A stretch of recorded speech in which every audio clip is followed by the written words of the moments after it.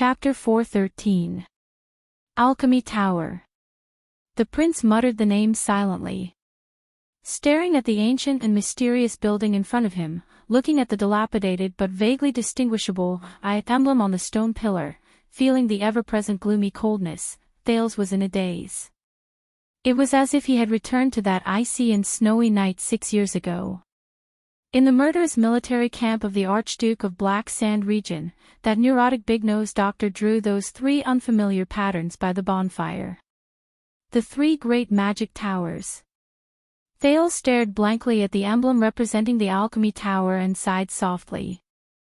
Memories of the past slowly surged into his mind. Since the night of Dragon's Blood 6 years ago, the former Brotherhood's unscrupulous doctor, Ramon, died tragically in the hands of the blood mystic. When he thought of this, Thales could not help but recall the carefree expression of the seamstress, Kurtz Ramon, when she mentioned her long-lost father. Thales lost an important channel to investigate the legendary magic and wizards. Asda might be another source of information, but whether it was his long-term uncertain whereabouts or his reservations when he taught, they could not satisfy the knowledgeable prince. Over the past 6 years, Thales could only spend as much time as possible in LoveLore's library. With Saroma's help, he searched for the long-lost taboos from books. At the same time, he had to do everything he could to avoid Nicholas, Leesban, and the others spying and surveillance to avoid attracting trouble. According to what Ramon said when he was alive, since magic and calamities were taboos that the world tried its best to forget for centuries, it was better for news such as the Prince of Constellation is obsessed with mysterious knowledge and Prince Thales is obsessed with the legend of calamities to not appear on the tables of the major intelligence agencies. Alchemy Tower. Just as Thales was immersed in his own memories in a daze, LaSalle could not help but ask, "Alchemy? What is that? What does it have to do with the alchemy ball?" No one paid attention to him. Of course, it might be because no one knew the answer. Samuel kicked a pile of gravel under his feet and frowned. "You're saying that this is the legendary alchemy tower? The source of those alchemy balls, anti-mystic equipment, and various gadgets from the Secret Intelligence Department?" Ricky shook his head. "Of course it's not the headquarters." Ricky raised his torch and looked around. Looking at the barren floor, he seemed to sigh. Legend has it that there are more than 100 magic towers in the headquarters of the Alchemy Tower. They occupy a vast area and are incomparably magnificent. How can this simple and crude underground building compare? More than 100 towers. Thales looked around, deep in thought. Simple. Samuel snorted softly. He used the torch to illuminate the stone stairs behind them and looked at the bottomless path ahead. "You call this simple?"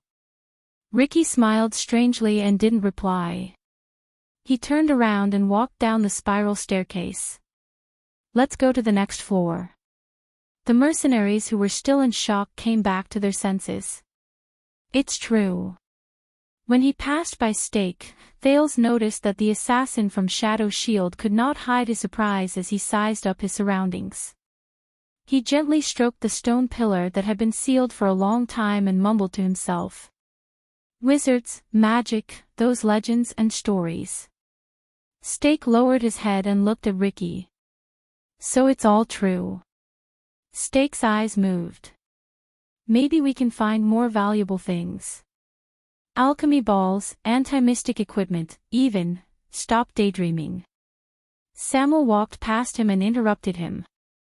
"I don't know how long ago, but Constellation turned this place into the Black Prison of the Prison of Bones, dedicated to detaining their felons," the former flag-bearer of the Royal Guard said coldly.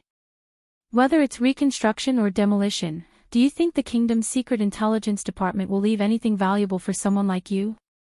Stake fell silent. The group of people continued to move down. In the face of the unfamiliar unknown, the group's whispers rose quietly in the darkness. "I remember now, wizard." LaSalle's voice came from behind the narrow passage.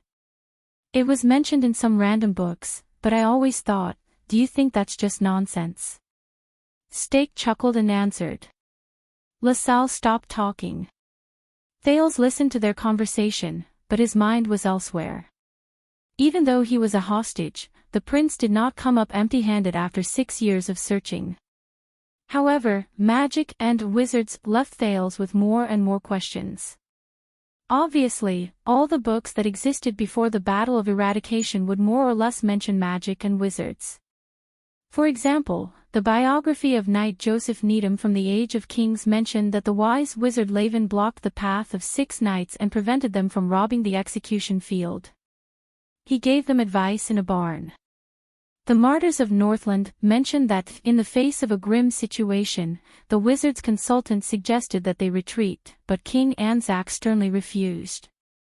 He decided to lead his troops to stay at the 6th outpost and use the terrain to stop the main force of the Ashbone clan.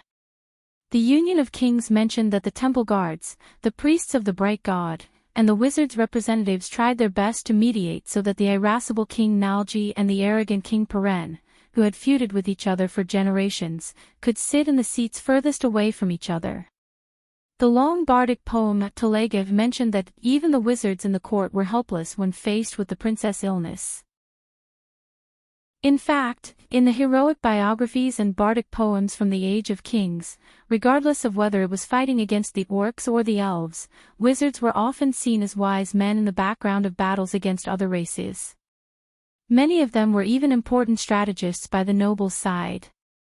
However, during the Age of the Empire, the records about wizards and magic began to decrease, and their image became more mysterious, evil, and terrifying. Many books related to religion mentioned some faithless people, but they were usually described in a negative light. The Travels of Saint Luthona from the Ancient Empire era mentioned that Saint Luthona was treated horribly in the land of wizards. His eyes lost their light, and his limbs trembled, making it difficult for him to walk. Even though these faithless people betrayed the bright god's teachings and mocked his faith, the determined Luthona remained as pious as ever. The extermination of bandits in the Northland province mentioned an illegal expedition. Duke Arund sent a letter to the people behind the wizards' expedition, sternly reprimanding them for trespassing into the Forbidden Land as violating the convention, and that it would bring disaster to mankind. As one of the ancient books of the Temple of Knights, the Encyclopedia of the Temple of Knights described a great battle between the knights and the cultists. One of the knights once lamented that their enemy was even stranger and more evil than the wizards. The general historical narration mentioned that the Northern Temple Division had no choice but to lower themselves to seek help from the Empire in order to curb the wizards' insatiable greed. The record of the Plague of Sword Lake City even wrote, "The terrifying witches warned the Castellan, claiming that he would pay the price for underestimating magic." However, the powerful Castellan laughed it off. That night, the Castellan's daughter had a high fever. Even more recently, after the fall of the ancient empire, wizards only appeared in a very small number of records in the books of the final empire. The results of Thales' hard work came to an end. There were only a few bits and pieces of information about wizards' magic. Logically speaking, these few words should prove that wizards existed as a group. However, even after the Battle of Eradication, King Rikaru of Ekstedt gathered the resources of the entire kingdom to search for a large number of ancient books in order to win the favor of the Queen of the Sky. Thales could not find any positive records about magic and wizards. From the changes in the descriptions of wizards, to the gradual reduction of their figures, to their complete disappearance, and then to their complete disappearance. This feeling is just like, Thales sighed. He stroked the dusty wall and followed the person in front of him down the stone staircase. It's like having a person everywhere in your life. His footprints, the things he used, the records he wrote, the information he saved, and the pictures he took. However, when you really want to go back and look for this person, everyone around you will tell you in unison that there was never such a person. He did not exist. Even in a group photo, there was only a blank image of a person. This is a wizard. Thales could not help but feel a strange sense of fear. Even when he sat alone in the library, he could not help but feel a chill run down his spine. And today, Thales could not help but raise his head. He looked past the shoulders of the people in front of him and at Ricky's figure. Today, he really stepped into the legendary magic tower, even though it was just a branch. According to him, it might even be the birthplace of anti-mystic equipment. At this moment, Stake spoke again and interrupted Thale's thoughts. How did you find that key, Crassus? I don't think the Constellations would keep a lock that can be opened with 2 keys and use it as a prison for felons. This question piqued Thale's interest. Ricky, who was walking in front, paused. The Constellations thought that they controlled this place, just like how they thought that they covered up history and sent magic and wizards to their graves. Ricky's laughter rose slowly.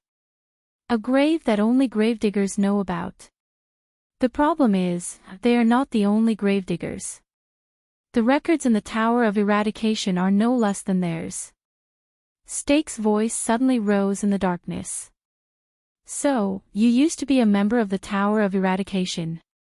Ricky did not speak, as if he had suddenly realized that he had said something wrong. Thale's expression froze. That explains it. Stake's laughter traveled into his ears. Thales could imagine the way his lips curled up in the darkness. Why you were able to break into the Tower of Eradication with an unstoppable force not long ago. As time passed, the cold around them became more and more unbearable. Through the torch's illumination, there were still only stairs. Thale's feet touched flat ground again. They arrived at the next floor. Ricky kicked away a piece of wood that blocked their way and raised his torch. What appeared in front of them was still the central stone pillar with the emblem of the Alchemy Tower, the familiar architectural layout, and the 9 pitiful skeletons of the prison cells. Wait, 9. But Thales realized that this room was bigger than the one on the previous floor. Still no one. Ricky put away his torch and shook his head in disappointment. Let's continue down. Thales put away his curious gaze and his desire to scrutinize this place in detail. Behind him, Marina pushed him forward once again. The 3rd floor was still empty. There were only skeletons left. The 4th floor, the 5th floor, the 6th floor, with each floor they went down, the number of corresponding prison cells increased, and the rooms became larger. Black prison, Thales said to himself. This is like a cone buried underground. As they failed again and again, they were disappointed again and again, as well as the same dark scenes, just like when Thales was trudging through the desert, he realized that the people in the team were gradually affected. In the boundless darkness, the group's voices slowly became fewer. Only the sound of footsteps could be heard. The atmosphere became more and more oppressive. They arrived at the next floor of the prison cell. This is the 10th floor. Klein exhaled, and there was impatience on his face. Ricky, if we still can't find him, maybe we should consider our retreat. When he said this, the disaster sword's expressions darkened. LaSalle looked at Stake, who was beside him. Makes sense. Stake did not answer. He only glanced at Ricky. Ricky frowned slightly. He first shone the light around him, and was disappointed to find that there were still skeletons. He then turned to Samuel and said, maybe he's further down, maybe. Are you sure he's still alive? Samuel walked to the prison cells, held a torch, bent down, and carefully examined the skeletons in front of him. I'm sure. His voice was slightly stiff. Yes. He must be alive. Him. Thales saw Klein shrug and cast a disapproving glance at Joseph. Joseph understood what he meant. You may believe that he's still alive. But do you know how much damage imprisonment can do to a person? Joseph crossed his arms, and his voice rang out in everyone's ears. Especially in the black prison, you can only pass your days in solitude, muddle-headed, and die miserably. From the moment you are locked up to the moment you die, you will be cut off from all contact with the outside world. No one will be able to hear your cries. Believe me, I've been in a lot of prison cells. Few people can last that long.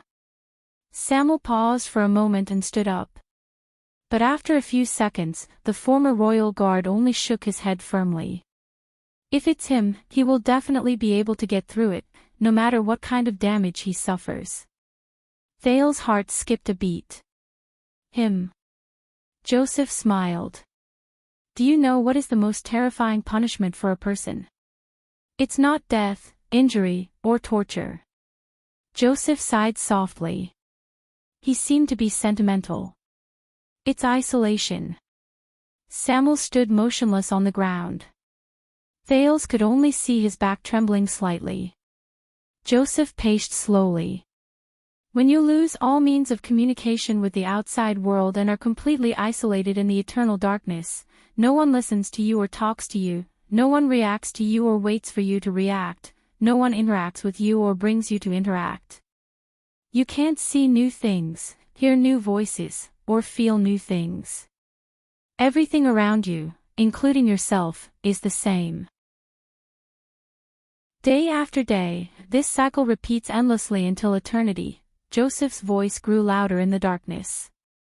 There was a hint of hatred and gloominess in his voice, which made people feel uncomfortable. Thales saw Samuel slowly clench his fists. On the first day, it's still all right.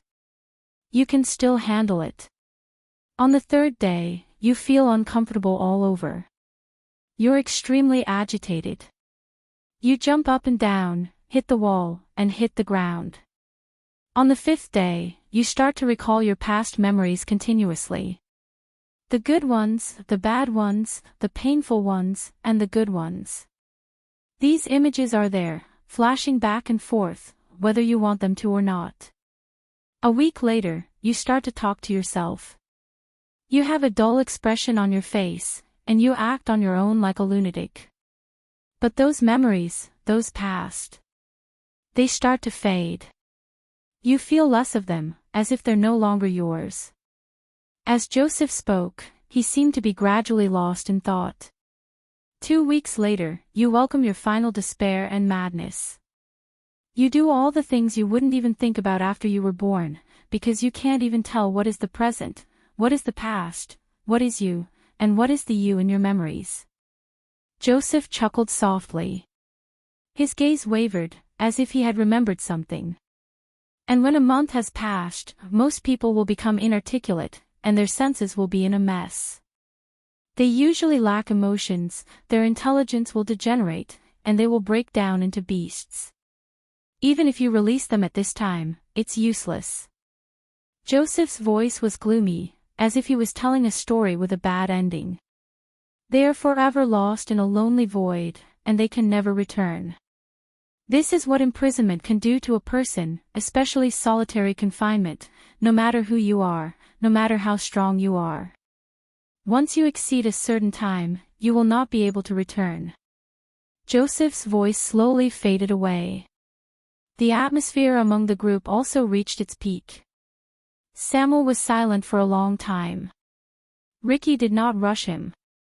He just watched quietly. A few seconds later, Samuel took a deep breath. No. He must still be there. Samuel turned around abruptly. He is the most valiant warrior, the noblest knight, and the noblest role model. He taught me how to fight, how to persevere, he can definitely do it. Samuel's knuckles cracked, and his eyes burst into flames. Moreover, only he knows what it is. Only he. Ricky nodded slowly and did not speak. Josh shrugged at Clay and made an expression that said, "I can't do anything about it." The prince frowned. Who is the person they are looking for? What does that person know? He was not the only one who had this question. Who are you looking for? LaSalle heard their conversation and asked in displeasure, we are in a hurry. Is that so? Samuel pointed at the stairs and snorted coldly. If you want to go first, no one will stop you. LaSalle was speechless for a moment. Ricky looked at the group and sighed. Let's continue. And so, they began the cycle of moving downwards. Darkness. Serene. Underground. Past. Mysterious. A few words flashed in Thale's mind, one after another. Step by step, floor by floor. Finally, after passing through an unknown number of empty cells, they arrived at a room with more than 10 cells on the first floor. No, this room was so big that it could already be called a hole. Ricky stood still in the hole. What's wrong? Klein walked forward in disgust. He raised his torch and shone it around. It also illuminated many cells and a land of skeletons. It's still the same. There's nothing but dead people. But Thales noticed something different. Among the dozen or so cells separated by metal bars, there was one cell that was particularly strange. It was completely black. He could not see the bars, the skeletons, or anything behind it. There was only darkness. It's like a black curtain has been drawn over the outside of it. Soon, the others noticed this as well. Ricky narrowed his eyes. The other cells only have bars. He walked forward slowly and stepped on the rubble. He raised his torch and slowly approached the room covered by the curtain. But be careful. Samuel approached from the other side. He frowned and said, "You don't know how many things the Constellations inherited from the alchemy tower." Ricky nodded. He stood in front of the strange cell, extended his torch, and carefully knocked on the thick curtain. Bang. A dull and heavy sound echoed in the narrow black prison. Everyone subconsciously pressed down on their weapons, vigilant of any possible accidents. But a few seconds passed. Nothing happened. The cell was still silent. Everyone breathed a sigh of relief. It's made of iron. It rises or falls from the crack in the ground outside the bars. Ricky squatted down and carefully observed the point of contact between the iron curtain and the ground. It's at least some kind of metal. I think this thing separates this cell from the hall outside. He raised his head and asked Samuel, who was on the other side. Is it this one? Samuel was standing next to the iron curtain, looking at an iron plate made of an unknown material hanging on the wall. No. Samuel scrutinized the words on it and said calmly, "It's written on this plate. The person locked here is a lone bandit who roamed the south of the kingdom more than 20 years ago." LaSalle narrowed his eyes. Bandit. However, the iron curtain suddenly trembled. Thawed. Everyone jolted and took a step back at the same time. In the incomparably oppressive darkness, a frightening, dull sound suddenly came. Thawed. Calm down. Ricky instantly drew his sword and watched the iron curtain, which trembled continuously along with the dull sound. Klein's face turned pale. The fearful group looked at each other. At this moment, a faint, miserable cry seemed to come from a place dozens of meters away. Chapter 4:14. Ayaha. The strange wails lasted for 5 to 6 seconds before they slowly weakened under the pale faces of the group. Only the echoes were left. They floated in the dark and empty hole. They were faintly discernible and sent chills down their spines. What's wrong? Ricky frowned and shouted softly, "Report." The disaster swords turned their heads in unison and searched for the source of the wails with tense nerves. More than 10 torches were raised high to illuminate the area. The group of people were like adventurers exploring a wasteland. They were nervous and wary of the unfamiliar unknown. Thales withdrew his hell senses while still in shock. He saw nothing but dust in the darkness, an old stone table, and a cell full of skeletons. The order was passed down layer by layer, from the great hall to the heavily guarded stone steps. No. After a while, Sean the mercenary's panting voice came from behind them. "It's not one of us." The report later said that everything is normal. The doubt on Ricky's face grew deeper. On the other side, Stake whispered a few words to a subordinate who had appeared at some point in time. He watched the latter retreat into the darkness again before he raised his head solemnly. "It's not us either. It's something else." Ricky turned to Samuel and cast an inquiring gaze at the former Constellatiate noble. Samuel seemed to have discovered something. He observed the iron plate beside the iron curtain with slight surprise, then looked at the hanging ring beside the iron plate. "So this is," but at that moment, "Ayaha," the heart-wrenching scream that sounded like a phantom wail came faintly from the darkness again. Everyone's hearts tensed up again. This time, the terrifying wail was accompanied by a piercing and unbearable scratching sound. Screech. Screech. Almost everyone subconsciously furrowed their eyebrows. Some even covered their ears. "Damn it." LaSalle's face contorted. "What the hell?" In the unpleasant noise, Ricky held his sword hilt tightly. He suppressed his emotions and asked Samuel, "Do you think this is related to the alchemy tower?" Ayahawk, screech, Thales gritted his teeth. He felt that the sound made him incredibly nervous. "It's just like the sound of fingernails scratching the blackboard in my previous life." When he thought of this, he suddenly froze. Scratching the blackboard. At that moment, Samuel, who had been thinking hard, suddenly spoke. "I know what this is." Samuel turned his head around, and joy appeared on his face. He looked like a lost person who had found a source of water in the desert. This is the sound of fingernails scratching on rough metal." Samuel touched the metal iron curtain and said excitedly, "It's coming from behind here." Everyone was shocked.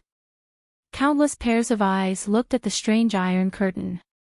Thales looked at the iron plate beside the iron curtain and activated Hell's senses. Angelo, male, born in Walla Hill in 622. Imprisoned in 653. Crimes: murder, robbery, theft, murder of nobles, unlawful assembly. Adjudicator: Judge Johnny Brennan of Emerald City. Warden: Viscount Sona Covendier of Arch Sea City. Warden: Baron Garrett Lumen of Blade Fang's Camp. Imprisoned in the year 653, Thales furrowed his brows slightly. There was another name on the iron plate: Frowny Face Fowler, male, born in 613 somewhere in the eastern continent. Imprisoned in 653. Crimes: smuggling, theft, tax evasion. Adjudicator: Judge Johnny Brennan of Emerald City. Warden: Viscount Sona Covendier of Arch Sea City. Warden: Baron Garrett Lumen of Blade Fang's Camp. Note: died in 672. He looked at the iron curtain, and then at the iron plate beside it. Surprise appeared on his face. "So, the prisoner mentioned on the plate, the lone thief, he's still alive." The pained wails and scratching sounds gradually weakened, turning into a low drawn-out sound. Sob, this time, Thales recognized it. It was a person sobbing, and its pitch changed after it passed through the thick iron plate. Everyone's gazes were focused on the iron curtain and the thing behind it. "I understand now." Samuel walked to the center of the iron curtain under everyone's gaze. He sized up the special room shrouded by the iron curtain under the firelight. "This is the mechanism of Black Prison. I don't know if it was originally in the Alchemy Tower, or if it was modified by the Constellatiates later on. The cells we saw earlier were filled with skeletons, but those were actually empty cells. And these cells with iron curtains, are the cells with occupants." Samuel stared at the hanging rings on the wall carefully. His voice was slightly grave.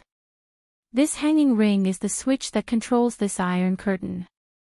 Behind the iron curtain, the deformed sobbing sounds continued faintly. As he listened to Samuel's words, Thales surveyed everything in the hall with complicated emotions.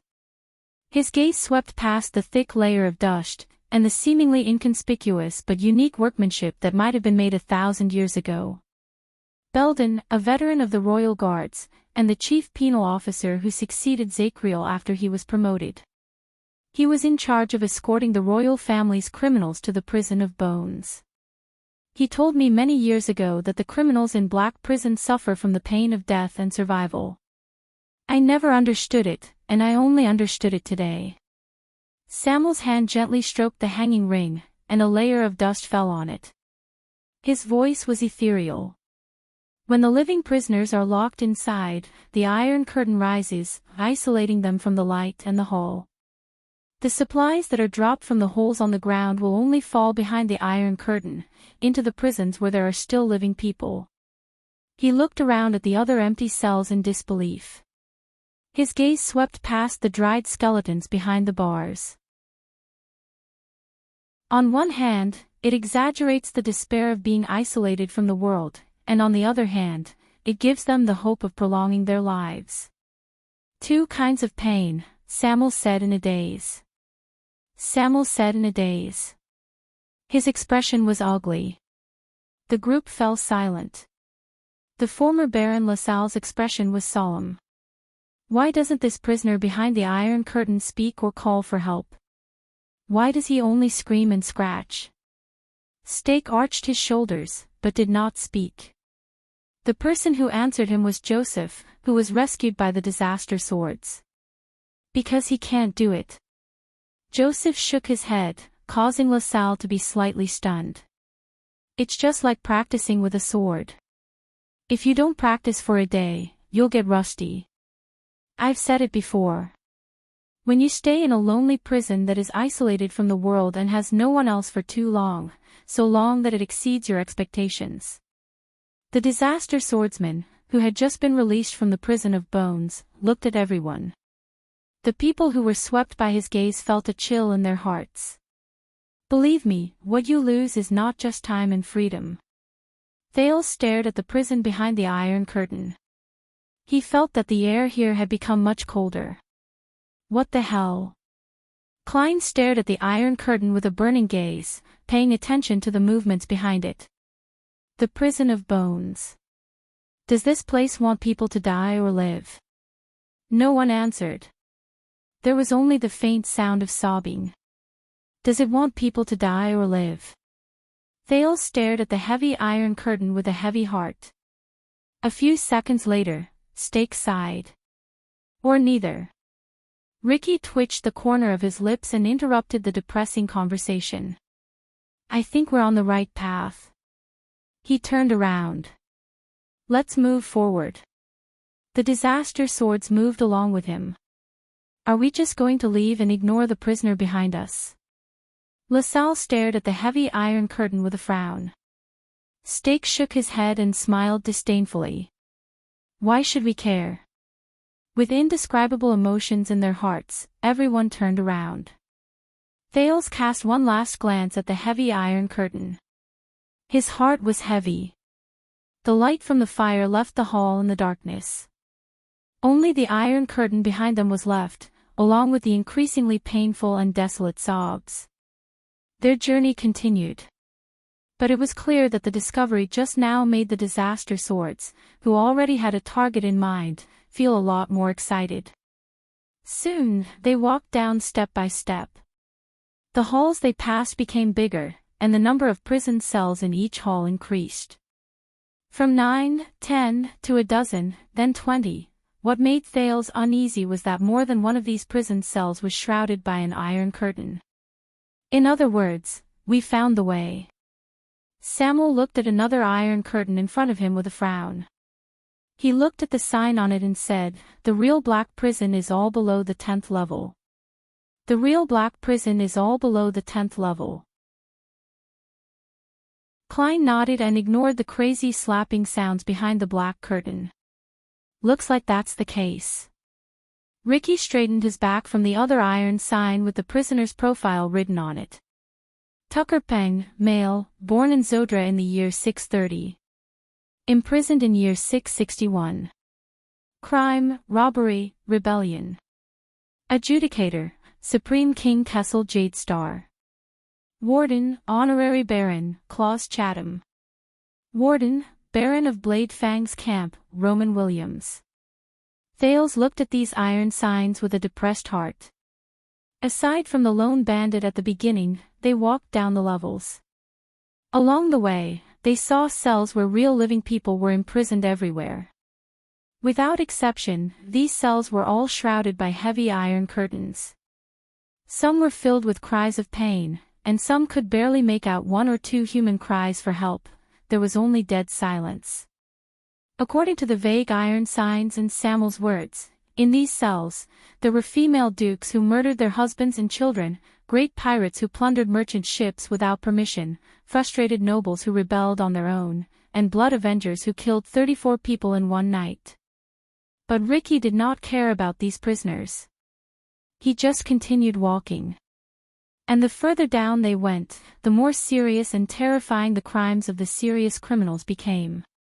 They became more complicated, difficult to understand, and treacherous. Thales walked through layer after layer, past cell after cell, and layer after layer of iron curtains. Among the prisoners, he saw the heroes of the forest who plundered military resources and saved the people during the War of the Bloody Year. He also saw the generals who killed incompetent superiors in the war, led their troops to kill the enemy, and won in the end. There were even great nobles who were generous, kind, noble, and had a high reputation who helped the suffering without asking for anything. Why did you lock him up? The Northland swordsman Klein stood in the cell where the noble and his subordinates were imprisoned. He frowned as he looked at the iron curtains and iron signs. According to what you said, he is generous, kind, charitable, and has an outstanding reputation. Is this also wrong? Of course it is wrong, LaSalle said coldly as he stood by the side. Because his ancestor was enfeoffed by a prince, and he is a close relative of the royal family who inherited the Jade Star bloodline. In the eyes of the current king, this is called ambitious and scheming. Did I tell you that from Empress Dowager Iron Spike to Sumer I, from Erica to the Red King, there is no lack of bloody power struggles in the history of Constellation? A thought appeared in Thales' mind. He glanced at quick rope from the corner of his eye. Beside him, Samuel paused for a moment. He snorted softly and continued forward. Along the way, they passed by countless prisons with iron curtains. They met embezzlers who had made great contributions to the kingdom, but also made great mistakes, temple priests who preached the theory of the unity of the gods and the theory of mortal destiny, historians who insisted on going back to the era of the Red King and reopening old taboos. And this person. I remember him. This is a scholar who was thrown in after he wrote a few books. Stake looked at a cell and smiled. He seems to have been locked up with a noble who started a private war, and he seems to have been locked up for 30 years. When he heard this, Thales could not help but speak. Scholar. Why? Samuel walked up from behind and said coldly, because he wrote a book. He insisted that civil rights are higher than royal power, and that the teachings of the people are higher than the teachings of the gods. Thales was momentarily stunned. He was immediately speechless. Your grandfather did not take his life. He only threw him in here. He is considered very merciful, Your Highness. Samuel's gaze made Thales feel rather uneasy. The stories of these people are incredibly complicated, mysterious, and legendary. It is enough to make bards write about them for 3 days and 3 nights without rest while they are in ecstasy. There was a strange look in Samuel's eyes as he stared at the iron curtain prisons in front of him. There was an underlying meaning in his words. Most of the time, the kingdom cannot determine their life and death based on the existing laws and crimes alone. Thales frowned quietly. So, you mean, the prison of bones is... But Samuel only interrupted him and said quietly, now, they are sealed behind these iron curtains, waiting for time to kill them. Samuel continued to stare at Thales. His eyes were fierce and full of indescribable emotions. The anxious Thales had no choice but to avert his gaze. I'm thinking, if we release these somewhat strange felons and hold them in our hands, will we be able to? LaSalle rubbed his chin and seemed to be deep in thought. That is not our goal, Ricky interrupted him coldly. As our guest, you do not have to do anything unnecessary. LaSalle snorted in dissatisfaction. In the darkness, Stake coughed and attracted everyone's attention. Stake narrowed his eyes and said, I don't know if all of you have noticed. The empty cells on the top few floors are filled with dried-up skeletons. And now. He turned around and looked at the scene behind the empty cells. The empty cells in front of us are filled with dried corpses. Some of them even have a faint smell. Ricky's expression changed.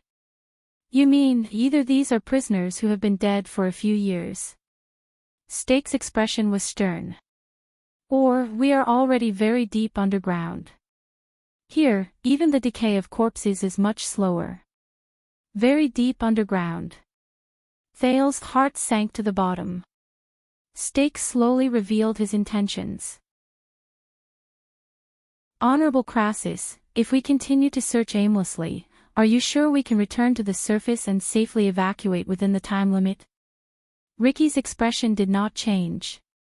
He raised the torch. How long have we been walking?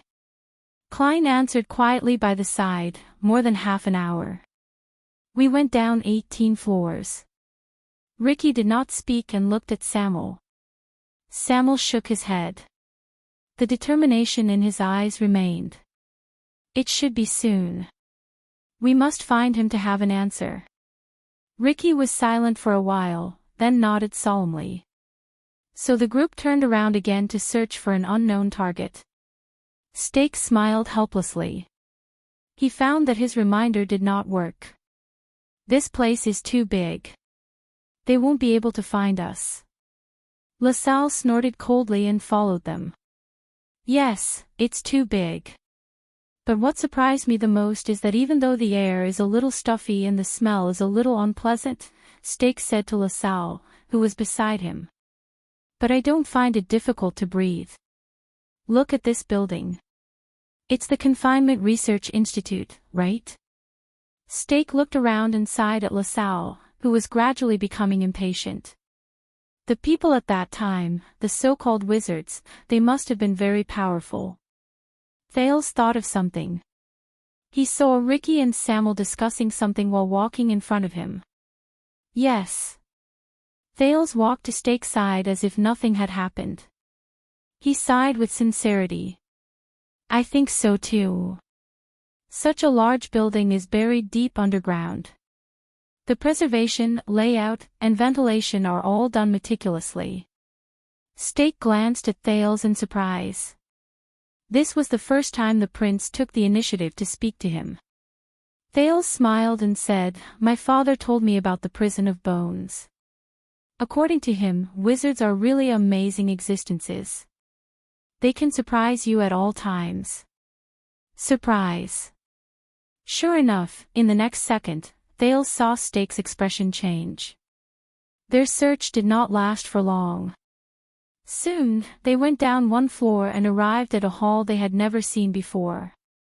It was the same dust-covered floor, the same ruins, and the same thick stone pillars. Thales looked around and saw nearly 30 prison cells. 5 of them were wrapped in thick iron curtains. The bars and the prisoners behind them could not be seen. Samuel stood in front of one of the cells and raised his torch. At that moment, Thales clearly heard Samuel's sharp intake of breath in the quiet darkness. The torch in his hand flickered. That's right. Samuel's voice trembled slightly. This is our target. The group, who had been mentally exhausted, instantly became alert. Ricky even walked forward quickly and looked at the iron plates with a serious expression. Thales used Hell's senses and tried to see the iron plate clearly. Quill Barney Jr., male, born in Eternal Star City in year 631. Imprisoned in year 661. Crime, colluding with the enemy. Adjudicator, Supreme King Kessel Jade Star.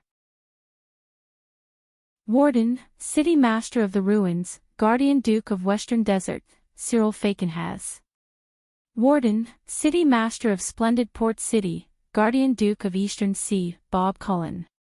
Warden, City Master of Jade City, Guardian Duke of South Coast, Leinster Covendier. Warden, City Master of Cold Castle, Guardian Duke of Northern Territory, Val Arund. Warden, Suzerain of Brave Souls Fort, appointed Count Louis Bosdorf. Warden, Suzerain of Wing Fort, appointed Count Devon Chroma. Warden, Chief of Intelligence, Honorary Lord Murat Hansen. Warden, Honorary Lord Araka Murch. Warden, Honorary Lord Roman Williams. Warden, Sonia Cecere. Quill Barney Jr., who is this? When he saw the iron plate, the time he was imprisoned, and the unusual names of the adjudicator and the warden on it, Thales became even more puzzled. There are so many wardens with prominent identities or extraordinary skills, and his crime is colluding with the enemy. Wow! Stake's voice rose from the side. He seemed to have understood something.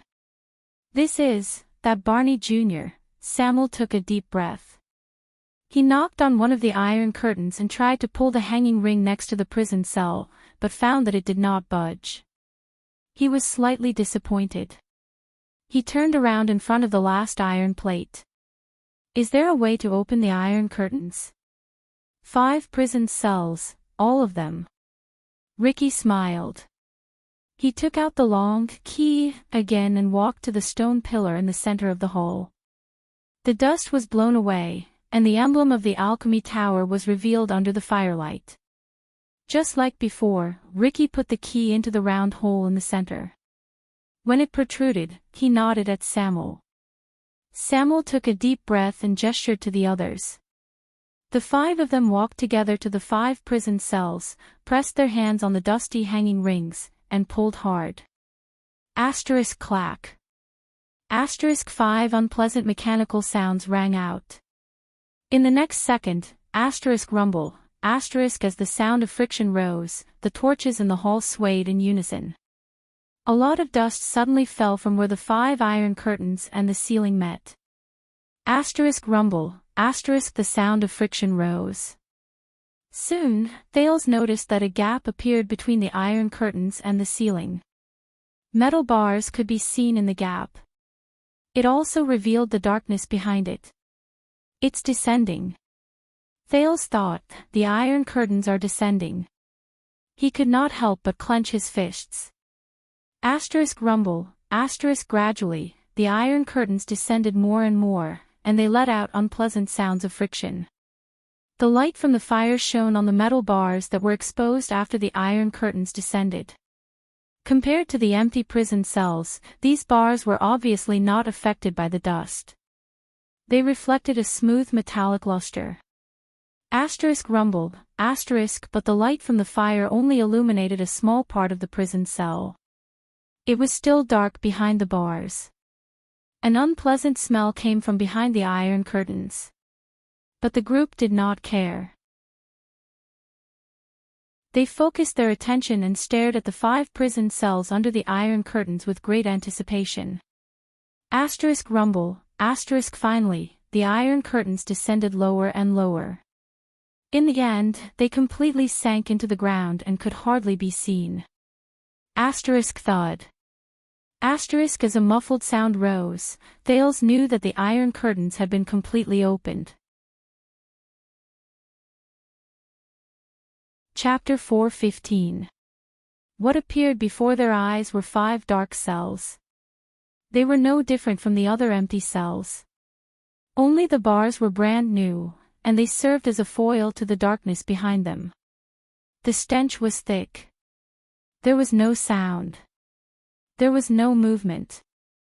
No people. Everyone looked at each other, and their gazes were puzzled.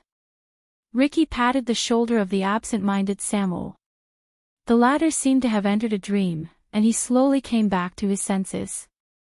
At this moment, a deep and long sigh came from the darkness of one of the cells. There was a hint of laziness in the voice. Bruley, are you snoring again? The lazy voice chewed a few times, as if it had just woken up. Damn it, it's louder than thunder. When he heard this voice, Samuel shuddered. The sound of a human body turning over came from the darkness. Everyone looked at each other, and they held their breaths. It's a person. A living person. Samuel's raised foot stopped. He seemed to be hesitating for a long time between moving forward and stopping. He stared at the darkness in front of him in a daze, and the torch in his hand swayed slightly. When they saw Samuel's unusual behavior, Ricky and Klein looked at each other. Stake frowned, while LaSalle was puzzled. Soon, a muffled sound came from another cell, as if someone had punched the wall. Everyone could not help but turn their gazes to look at the darkness in another cell. The bleak voice of a man rang out. Ha ha ha ha, you speak as if you can hear thunder in here. When he heard this somewhat indifferent voice, Samuel shuddered again, and his whole body began to tremble. The prisoners in the darkness and stench were silent for a while. The first lazy voice rang out again. Speaking of which, do you still remember what thunder sounds like? The desolate voice snorted and dragged out a long nasal sound. He seemed to be contemplating. Of course. Listen up, Nalji, the sound of thunder is like this. The desolate voice began to swallow his breath, and he began to imitate it vividly. Asterisk slap. Slap. Slap. Slap. Slap. Paw. Asterisk aside from the two cells, a few different sounds of laughter came from the darkness in the other 3 cells. Thales could sense that there were about 5 to 6 people there. Some of these laughs were mournful, some were oppressive, and some were heavy. But without exception, all of them caused one's heart to feel oppressed. Go to hell, Tardin. A lazy voice laughed. The prisoner named Nalji mocked him. This is obviously the sound of you and Breeze secretly fucking the wall at night. The desolate voice seemed to be amused by itself and laughed wildly. F*ck the wall, ha ha ha, F*ck the wall, ha ha ha ha ha. Tardin's laughter was long and strange, but Thales could sense an inexplicable mania in it. And desolation. At that moment, a third voice sounded from the 3rd cell. Ayaya. You are very pleased with yourselves, aren't you, Nalji, Tardin? Thales furrowed his eyebrows. This sounds like the low growl of a dissatisfied beast.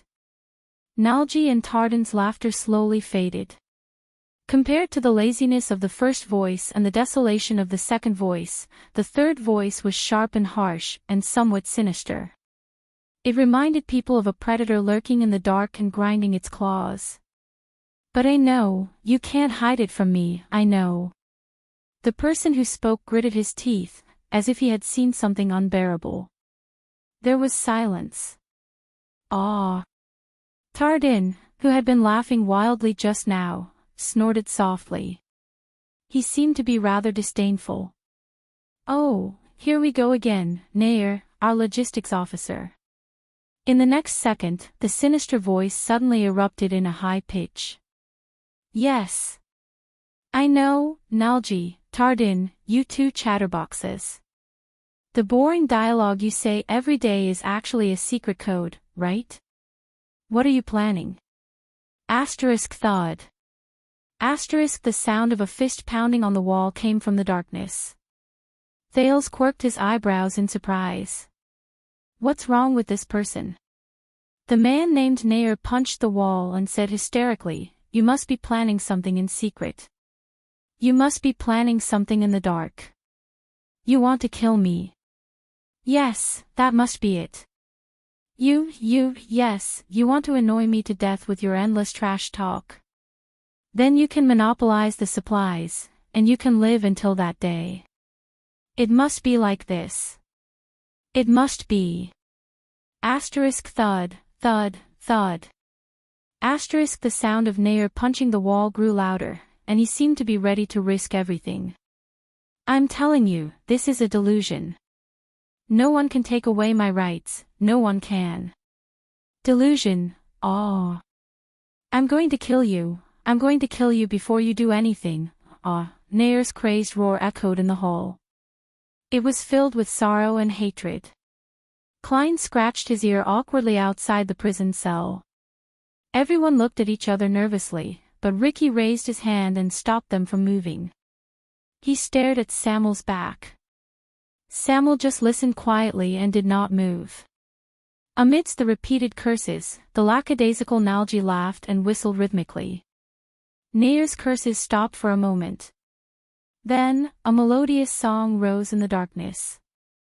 A young man rides a horse, a young lady carries a basket. They meet by the roadside, and love is born at first sight. At that time, the stars are bright in the night sky. At that time, the breeze is soft. The young man murmurs in a low voice, "When I am rich, I shall return your deep love."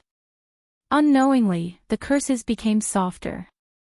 Nalji had a good sense of rhythm.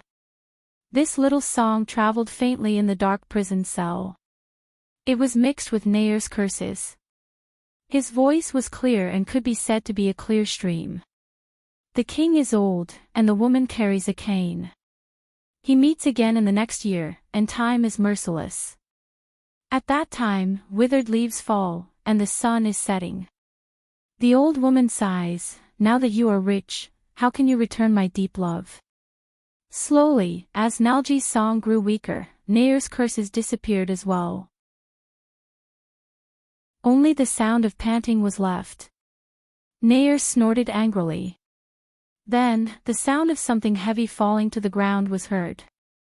The darkness in the 5 prison cells returned to silence once more. But Samuel still did not move. He stared at the darkness in front of him quietly. Only the light on his hand trembled slightly. Soon, another timid voice rang out in the air, trembling. "Nalji, isn't it? This person was either born with a delicate voice, or he was a little timid." His voice was intermittent and trembling as he said, "I'm sorry." He spoke in a faltering and trembling voice, "No, it's not." Nalji sighed in the darkness and said lazily, as if he was coaxing a child, "What's wrong, Canon?" "That's not what?" Canon trembled as he said, "That's not the sound of thunder, and it's not Brulee snoring either." "I know, that's not." He sounded extremely afraid. That's the sound of the iron curtain being lifted." Everyone, including Thales, shuddered. The people in the prison cells had noticed them. Canon's voice continued, but the tone of his voice gradually changed. They're here to drag us out and behead us, for our sins, for our dereliction of duty, for our unrepentance, for our selfishness. Ah! They're here. I know.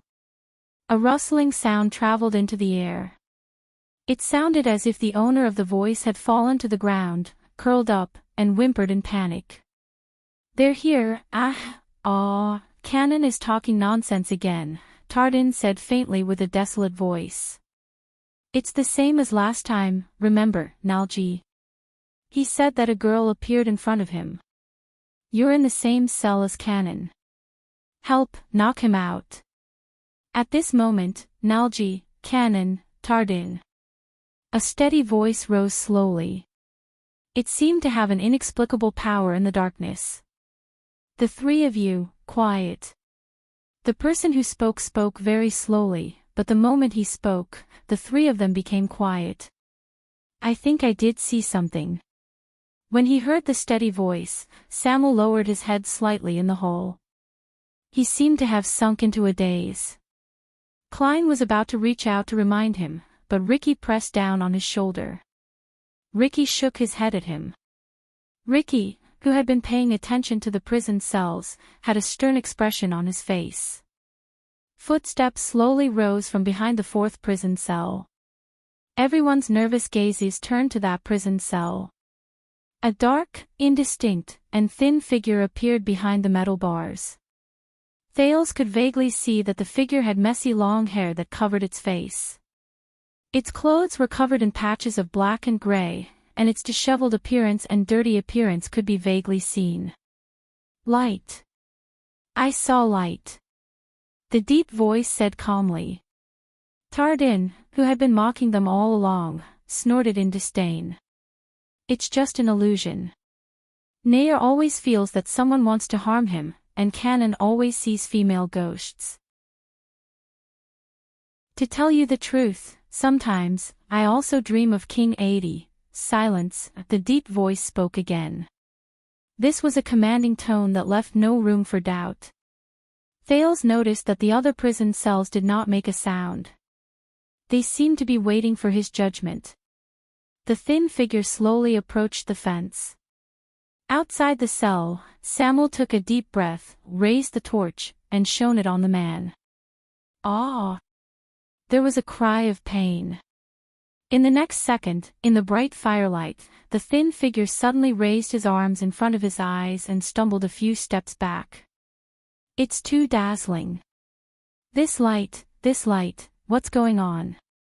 Samuel hesitated for a moment and moved the torch back a little. This time, Thales saw it clearly. A figure appeared in the darkness behind the prison cell's bars. It was an abject man with long hair and a beard that reached his chest. He stood in front of the bars and slowly lowered his arms. Samuel stared at the person in front of him in a daze. He was sallow and emaciated.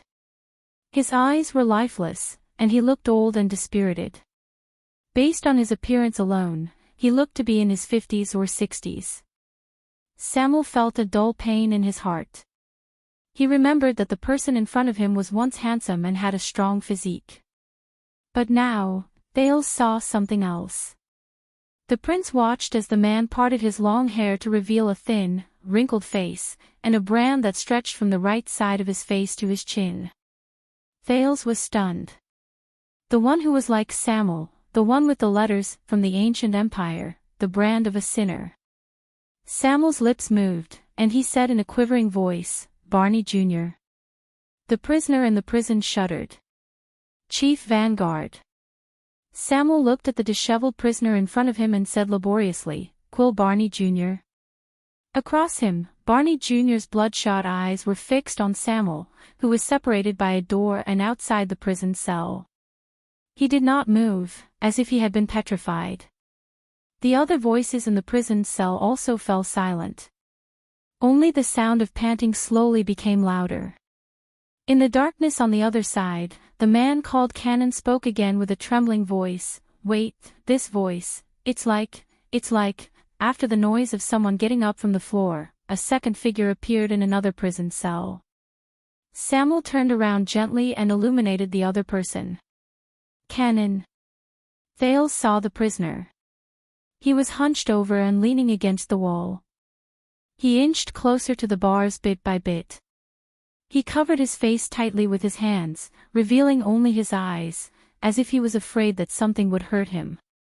Soon, Canon slowly put down his hands and revealed his extremely filthy face. You are. No. The prisoner stared at the fire outside in a daze.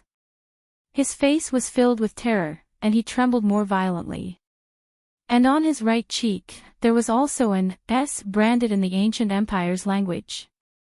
Thales suddenly understood something. Samuel stared at the person in front of him. There was an unknown bitterness in his words. Jonah Canon. He was once the bravest man, and he dared to fight against wild beasts, but, something's not right. In the same prison cell, a languid voice rose from behind Canon. I think I'm hallucinating too. I actually saw the iron curtain really open, and I even saw Samuel.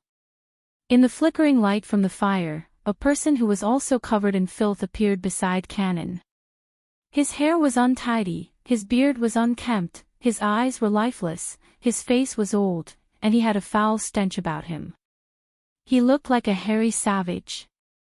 Samuel took a deep breath and turned his gaze, unable to hide the bitterness in his voice. Nalji. It's indeed me. Nalji's filthy face froze. There was a commotion in the other 3 prison cells as well. A few figures appeared one after another from the darkness where the light from the fire could not reach.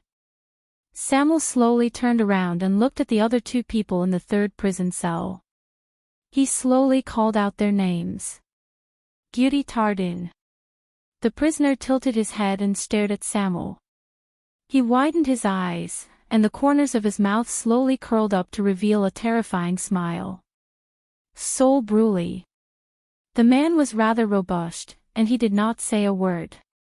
The remaining 2 people were in separate cells. When Samuel called out their names, his tone was exceptionally different. Second Logistics Officer, Cecil Nair. This was a savage whose entire body was tense. He stared at the torches outside the bars with a gaze filled with suspicion. And you, Chief Penal Officer, Luton Belden. Samuel looked at the last person and slowly exhaled. Long time no see. The other party only stared at him coldly. Thales looked at these prisoners who were unkempt, did not look well, and were not young. It was obvious that they had suffered for a long time. He noticed that, without exception, all of them had the brand of Anne's on different parts of their faces.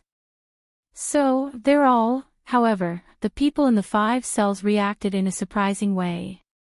What's going on? In the end, Belden lowered his head indifferently and muttered to himself. Who's the crazy one this time? Maybe they don't have enough supplies. Or have they really seen a ghost? Nothing, Barney Jr. interrupted him coldly. Barney Jr. cut him off coldly. His gaze passed through Samuel as if he was looking at air. It's impossible for him to be real. Disgust appeared on his filthy face. He turned around. Everyone, go back to sleep. Everything will be fine when you wake up. It's just another illusion. Chapter 4:16. Following Barney Jr.'s cold words, Nalji grumbled and lay down on the ground. Cannon curled up and shrank back. The others looked around and returned to the darkness behind their cells. Samuel looked at them in surprise. He could not understand why they were unmoved. How, Barney Jr., it's me. Samuel took a step forward. The firelight caught up to Barney Jr.'s back. He could not control his emotions and shouted anxiously, Vice Flag Bearer, Colin Samuel. Nalji. Cannon. Belden. But no one paid attention to him. Samuel stared at the 5 cold cells in a daze and watched a few figures disappear before his eyes. Ricky coughed. Samuel, our mission, but Samuel obviously did not believe in him. He suddenly gritted his teeth and rushed to Barney Jr.'s cell. He gripped the metal bars indignantly. Hey! Barney Jr., you bastard! However, Samuel's words came to an abrupt halt. Asterisk bang. Asterisk there was a loud bang, and a visible spark burst out between his palm and the bars. Samuel cried out in pain, as if he had been hit hard. He flew backwards and fell to the ground, moaning softly. His torch fell to the ground and stirred up a lot of dust. The sudden change startled everyone. Klein caught up with Sean in a few steps and helped the pale-faced Samuel up. The latter stretched out his trembling palm. There were burn marks on it.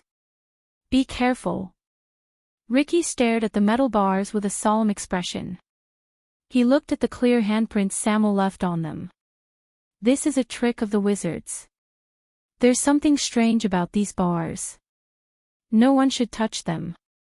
Thales looked at the bars with lingering fear. He wondered what they were. Samuel panted harshly. With Klein's support, he gritted his teeth and looked at the darkness in the cell in front of him. Barney Jr. He shouted angrily. But the cell was still dark. There was no response. Stake frowned in the crowd. What's going on with them? Joseph shook his head. His gaze was sharp. This is a prison. A place that can make you go crazy. The group was silent for a while. Ricky cast Samuel an inquiring look, but the latter only lowered his head and said nothing. There was a conflicted look on his face. Klein said tentatively, "We." At that moment, Samuel broke free from Klein's support and suddenly shouted.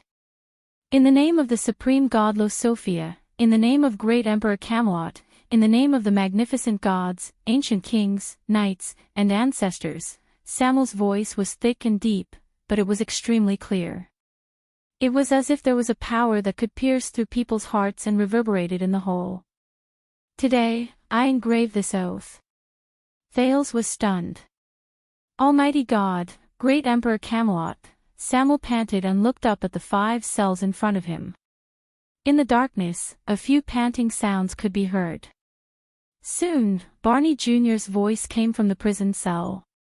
There was a hint of hesitation and confusion in his voice. What did you say?" Samuel took a deep breath and took a step forward. Thales saw that Samuel's expression was one that he had never seen before. The light from the flames swept past the brand on his face and reflected the determination on his face. Samuel said, "That's right. I vow to dedicate my life to the throne, to serve the imperial power, and to serve no other master." He gritted his teeth and did not continue speaking. His voice echoed in the hole. The former flag-bearer continued to stare at the darkness in the prison cell, as if he was waiting for something.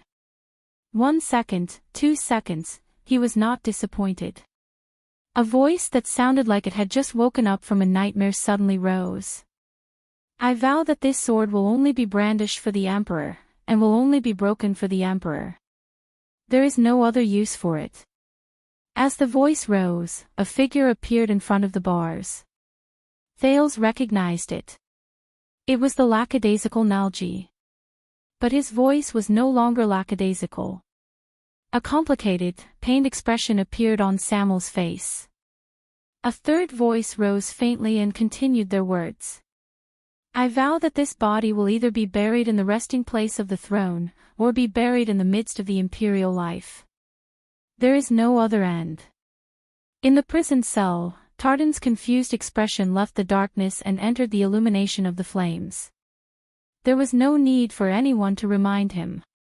The 4th and 5th voices rose and continued the oath. "I vow that this soul will not go to hell, will not enter heaven, and will not care about the world. It will only be forged into the mighty empire. There is no other place for it to belong." A brilliant light flashed in Samuel's eyes. He opened his mouth slightly and chanted the unusual words together with the prisoners. "The Emperor has arrived, and the knights have gathered." The prisoners who had disappeared previously appeared under the light of the flames. They joined the chant through the bars. "Where the iron hooves go, the villains will all perish." Bitterness, excitement, dullness, confusion, absent-mindedness. Thales read many different emotions on the prisoners' faces. Where the sword points, chaos will come to an end. Finally, the stern-looking Barney Jr. walked out of the darkness and stood behind the bars. "The legacy shall not be destroyed." He met Samuel's gaze and chanted the last sentence together. "The empire shall be eternal." There was silence. "The empire shall be eternal." The muscles in Thales' hands tightened slightly. At that moment, be it Stake, La Salle, the disaster swords, or the captives, Quick Rope, Dean, and Tampa, all of them stared at these special prisoners in surprise. They stared at their interaction with Samuel. As the flames swayed, Samuel sighed softly. "I still remember that day. Your father, Quill Barney Sr., specifically mentioned this before he took the oath." He revealed a bitter smile. He said that the original text of the oath was written in the ancient language of the Empire, and that it represented the glory of the past. He also said, Barney Jr. shook his head in the prison cell and finished Samuel's sentence. He said that he felt that trash like us did not have the right to enter the royal guards, and that we did not have the right to become the Emperor's Praetorian Guards, whose glory would last through the ages. Barney Jr.'s expression was calm. Even being in the same room with us was a disgrace. Until that day, when he died in battle in front of the palace gate. Samuel's expression darkened, and he lowered his head. My God. You really are. On the other side, Belden's gaze was fixed on Samuel, and he did not move for a long time. Barney Jr. did not remain silent for long. He turned to another cell. Nalji, Cannon. Light the lamp. His words were mournful, concise, and still unquestionable. Nalji rubbed his already dirty face. Are you serious, Your Excellency, Vanguard? This is the oil we squeezed from that gerbil. Even if we add this dried material, it won't last long. I don't know how long it will take before we can catch the next one. Barney Jr. shouted angrily from the prison cell. Light the lamp. Nalji did not say anything else. Soon, a fire was lit in his cell, and it illuminated the figure outside. Samuel. As he stared at the illuminated face, Barney Jr.'s words were filled with endless sighs and complicated emotions. It's really you. Vice flag bearer. Samuel did not say anything. The other prisoners sucked in a sharp breath and moved closer to the bars, wanting to see the person in front of them clearly. Nalji rubbed his eyes desperately. Cannon, who was beside him, kept breathing deeply, and he trembled. Bruley. Tardin, who had been imitating the sound of thunder just now, turned his head and roared at his roommate, Bruley. Eh. The people outside the prison cell were slightly stunned. Before they could react, they saw Tardin's rather large roommate roar in response, Ugh hi. Immediately after, he pounced on Tardin like a giant bear.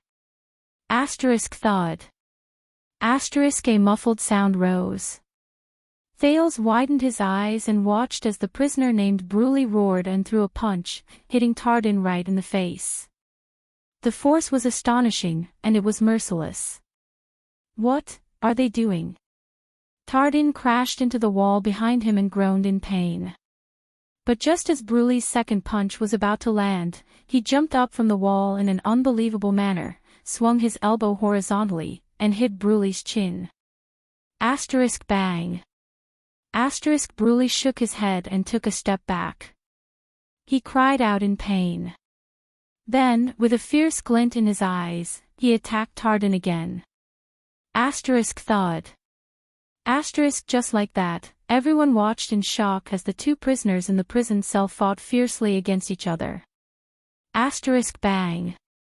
Every punch landed on flesh, and every move was fierce.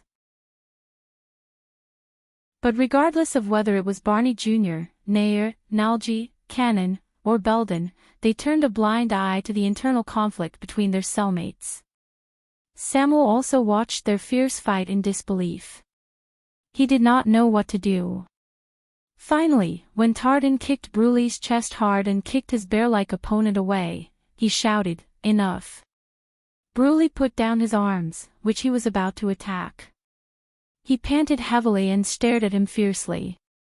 Soon, Tardin, who had a bloody nose, a swollen face, and blood at the corner of his mouth, got up and spat out a mouthful of blood. Damn it, it hurts. He looked at Samuel, twitched the corners of his mouth, and said incoherently, I'm sorry. This is the one and only Baron technique, hee. Samuel was stunned. Tardin rubbed his red and swollen chin. He and Bruley supported each other and stared at Samuel without blinking. He laughed strangely and said, He, I'm sure that the person inside is real, and it's not just our imagination. After a while, Samuel, who seemed to have figured something out, lowered his head wordlessly. I'm real, Tardin, he said sadly. I'm standing right here. It's not an illusion. It's not. Thales sensed a lot of emotions from his words. On the other side, Nair stared at Samuel. What's wrong, Samuel? They still captured you. Am I right? What are they plotting? Who do they want to kill this time? Samuel shook his head. Cannon trembled slightly. He hid behind Nalji and said in a nervous manner, "What? Are they going to be beheaded? Or hanged? Are we in there too?" Samuel stared at them with an indescribable gaze. He still shook his head. "You've lost a lot of weight, and you've aged a lot." Nalji sneered in the prison. "Of course, at least you don't need a stone knife to shave. Something's not right." Belden, whose long hair hung over his face and beard reached his chest, crossed his arms.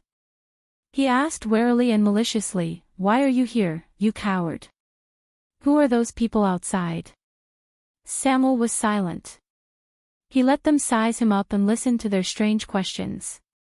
Until Barney Jr. asked, "Now, Samuel."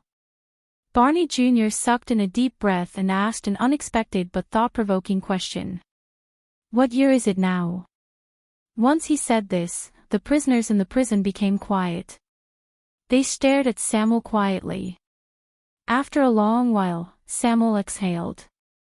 "Calendar of Eradication, year 679. Barney Jr. was slightly stunned. Then, his face turned pale and he took a few steps back. The prisoners were also stunned. "My mind is not clear. Help me do some math." Nalji nudged Cannon. He anxiously turned his head around and looked around. He grabbed his hair and said in distress, 679,679. "So, 679 minus 677. No, 650, no, 660. When did we get here?" Cannon did not answer him. He just curled up and sat down. Fear was written all over his face. "How?" 18 years. Barney Jr. looked around in a daze. He laughed for some reason. "It's been 18 years. Samuel did not speak. 18 years. With an indescribable feeling, he quietly watched this special reunion after a long time. Cannon said that it's been about 30 years. Nalji said that it's been 5 years at most. Barney Jr. was immersed in his own world. His face was in pain, and the brand on his face trembled slightly. "But I don't believe either of them. I've been counting the number of times the supplies were delivered. I counted myself. I thought it was only 7 or 8 years." He sat down. His expression twitched, and he laughed loudly.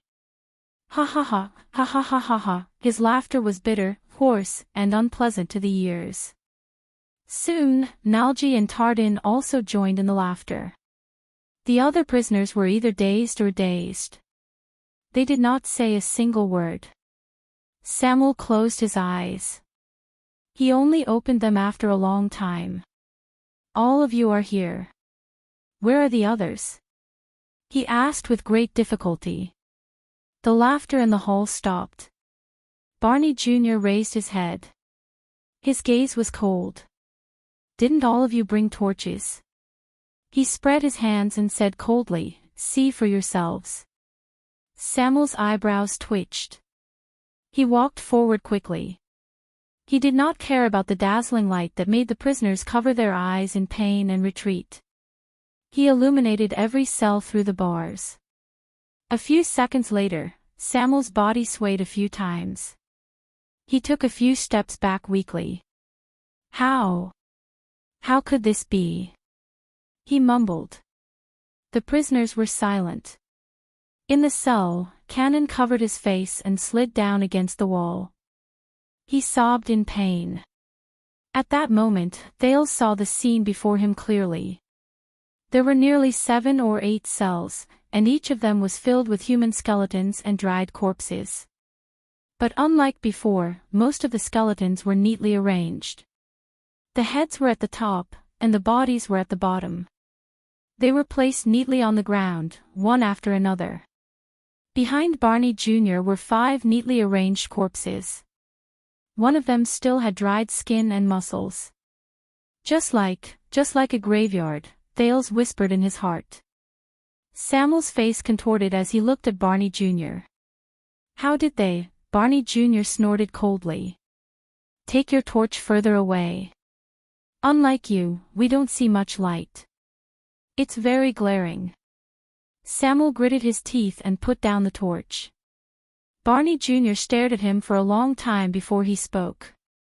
Alan and Walker had an internal conflict in their cells.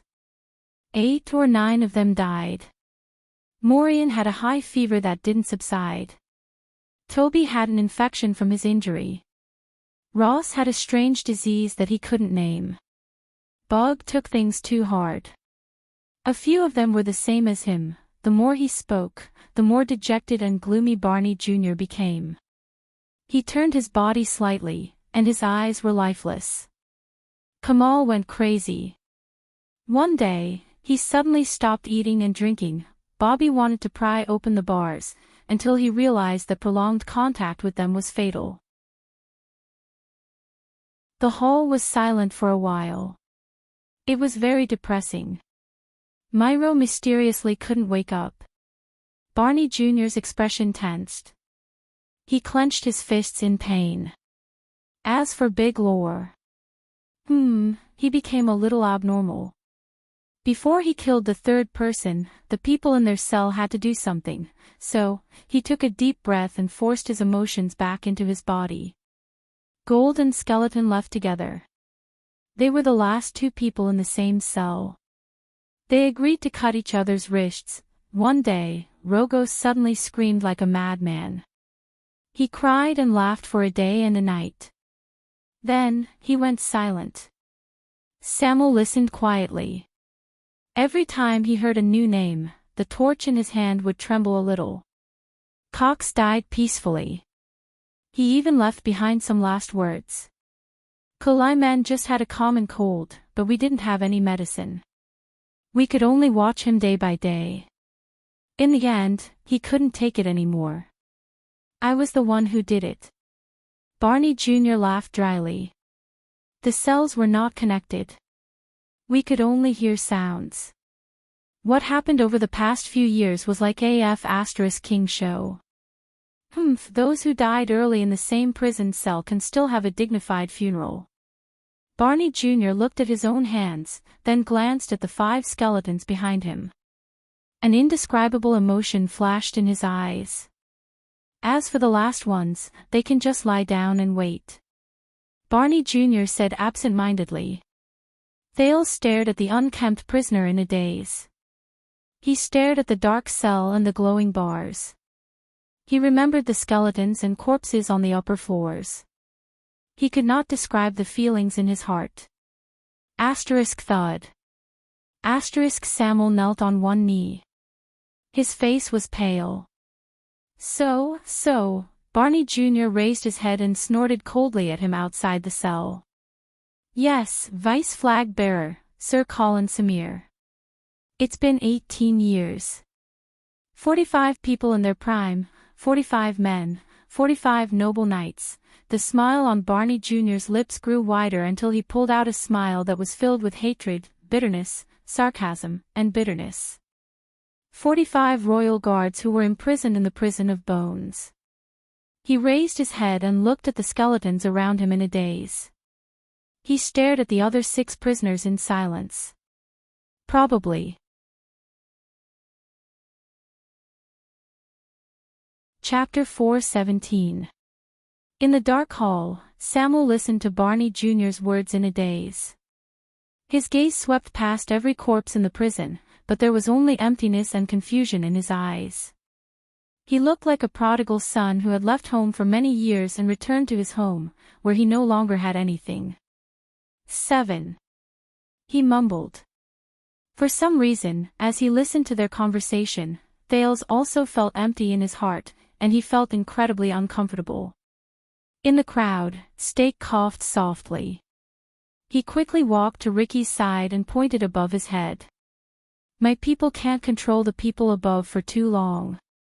We also have to prevent any possible accidents. Ricky ignored him, but Steak attracted the prisoner's attention.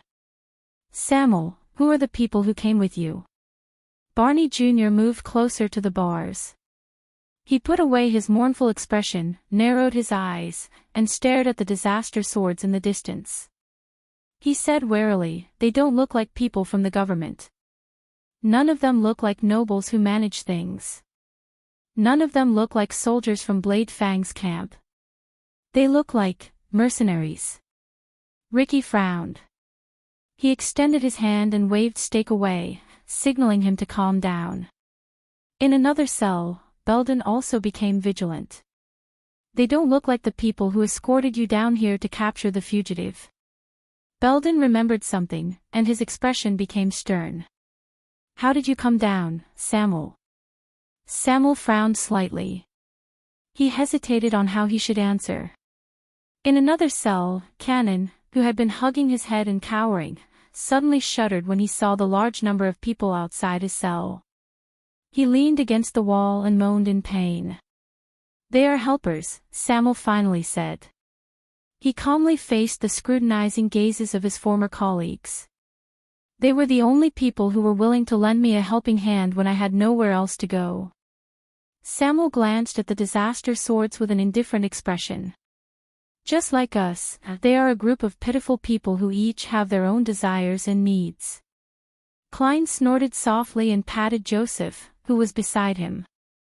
"They are also a group of people who do not want to be mercilessly forgotten by the merciless course of history." Ricky remained motionless.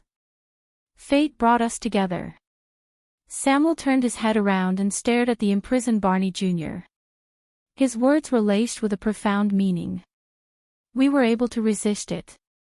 But apparently, perhaps because he had suffered too much, his former companions did not respond positively to him. Barney Jr. tilted his chin, slanted his eyes, and looked at Samuel in a rather hostile manner. "Why are you here, Samir? What identity did you return with? How did you enter the prison of bones? A fugitive? Prison breakers? The savior?" As Barney Jr. spoke, his gaze shifted to the people behind Samir. He began to size up the group of uninvited guests. "I don't see much light, and my eyesight has deteriorated a lot, but I can at least see a group of ferocious monsters with all kinds of weapons. They don't look like they came with invitations.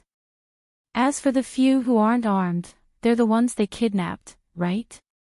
While Samuel was at a loss for words, Barney Jr. spoke faintly, and his tone became increasingly suspicious. "Moreover, who is that young man? Why did you put so many people around him? Why did the people around the man in the hood and the man in the gown subconsciously look at him?" Barney Jr. suddenly gestured with his chin and looked at Thales indifferently, causing the prince to tense up. Stake and LaSalle, who were mentioned, were slightly stunned. Under Ricky's gaze, they had no choice but to move their subordinates further away from Thales. But just when Thales thought of something, he suddenly felt a weight on his shoulder, and a chill ran down his spine. "Don't you dare say anything unnecessary, brat." Marina pressed down on the back of his shoulder. The blade of her sword rubbed against Thales' pants. She said coldly, "You won't have anything down there." Thales only felt a chill invade his spine. He did not dare speak again. "No, it doesn't look like protection." Belden also stared at Thales from the other side of the cell. His frown deepened. "I can tell. That young man is also someone who was kidnapped." Ricky's expression turned solemn. The remnants of the royal guards had exceeded his expectations. They had clearly struggled in captivity for so many years, but when they saw the light again, they immediately saw the crux of the situation.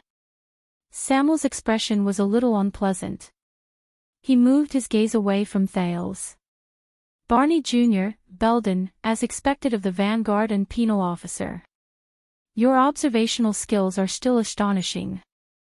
Barney Jr. snorted coldly and stared at Thales. "Just who is he? Oh, right." At this moment, Stake suddenly interrupted their conversation. "Honorable Crassus, is your plan to help this former royal guard catch up?" Ricky's eyebrows twitched slightly. Stake and his two subordinates walked forward with smiles on their faces. They stopped the former royal guards from talking about Thales, and at the same time, slowly approached the prince. Due to many reasons, I don't think it is a good idea for your subordinates to pour their hearts out to these gentlemen. Stake winked at Ricky. Perhaps I can escort our sensitive goods back first. Thales stared at Stake's outstretched hand. He was on guard. Then, a long sword that was hollow blocked Stake's path at lightning speed. Touch him, Stake. Klein grabbed his dark light sword and stopped Stake from approaching Thales. His tone was hostile. Don't even think about keeping that hand of yours. Stake's smile froze. LaSalle coughed awkwardly. He had no choice but to mediate the situation. Everyone, I think Stake's suggestion is that it's time for us to speed up our progress. The Northlanders silently pushed Stake back and gestured for the two assassins beside Stake to put away the weapons they had brought out at some point in time. He reminded them solemnly, accidents can happen at any time. Don't forget our situation. Ricky shifted his gaze from them and snorted. Of course. Samuel, the leader of the disaster sword, said softly. Focus on the mission. Samuel nodded. As for you, Ricky looked at Stake and said in dissatisfaction, we need time. Stake raised his eyebrows slightly, as if he was thinking about something. But in the end, he still smiled and slowly stepped back. Very well, of course. Then I will wait for you outside. Anyway, I am very concerned about the situation above. I need to confirm it. Stake raised his hands and took 2 steps back. Then, he walked out of the hall with his subordinates while the disaster swords glared at him with hostility. LaSalle gave Ricky an apologetic smile. They can be impatient sometimes. The mercenaries who had surrounded Shadow Shield unknowingly let go of their sword hilts and put away their murderous gazes. On the other side of the hall, the prisoners and Samuel watched the small conflict in silence. Samuel inhaled, as if he was adjusting his emotions. Barney Jr., I am very happy to see. But Barney Jr. rolled his eyes. Who is that? The prisoner in the cell stared at Stake's back from a distance. That hooded man. He doesn't give me a good feeling. And that man with the nose so high. In another cell, Nair stared straight at LaSalle and gritted his teeth. That damn Northland accent. It's definitely not from Cold Castle, but from further north, from Extet. LaSalle instantly froze. As he looked at his 2 doubtful colleagues, Samuel sighed. That's not important, but a panicked shout suddenly broke the oppressive atmosphere. No! Everyone tensed up. Their first reaction was to grip their weapons, and then, they snapped out of their daze. The person in the cell was shouting. No, no, no. Barney Jr. Barney Jr. frowned and turned his head. In another cell, Cannon, who had previously reminded the prisoners that the iron curtains had been lifted, was still hugging his head and curling up on the ground. He could not stop trembling. As he twitched, he shouted in pain. Barney Jr., I can hear it, just like how I see it in my dreams every day. His roommate, Nalji, who had been acting lazily just now, quickly walked forward in a very experienced manner. He put his arm around Cannon's shoulder and comforted him in a low voice. It's okay, Cannon, it's all over, it's all over. Everything is fine, everything will be fine. Those terrifying things in the past don't exist anymore. We're fine, that's all. As Nalji spoke, he became absent-minded as well. He stared at the ground with a dazed expression. But Cannon still struggled desperately. His eyes were shut tight, and he shouted madly, their footsteps, they pressed down on the soles of their feet, and they tiptoed like cats. Those footsteps, those voices, those people who only appear in the dark. Just like those people. Those people.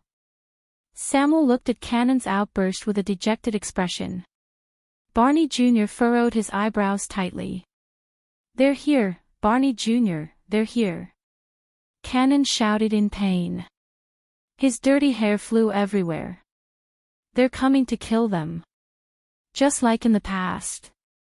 Cannon's pained cries lasted for nearly a minute. Then, just like how Nalji comforted Nair earlier, he hummed a tune softly. Cannon finally quieted down. Samuel exhaled quietly. He stared at Cannon, whose eyes were wide open and his chest was heaving in shock. He said in a pained tone, "When did he become like this?" Barney Jr. shook his head in a mocking manner, but his eyes were filled with doubt. "I don't know. I felt like he was already like this when he woke up one day, but that's not important. Cannon's symptoms are considered mild." Samuel was silent for a while. "Listen, Barney Jr., you shouldn't be here." Samuel gritted his teeth. His gaze was firm. "You are all respectable warriors, valiant fighters, fearless warriors, and sharp knives. You shouldn't stay here and die of depression." Barney Jr. slowly raised his eyes, causing Samuel, who had been slightly agitated, to instantly freeze. "Come with me, join us, and I can give you back your freedom. Perhaps you will even have enough power." But Samuel still insisted on making his suggestion. He looked at the others with hope. "To make up for our past mistakes. To even change this F***ed-up world." Samuel's tone was forceful. "What do you think?" Once he said this, the prisoners were silent for a moment. Barney Jr. stared at Samuel faintly. Tardin and Bruley frowned. Nalji was still comforting the trembling Cannon. Belden and Nair did not react. "Freedom, freedom." Tardin shook his head, making him look like a clown in a circus. He raised his hands in a dramatic manner and waved them in the air. His lips curled up in an exaggerated arc as he laughed loudly. "Everyone, he said that he will give us freedom."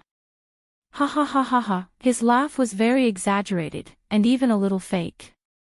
Samuel stared at his former colleagues in confusion. "What's wrong?" No one answered him. Only Barney Jr. shook his head and exhaled slightly. "You know, Samuel. That year, each of us insisted that we were innocent." Barney Jr. lowered his head and said in a cautious tone, "We refused to admit our guilt, so we were sent here." Samuel's breathing changed slightly. "Unfair treatment and judgment." He nodded, and an indignant expression appeared on his face. "This is what they forced on us that day," but Barney Jr. suddenly raised his head. "No, listen to me, Samuel. We are at fault. We failed in our duty.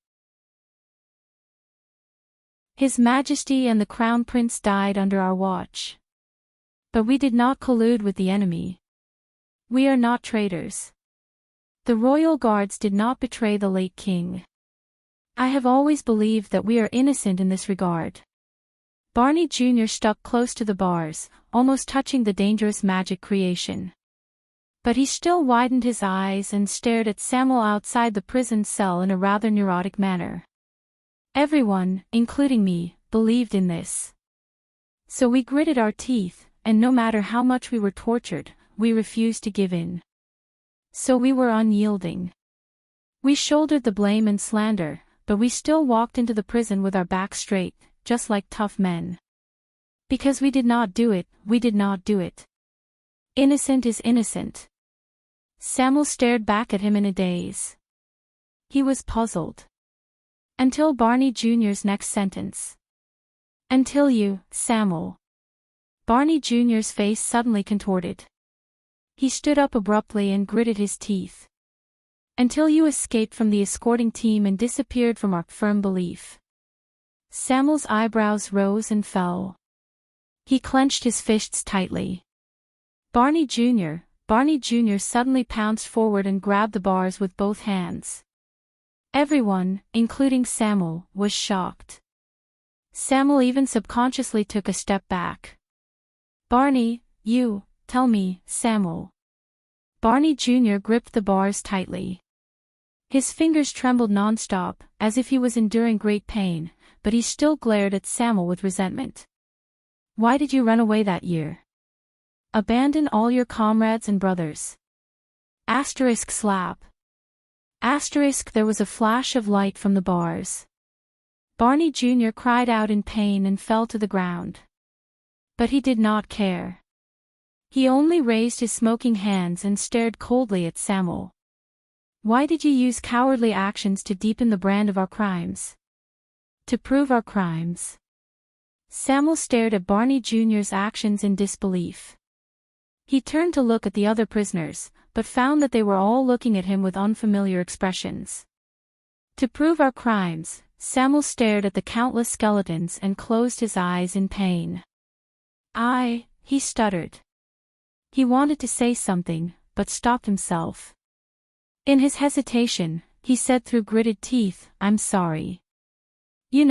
Barney Jr., Samuel trembled and lowered his head. 18 years ago. I could bear all the consequences of that tragedy, be it demotion, punishment, torture, exile, or even death. But this? Samuel opened his eyes abruptly. He raised his torch and illuminated his surroundings. Skeletons, prison cells, and ashes. To stink, rot, and be forgotten in a bottomless dungeon. Then, to remain here forever, without even a splash of water. To bury our humiliation and stigma deep underground forever, never to be remedied. Samuel's expression became more and more twisted, like a drowning man struggling in the water. After a long while, he gritted out his next words through his twitching teeth. No. I refuse, he said firmly. He stared straight at Barney Jr. His eyes were full of pain and resentment. Just like what you said, we didn't do it. We shouldn't have to bear such torture. This is the reason. Unexpectedly, Barney Jr. smiled. He smiled very happily. Is that so? You just said, I refuse, and ran away without any hesitation. But now, you even came back to break the prison. So, where is your pride, dignity, and honor as a royal guard? Barney Jr. raised his hand and shook his shoulders. He said sarcastically, where is the passion you once poured into the oath of the ancient Praetorian guards? Samuel was silent for a moment again. After a long while, he slowly opened his mouth. I stopped being a royal guard a long time ago. This time, Samuel's voice was low, and his tone was dejected, as if he was talking about a humiliation. After our dignity and honor were trampled to nothing by the high and mighty new king and nobles on that day, Roland said with a sigh. Samuel clenched his fists, and his arm muscles tensed. Kessel, before he ascended the throne, he was just a playboy. He can't push the entire royal guards into the abyss with just a hasty trial. He can't use the so-called collaboration with the enemy to turn everyone who was once loyal to him into a traitor. He also has no right to deprive us of the right to wash away our grievances with our own hands. When Thales heard the familiar name, his heart became gloomy. Samuel's breathing quickened. He did not. Samuel raised his head and looked at his unrecognizable, sallow, and emaciated colleagues. Indignation appeared on his face. He had no right to turn us, all of you, into what you are now. The disaster swords looked at each other at a loss. Klein was about to interrupt him, but he was stopped by Ricky again. The silence in the cell lasted for a long time.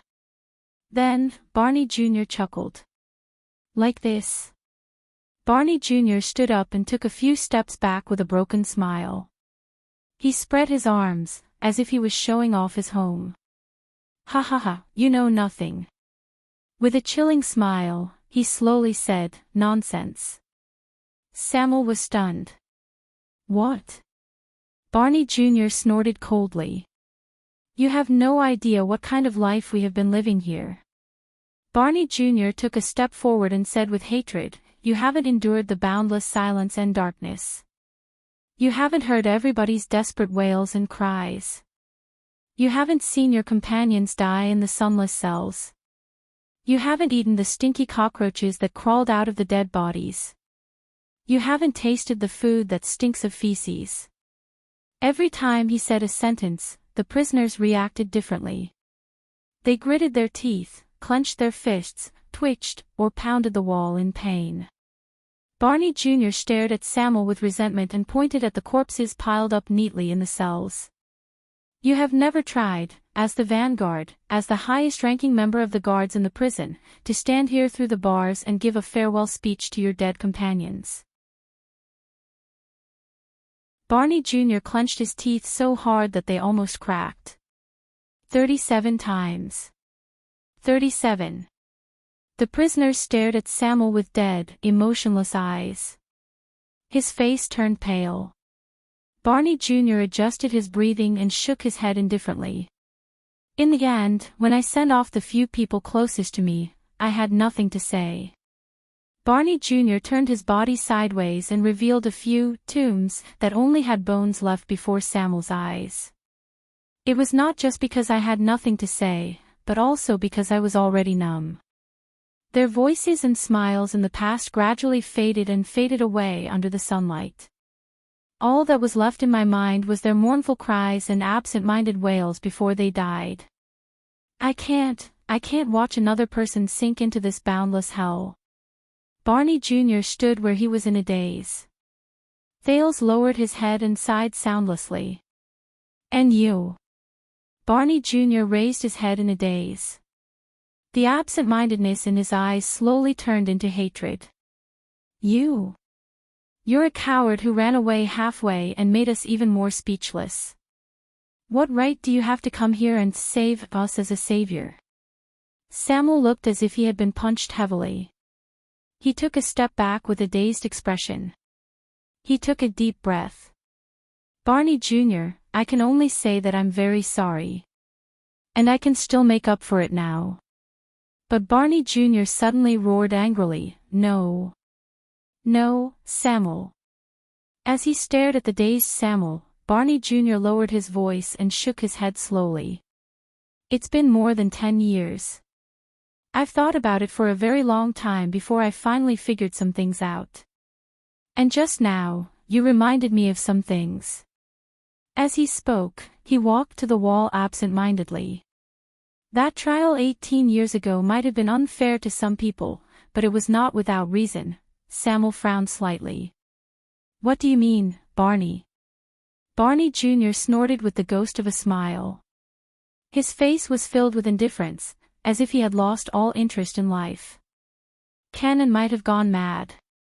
He became sensitive, paranoid, crazy, and irritable. He kept bothering us all day, and we couldn't sleep well. He was really *ket up. Barney Jr. pointed at Cannon and Nalgy's prison cells. But you can't blame him.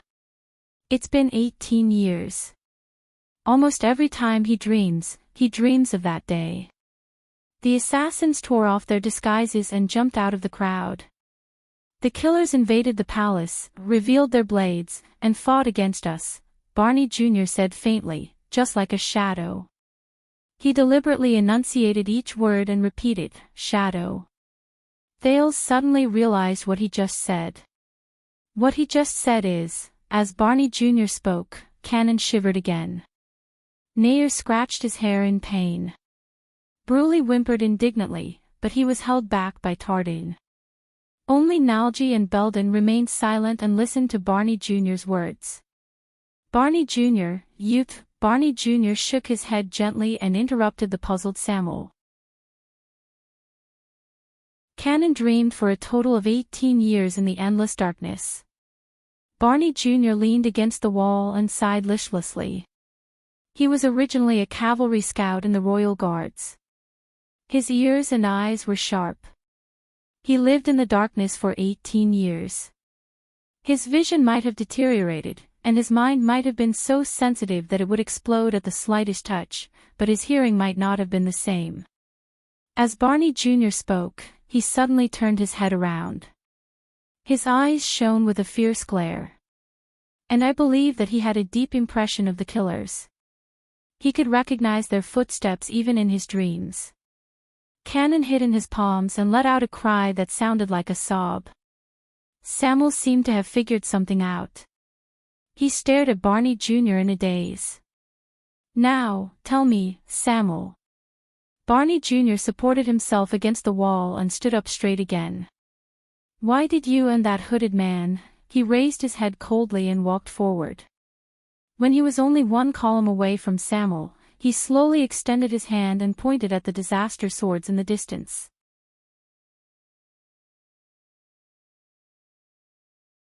Chapter 4:18. When Barney Jr. said this, Samuel looked surprised. He subconsciously took a step back. When he saw his reaction, Barney Jr. snorted coldly. The disaster swords were all stunned. "Hood." Klein stared in surprise at Cannon, who was curled up on the floor. He then looked in the direction where the hooded stake had left. Is there really someone in this world who can identify someone through their footsteps that are barely audible? Ricky also stared at Cannon in surprise. He thought about it for a moment and nodded slowly. "I think, if you care about something enough, to the extent that you can pour 18 years of effort into it," he shook his head and sighed. "Then, there's probably nothing that can't be done." On the other side of the hall, most of the prisoners stood up and approached the bars coldly. "Is this true, Samuel?" Belden stared at Samuel calmly, then at the disaster swords. His gaze was stern. "Are you a member of Shadow Shield now?" Nair, who was next to him, mocked him. "Wow, this is a good sign, Your Excellency. At least you don't have to feel guilty." Samuel looked at them, then at the other. His breathing was irregular, but in the end, he turned to Barney Jr., who had the scariest expression. He raised his hand and explained, "Listen, me and them, those assassins, this is just a temporary cooperation. I also hate that cockroach, but now, in order to come here," but Barney Jr. interrupted him. "You don't understand, Samuel." Barney Jr. sneered. "I'm not talking about how you're doing now. Who the hell cares?" Samuel was instantly stunned. Barney Jr. exhaled and looked down at his palms. "I'm talking about Lord Charlton. That blood chant is very good. In fact, he's very good. He's too good." When he heard this name, a thought appeared in Thale's mind. Lord Charlton, blood chant. Thale's breathing slowly slowed down.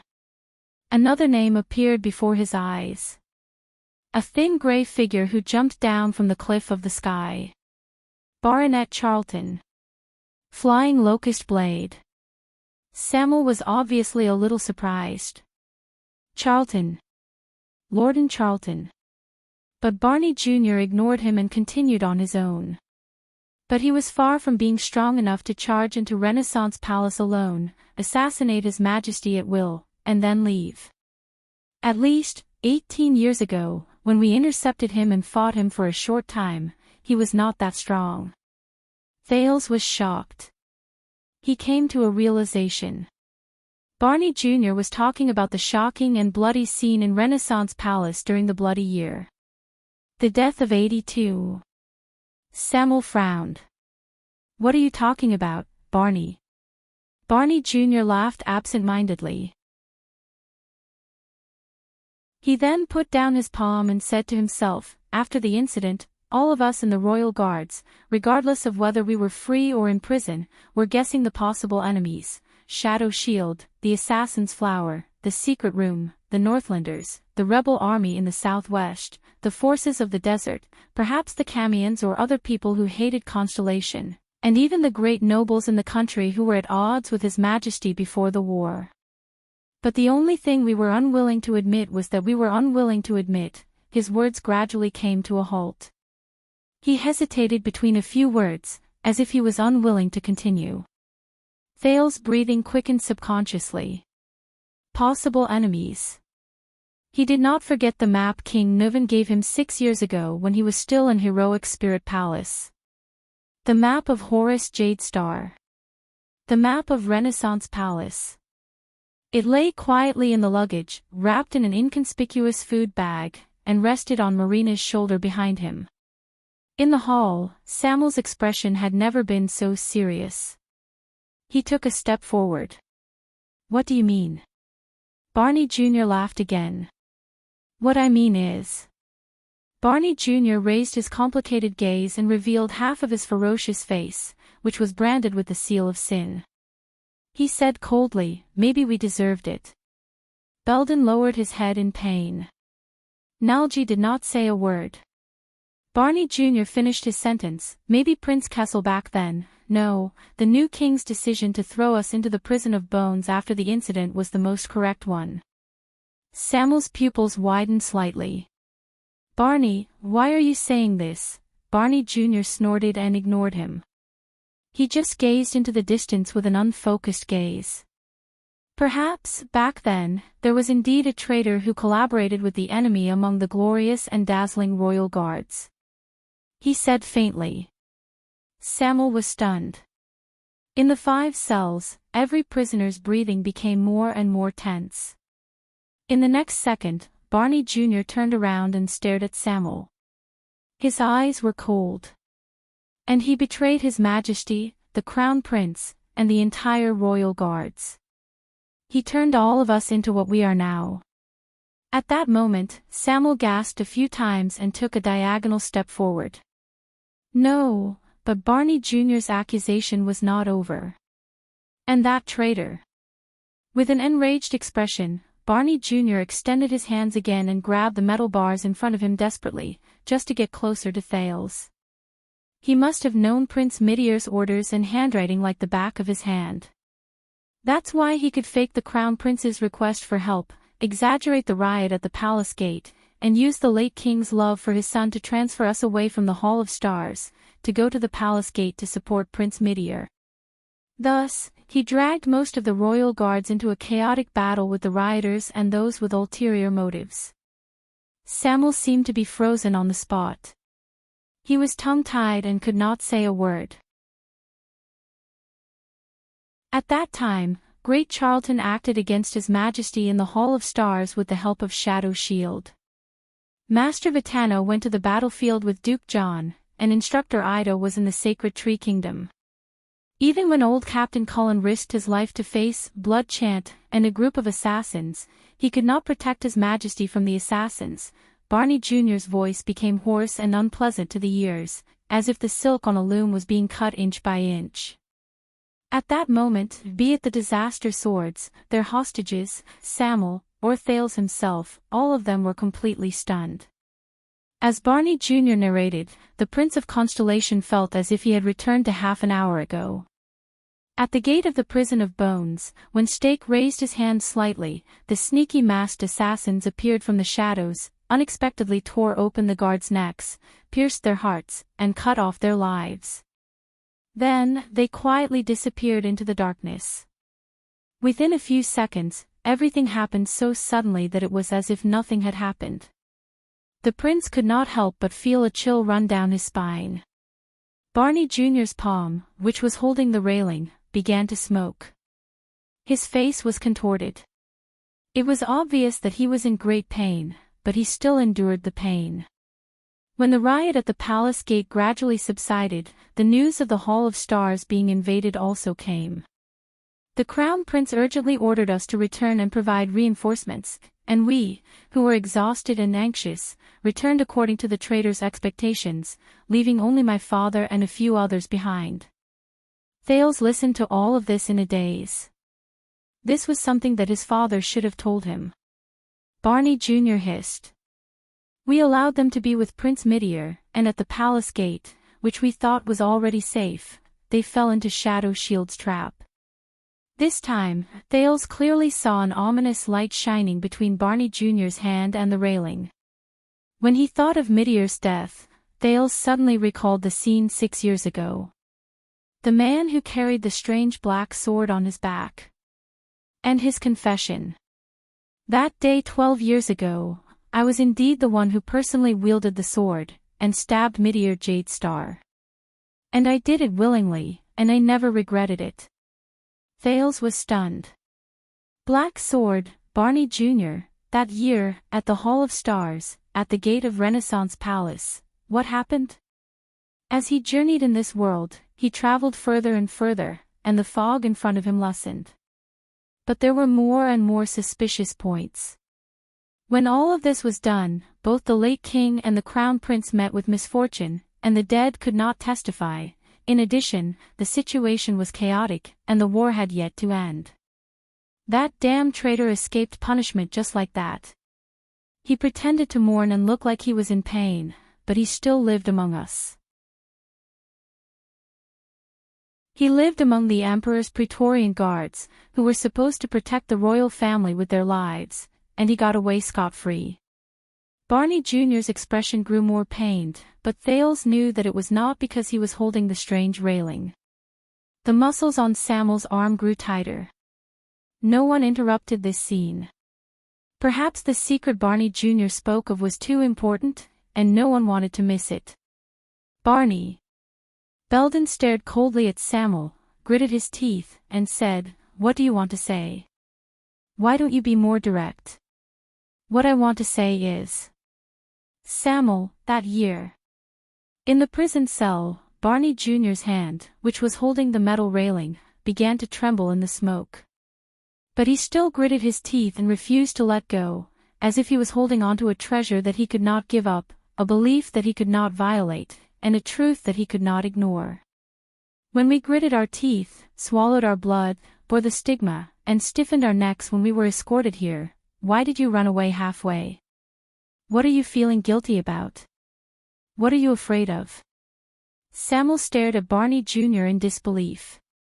Barney Jr. roared at the top of his lungs and shook the unmoving metal railing.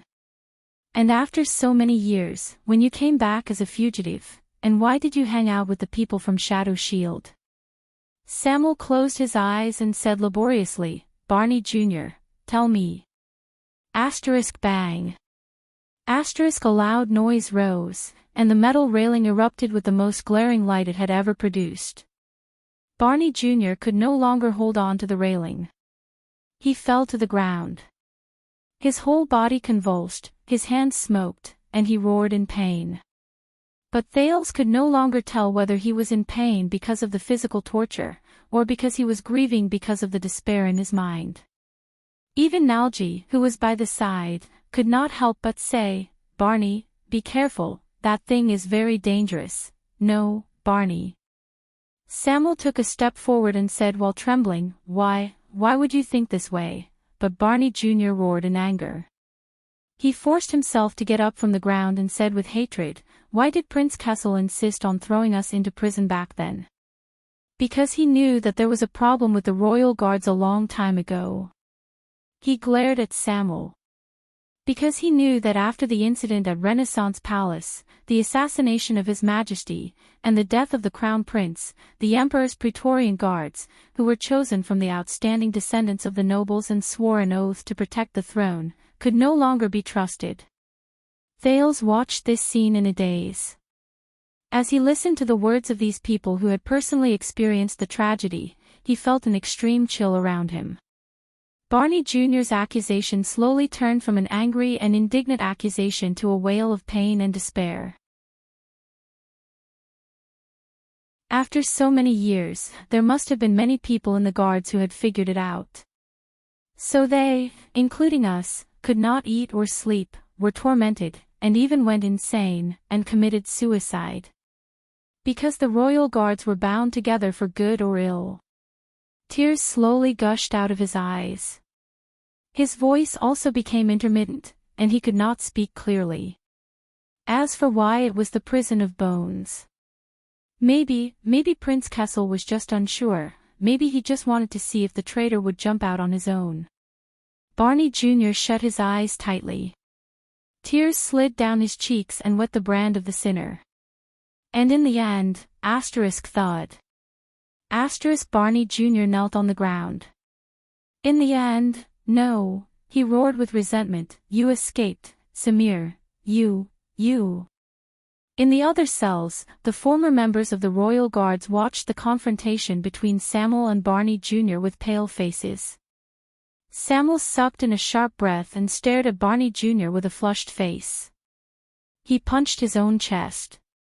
Yes. I escaped. But it wasn't me. He yelled in a near frenzy and spoke incoherently. It wasn't me. It wasn't me. Barney Jr. did not have the slightest interest in listening to Samuel's argument. That's not all. Samuel, I remember that you have a good foundation in words. You have a good understanding of the way nobles write, use of words, styles, and even the language of the ancient empire. Presumably, you would have no problem imitating handwriting or forging letters, such as His Highness the Crown Prince's warrant. Samuel's words of defense were instantly silenced. He turned to the other prisoners as if to seek their understanding, but they were silent. He just watched coldly from the sidelines. Barney Jr. lay on the ground and gritted his teeth with tears in his eyes. This is also why you were promoted to flag bearer. As he stared at the other party's increasingly unpleasant expression, Barney Jr. said coldly, we, the royal guards, are the reincarnation of the Emperor's Praetorian Guards. In the past 600 years of history, the commander has been in charge of the entire team, the penal officer has been in charge of punishment, the vanguard officer has been in charge of battle, the protector has been in charge of the guards, the logistics officer has been in charge of ensuring supplies, the instructor has been in charge of training the new recruits, and the watchman has been in charge of protecting the legacy. Barney Jr. suddenly raised his head and glared at Samuel with bloodshot eyes. And the flag bearer. Samuel, who was in a daze, jolted. And the vice flag bearer, Sir Colin Samuel, Barney Jr. said coldly. You flag bearers are responsible for the internal supervision of the guards, the exchange of intelligence, and even secret investigations. That's why everyone doesn't like you, second only to the penal officers. But if there's anyone who can discover traitors early, it's definitely you. It can only be you guys. Barney Jr.'s pupils shrank. On the other hand, if there's anyone who can protect traitors, overlook traitors, or even, he did not continue. At this moment, Samuel's body swayed a little, as if he had suffered a blow. He stared at the ground in a daze, as if he could not come back to his senses. Barney Jr. stood up slowly. There were still traces of tears on his face. Tell me, Samuel, the one who escaped from prison 18 years ago and returned with Shadow Shield 18 years later. Barney Jr. restrained his anger and asked in a deep voice, are you that traitor? The one who caused the deaths of His Majesty and His Highness the Crown Prince. The one who caused the deaths of His Majesty and His Highness the Crown Prince. The one who destroyed the royal guard's honor that lasted for hundreds of years. That heinous and unforgivable traitor. The hall became quiet. Barney Jr. and his companion stared at Samuel, wanting to get an answer from him. The disaster sword stared at the two of them without blinking. Perhaps they were just curious about the truth of the past, or perhaps they wanted to understand their companion's past. Among them, perhaps Thales was one of them. But no one dared to break the silence. Until Samuel. The former vice flag bearer seemed to have lost all his strength. He staggered a few steps back and only snapped out of his daze when he knocked against the torch he had dropped earlier. The light from the torch illuminated Samuel from bottom to top, making his face look gloomy. Only the brand of sin on the side of his face was bright red. It was as if he was burning in hell. Barney Jr. continued to stare at him coldly. Samuel stared at the fire on the ground desolately. He stooped down in a daze and picked up the torch. His body was hunched, and his movements were slow. He looked like an old man with one foot in the grave. I know that you won't believe anything I say now. Am I right? After a long while, Samuel finally spoke with great difficulty. It was as if he had used up all the strength in his life. Thud. Penal Officer Belden punched the wall beside him and said angrily, "Then what are you running away from? Come on, Vice Flag Bearer Colin Samuel. You are now standing in front of us, in front of the 7 remaining royal guards. Tell us that you will solemnly swear on your honor, your dignity, your blade, your ancestors, and the name of the Samuel family, which has been rooted in the capital for hundreds of years. You have never done anything against the Jade Star royal family, against the royal guards, and you have never let down the oath you swore as a Praetorian guard." Samuel's body swayed slightly. Belden pressed his entire body against the bars and roared, "Tell me." Crack. There was a loud bang. Belden fell to the ground in pain under the power of the bars. He gritted his teeth and moaned. Samuel instinctively wanted to go forward, but he stopped in his tracks. In another prison cell, Tardan spoke slowly with his unique desolate voice. "Yes, tell us, Samuel. In any case, you and we have nothing more to lose." His voice was filled with a deathly stillness, and it sounded even more sorrowful. Tardan's roommate, Bruley, who had not spoken all this while, also walked forward slowly. He expressed his opinion with a cold gaze. Samuel bit his lower lip. His eyes were lifeless. "Damn coward. You even dared to run away halfway and abandon your companions. Is it that difficult to swear an oath?" This was Sazilnay from the other side. He gritted his teeth and stared at Samuel as if he was staring at a murderer. On the other side, Cannon, who was originally trembling on the ground, was no longer cowering. He only stared blankly at Samuel, who was being questioned. Behind him, Nalji stared at the vice flag bearer without a word. He sighed softly, and there was only sorrow in his eyes. "In the name of the Chief Penal Officer, Lieutenant Belden, I hereby order you, Colin Samuel." Belden stood up again. While he panted, he said solemnly, "Tell us. Tell us." When he heard this title, Samuel stared at the gazes of his 7 former colleagues. He looked at the brand on each of their faces, and he was dazed for a moment. He quietly raised the torch and turned around. He gritted his teeth, and there was indignation on his face. Good, very good. In the end, Samuel seemed to have figured something out. He sucked in a sharp breath, raised his head, and said angrily, I, the vice flag bearer, Colin Samuel. I swear on my honor, my dignity, my blade, my ancestors, and the name of the Samuel family." With every sentence Samuel spoke, he took a step forward. His eyes were burning with anger. "In my entire life, I have never done anything wrong to the Jade Star King." When he said this, Samuel suddenly stopped talking. He was like a windmill that got stuck, and he stopped at this word. At that moment, Samuel seemed to have remembered something. His face turned incredibly pale.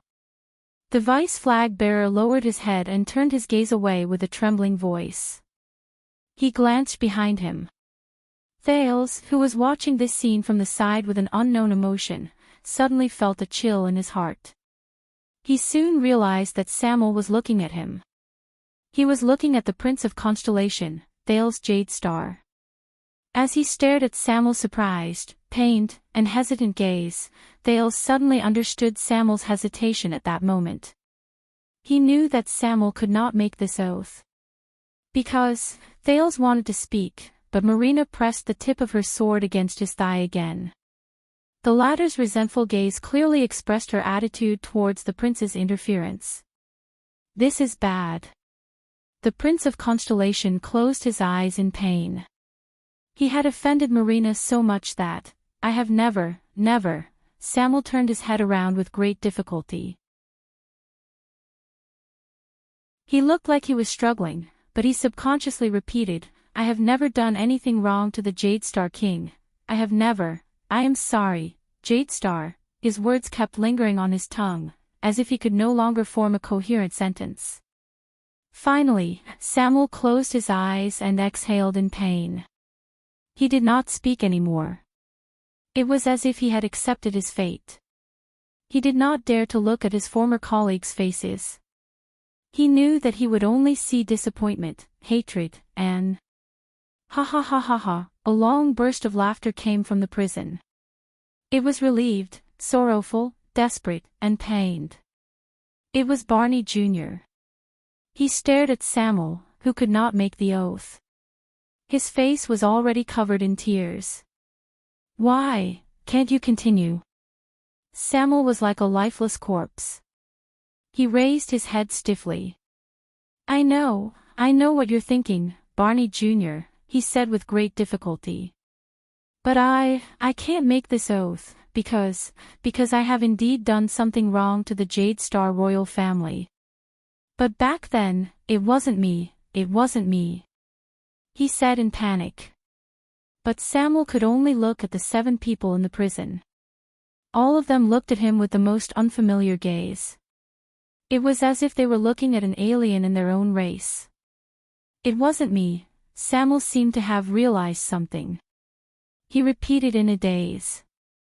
Samuel, my father, Barney Jr. sobbed and shook his head with a broken smile. You know, he, Chief Protector Tony, and a few new guards whose names I can't remember, are guarding the Poison Prince Midir in front of the palace gates. They're fighting against 100 enemies alone, and they're not retreating. Barney Jr.'s tears flowed down his cheeks as he smiled in pain. Do you know how many times he was stabbed when I dug him out from the pile of corpses? My father, the deputy commander of the royal guards, our oath keeper, Quill Barney Sr. Samuel shut his eyes tightly. His facial features were contorted. And King 80. Barney Jr. raised his voice. You know, when we rushed to the Hall of Stars, we could only see his body, which had died with his eyes wide open. Barney Jr.'s words made all the other prisoners lower their heads, as if they had returned to the most terrifying past. Not just these, there were also the 3 princes' wives, their children, and the beautiful Princess Constance. No. Samuel suddenly opened his mouth and interrupted him. No, Barney, no, I beg you, don't, that wasn't me. His expression was already numb, and his tone was almost pleading. It wasn't me. But everything was set in stone. Bah! On Samuel's left, Belden spat fiercely in his cell. The penal officer looked at the glaring and ugly brand on Samuel's face. He spat out the most terrifying word with great hatred.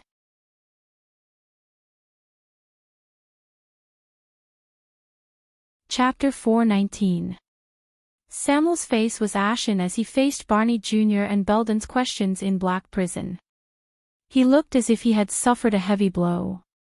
As Thales watched this scene of brothers turning against each other, he suddenly gained a deeper understanding of the royal guards and the bloody year. No matter who the traitor was, and no matter what the truth was, it seemed that the problem with the Constellation royal guards themselves had been proven beyond a shadow of a doubt when they faced that terrifying assassination in Renaissance Palace. But that was not the point. Betrayal was far more than just a matter of 2 people going against the same path or a process of good friends falling out with each other. Under the most obvious and superficial fuse, there was often a deeper truth hidden. In Northland, Lampard's rebellion stemmed from the Born King's ferocious counterattack after he descended upon Extet. The secret room's wavering was, in fact, a rational choice made after Extet's royal authority declined. The Raven of Death's betrayal was also rooted in King Nuvan's ruthless methods in the past. In Constellation, the Duke of the Northern Territories' conspiracy to usurp the throne had always revolved around the Jade Star royal family and the Arund family's game against Broken Dragon Fortress and Constellation's Northern Territory. The collective conspiracy of the New Star nobles, such as Covendier and Nanchester, reflected their expectations and ambitions towards the distribution of power in this country. Even before Thales' eyes, this Blade Fang's camp, which was chaotic and even convenient for foreign enemies to infiltrate the camp and land him in a predicament, was it not also a stage where the Baron of Blade Fang's camp and the Duke of Western Desert, the regular army and the recruits, the Jade Star royal family and the nobles of Western Desert, Eternal Star City and the ruins, the center of the kingdom and the western borders? Then, what about the Bloody Year? When he thought of this, Thales suddenly came to a realization. The split in the royal guards on the surface was not an exception, nor was it the main cause. It was just a reflection that reflected the greatest contradiction of that era.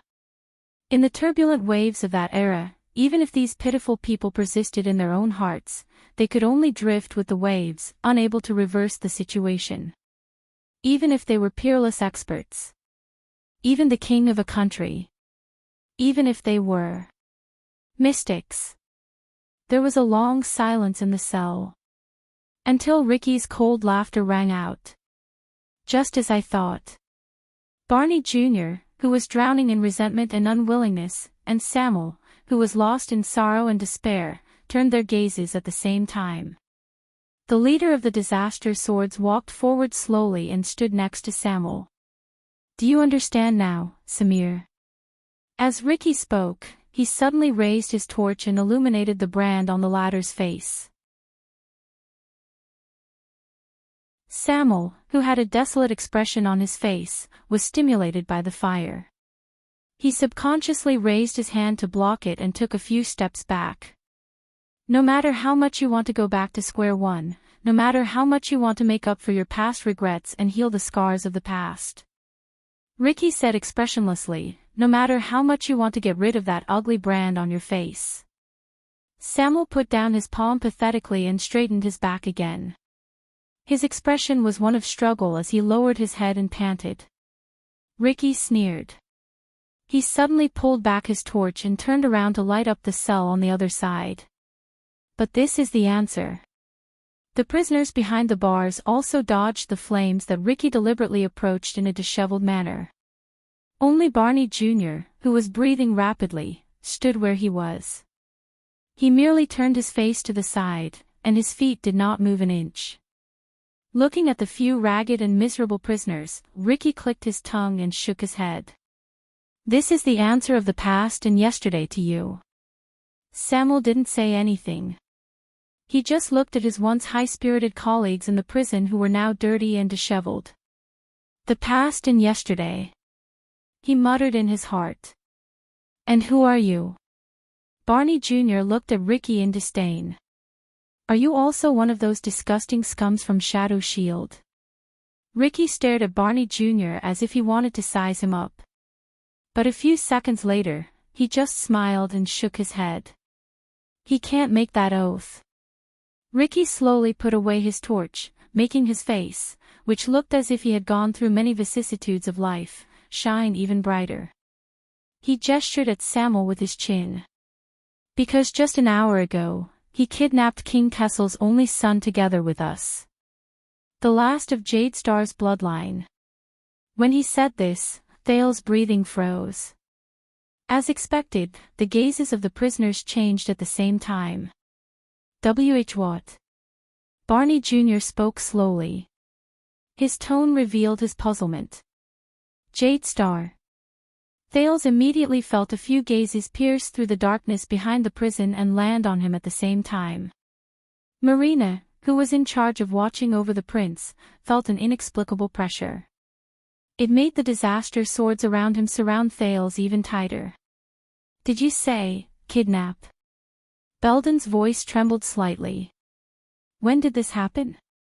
Nalji, who had been humming a little tune, had already climbed up from the ground. He was in disbelief. The new king has a son and a new heir. Outside the prison, Samuel still did not say a word. His expression was one of pain. Kidnap the prince? You? Samuel, is what he said true? Nair widened his eyes. His cheeks twitched as he stared outside the prison in a rather neurotic manner. That teenager with a dejected face is the current Jade Star. Ha ha ha ha, how interesting. Tardin, who was beaten black and blue by his roommate, looked at Samuel before him, then at Thales in the distance.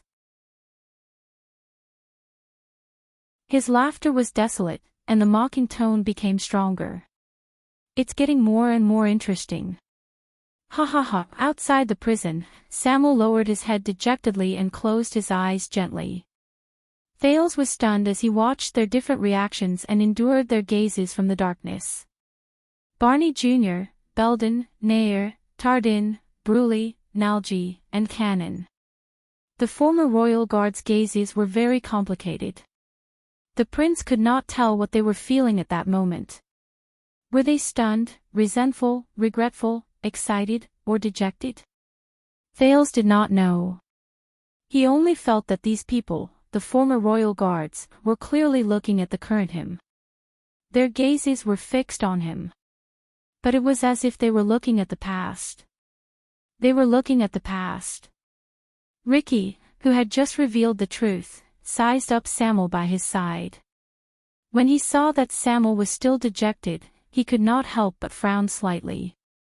The silence and surprise inside and outside the prison only lasted for a short while.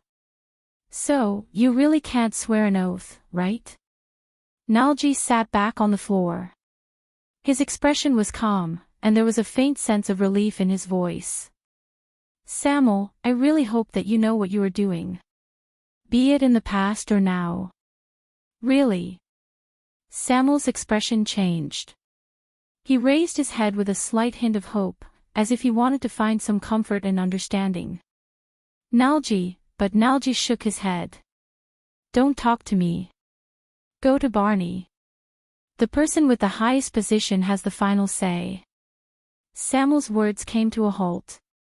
He shut his mouth in disappointment and looked at the vanguard in front of him, Quill Barney Jr.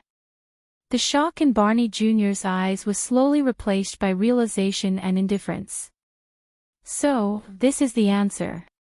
The vanguard stared at the dejected Samuel with a complicated expression. Regardless of whether you betrayed us in the past or not. After so many years, you are still a traitor. At that moment, Samuel's expression froze. So, what does this mean? Barney Jr. sneered and leaned against the wall. He no longer looked at his former companion. Give up on myself. Samuel took a deep breath. He moved his lips, but in the end, he could not say anything. Ricky, who had been watching this scene from the side, chuckled softly. What do you think, Samuel? Ricky threw the torch down gently and let it roll on the dusty ground. Tell them this, Ricky said in a low voice. Then, defend yourself. Tell them that you are not a traitor. Tell them that you are still the good brother from all those years ago. There was a faint hint of sarcasm in his tone. Will this make you feel better? Samuel quietly stared at the torch under his feet. He watched the flames tremble on the ground. I have fulfilled my promise. I have given you the chance to face the shadows of the past. Ricky looked at the 5 prison cells in front of him again. He stared coldly at the 7 former royal guards. But the question is, Samuel, is this really the reunion you envisioned? Samuel's chest began to rise and fall. The light from the fire was reflected in his pupils. It was weak and waning, like the last light in the darkness. His dark back was cast on the wall by the torch on the ground. It danced back and forth, and it drifted about. Ricky took a step forward and snorted coldly. How is it? Is it filled with flowers, excitement, beauty, hope, forgiveness, and understanding? As he listened to Ricky's question, which was as sharp as a knife, Thales only felt uncomfortable. Now, Samuel, Ricky repeated his question coldly. Do you understand now? Samuel stared at the flickering light in a daze. He did not seem to notice it. I can tell. You are not Shadow Shield, my friend. Tardin sneered in the prison. You sound like a brainwashed cultist. Cultist? Ricky was stunned at first. Then, he smiled unexpectedly. He did not respond to Tardan's sarcasm. Instead, he continued to stare at Samuel. The past is gone, and yesterday is hard to recall. Everything is as it was yesterday, is just a dream, a form of escape. Because you can never go back to the past, whether it is the people or the things that happened in the past. Ricky seemed to have a profound meaning in his words. Most of the time, you can't find the answer even if you go back to the starting point. Or if you find the answer, it will only make you more desperate. The torch on the ground was still struggling, but it was getting dimmer. Even Samuel's face was getting more and more blurry. Including the ugly brand. We can only open up a new path and a new future. Ricky sighed. Only then can we surpass the terrible past. Samuel listened to Ricky's words in a daze. The flames in his pupils became smaller and dimmer. But this is our life. Ricky raised his head and looked at the stone pillar in the middle of the hall. He stared at the emblem that resembled an eye. His gaze was slightly dazed. You can't save anything but yourself. You can't grasp anything but the future. In the next second, the torch under Samuel's feet was finally extinguished. It left Samuel's unmoving face and pupils, along with his dazed and pained expression, in the deep darkness. They could no longer see each other. All of you are dressed like mercenaries. Nalji sighed and lit up a simple lamp in their prison. But no mercenary has the courage and means to break into Black Prison. Did something big happen in Blade Fang's camp? Did they slack off to the point where they let you weirdos in? Ricky snorted softly and did not answer. The sharp Barney Jr. quickly reacted. What? Is the main force not here because there's a war going on? Who is it this time?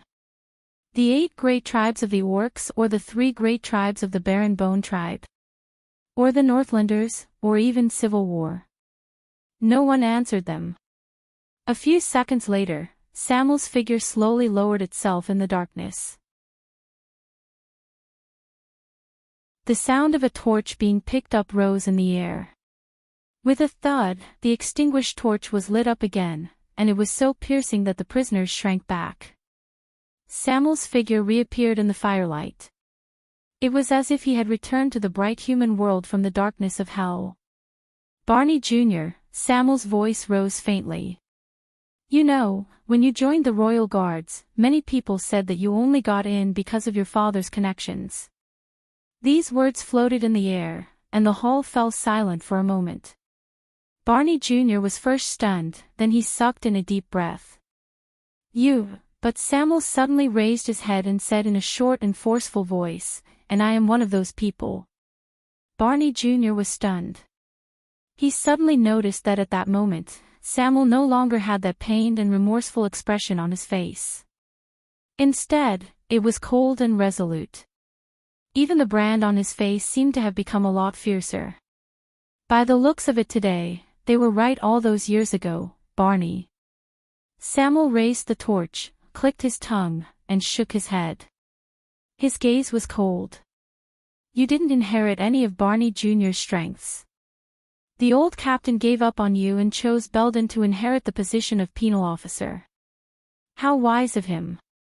Barney Jr. frowned slightly. Across him, Belden turned his head to the side.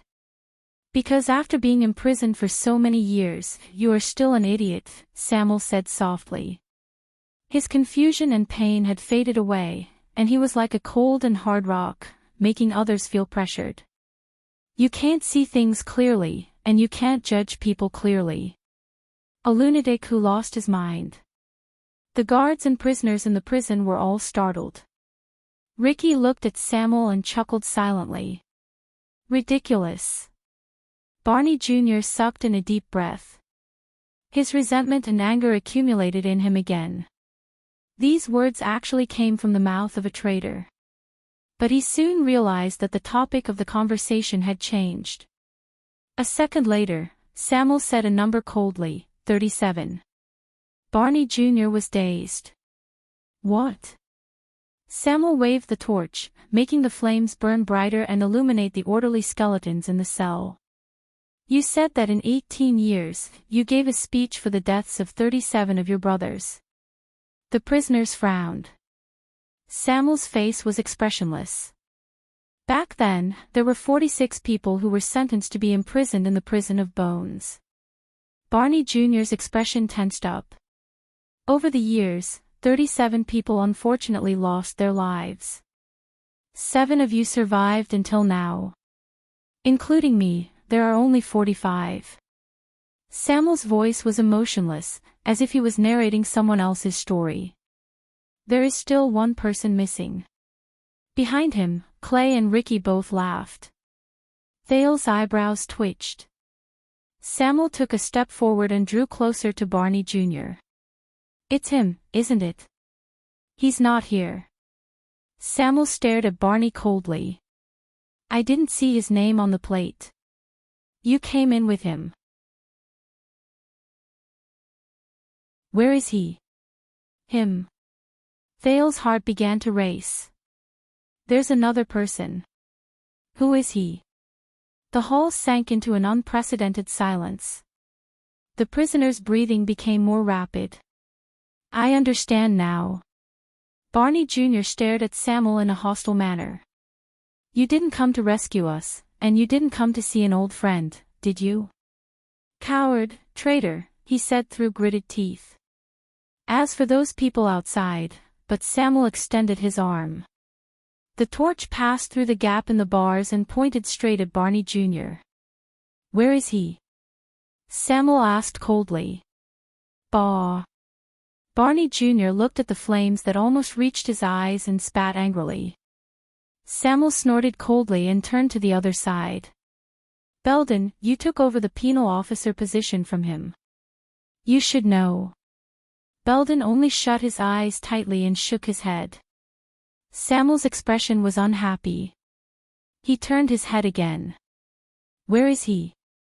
He said coldly, Bruley, tell me, but the robust Bruley only shook his head continuously in the prison cell. His face was ferocious, and he made muffled sounds from his throat. Don't look at him. Tardin, who was in the same cell as Bruley, crossed his arms and sneered sarcastically. Bruley can't tell you. After he broke Larley's neck with his own hands, he couldn't speak anymore. What? Samuel frowned in a barely noticeable manner. The once talkative Bruley, he stared at the resentful Bruley from afar for a few seconds before he finally averted his gaze and stopped asking questions. You know who I'm talking about. Samuel turned around and raised his voice. Ever since Captain Cullen and your father died during the Bloody Year, he became the most important person among the remaining royal guards. Among us, anyone can die, but he can't. Samuel's tone was cold, as if he no longer had any illusions about brotherhood. Barney Jr. was puzzled. The Bloody Year.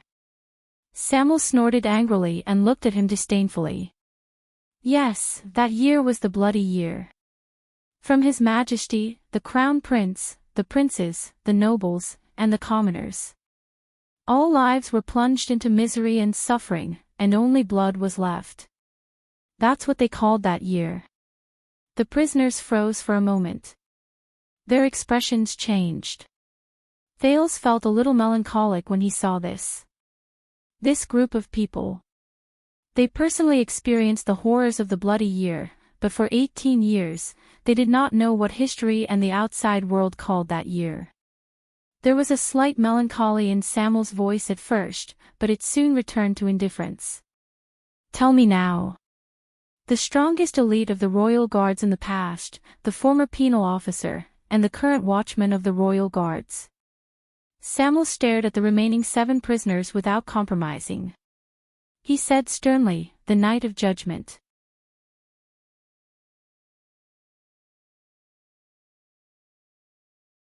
Chapter 420. Zacriel. The Night of Judgment. In Black Prison, Thale's eyebrows twitched. Who is this? He sounds familiar. Light flickered in the prison. Shadows swayed, but there was no sound.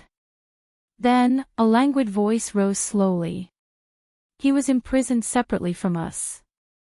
the night of judgment feared by all. These words caused the prisoner's expressions to change. Samuel turned to Nalji, who had spoken. Nalji. Barney Jr. reprimanded Nalji, who did not agree with his companions. But Nalji only shook his head. He should know. Even if he has already parted ways with us, he must know. Barney Jr.'s words came to a halt.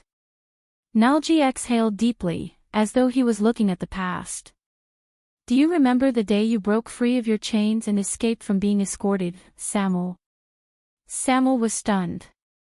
Me? Nalji nodded. He was unhappy. That day, in the absence of a higher commander, Zacriel endured the wrath of his superiors. He stood up and confessed that he helped you escape, even though we all knew that it was impossible. The place where he was escorted was 100 meters away from you. Thales's eyes widened. But the higher-ups did not care about that. Angry and humiliated, they only needed an example to warn us, and the higher the status of this example, the better. Samuel moved. He looked a little dazed. As punishment, Zacriel was locked down there, Nalji said dejectedly. In the lowest level of the prison of bones. Solitary confinement. Nalji said bitterly. You know, when we are in the same level, at least we have someone to talk to. As for him, Zacriel. He has no roommates, no conversations, no light, nothing. Samuel stared at Nalji from afar. He did not say a word. That's right. The most powerful elite in the royal guards, a star with a bright future, and the next commander of the guards. Nalji shook his head. His voice was mournful. Just like that, in the bottomless darkness, he did not hear the outside world, did not know time, and did not see anyone else. He endured for 18 years alone. His life and death are unknown. Solitary confinement. 18 years. Joseph frowned a little in the disaster swords. Thales could not help but recall the disaster swordsman's evaluation of the prison cell, who was very experienced in prison.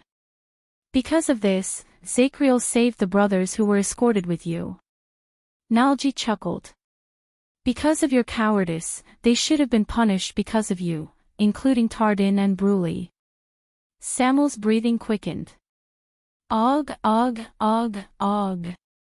Bruley, who was on the other side, yelled angrily. I can translate for him, Nair said sarcastically. Bree said, Samir, you're AF * king coward. That's probably it. Barney Jr., who had the highest status, snorted angrily, as if he felt it was beneath him to say anything else.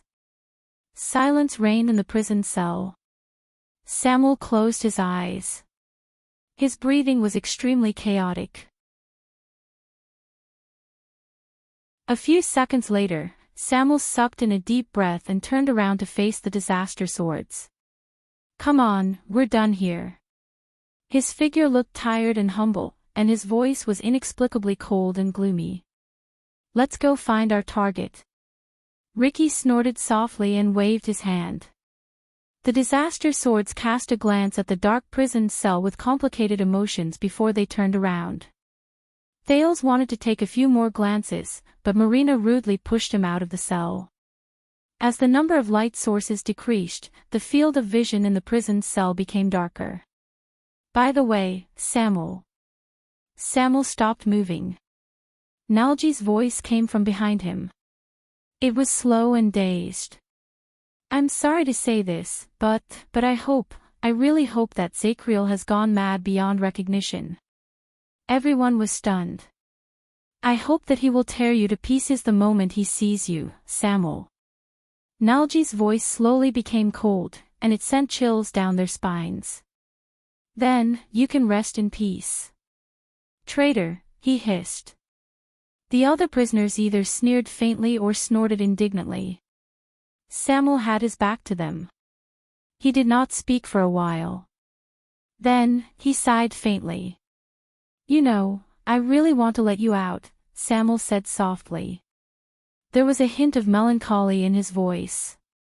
But in the next second, Samuel raised his head resolutely and walked out of the hole. Behind him, the faint light in Nalji's prison cell could no longer withstand the long period of time. It was extinguished. The Black Prison, which had once imprisoned 45 royal guards, was once again sent into the bottomless, dark abyss. After experiencing the scene just now, the disaster sword seemed to have been affected by it. Everyone was silent. Only Thale's heart was in turmoil. "Thank you, Ricky." Samuel, who was walking in front, suddenly said these words in the darkness. Thales, who was listening attentively, heard them. Ricky chuckled softly. "For what?" Samuel's words were mixed with the sound of footsteps, but Hell's senses allowed Thales to hear them clearly. "For you to agree with my selfishness." Selfishness? No. Ricky did not seem to care. "You think this is just your selfishness." Ricky's next sentence was laced with a hint of sentimentality. But in ancient times, this was one of the legacies of knights. It was the greatest and most important test for every knight. Samuel did not speak. "Including you, many of us are covered in wounds. We are shrouded in the shadows of the past. We are cursed by the ghosts of the past, and we are muddle-headed and unable to free ourselves. Revenge, injustice, anger, pain, guilt, indignation, torture, and so on. These are the reasons why we gathered together. It is also the common ground of the scions outside the tower over the past 100 years." Ricky's voice became softer, and Thales had to use all his strength to hear him clearly. But no matter how terrifying the past is, no matter how unbearable the shadow it casts and the curse it leaves behind we must face it, accept it, and overcome it. Only then can we finally understand ourselves. Klein's voice came from the other side. There was a hint of emotion in his voice. Since the first crisis, almost every qualified scion outside the tower has to go through this journey, sooner or later, for a long or short period of time, to understand the meaning of our existence. To truly become a qualified swordsman, to master the most difficult and terrifying power to tame. The middle-aged swordsman from Northland said faintly, "It is unavoidable." Just like the ancient knights during the age of the Empire, they must pass a test that goes straight to their heart. Only then can they finally surpass the limits of skills, power, and willpower, and advance further on the path of knights. Klein chuckled softly and said, "This is what those scholars in the Tower of Eradication call the heart of the sword. Of course, since we are scions outside the tower, you can call it whatever you want." Samuel snorted softly. His emotions were unclear. Ricky's steady voice came again, "Do not underestimate this. At least, this is what the previous Crassus told me. He always believed that, compared to sword styles, tactics, ancient books, weapons, treasures, honor, reputation, precepts, the glory of wielding swords for humans in the past, and even the supernatural powers and the power of eradication that had a far-reaching impact," Ricky's voice seemed to contain a faint firmness. "This is the greatest legacy left to us by the Temple of Knights that perished 1,000 years ago." Temple of Knights. Thales fell into deep thought when he heard this term. Samuel's breathing slowly calmed down. Only after experiencing it will we finally understand that the past cannot be the reason for us to live. We stand together precisely to surpass the irreparable past. Ricky's tone slowly became fierce and resolute. We tear apart the hypocritical present, break the curse of the old world, and create a new future. Samuel, who had been silent all this while, could not help but speak. "Is this possible?" Samuel said hesitantly, "The first Crassus's goal is really to..." Klein's laughter came from the darkness. "Is it possible? My brother from the south, there is a saying in Northland that I would like to pass on to you." Klein's tone revealed a unique pride that Thales was very familiar with. He had sensed it countless times from countless people. Northlanders never ask whether it is possible or not, we only ask whether we will do it or not. The group continued to move forward. Samuel was silent for a while. Yes. As your guide, Samuel, it is also my duty to let you walk through today's journey, Ricky said faintly. Marina noticed that the boy in front of her, who looked very obedient, suddenly trembled violently. Thail's heart wavered slightly. Guide? Wait a minute. He raised his head in disbelief and looked at Ricky's back in front of him. Guide. Is this word a coincidence? Samuel, remember. Since you have chosen to be reborn, there are many times when you have to say goodbye to your past, Ricky said with a chuckle. No matter how tempting it is and how reluctant it is. Thail's heart skipped a beat again. Say goodbye to my past. He felt like he had heard this sentence somewhere before. Where? Remember, you chose to be stubborn and never turn back, Ricky said coldly. It's not a moving confession. Misunderstanding, framing, stigmatization, and injustice are but the mildest storms on this path. Samuel did not speak, but his breathing became steadier and firmer. Compared to the tower of eradication that hides itself in the castle and the greenhouse to shelter from the wind and rain, cherishes its wings, and remains stuck in its old ways, Ricky sighed softly. The signs outside the tower of eradication are persistent. They never hesitate because of the vastness of the road, and they never become overcautious and indecisive to avoid the past. Thail stared at their backs in a daze. He suddenly remembered the strange origins of this group of people, as well as the other people's even stranger but thought-provoking names for them. Because this is who we are, Ricky said resolutely. There was a hint of resolution in his tone, as well as a hint of fearless pride. This is who we are, even though we have experienced many things along the way, we still have no regrets, disaster swords. At this moment, Thail's eyebrows were arched deeper than ever. His thoughts were soon interrupted. The disaster swords did not stop. Instead, they went straight to the bottom of Black Prison according to Nalji's instructions. However, when the disaster swords stopped abruptly at a rather large corner, Thail sensed that something unexpected had happened.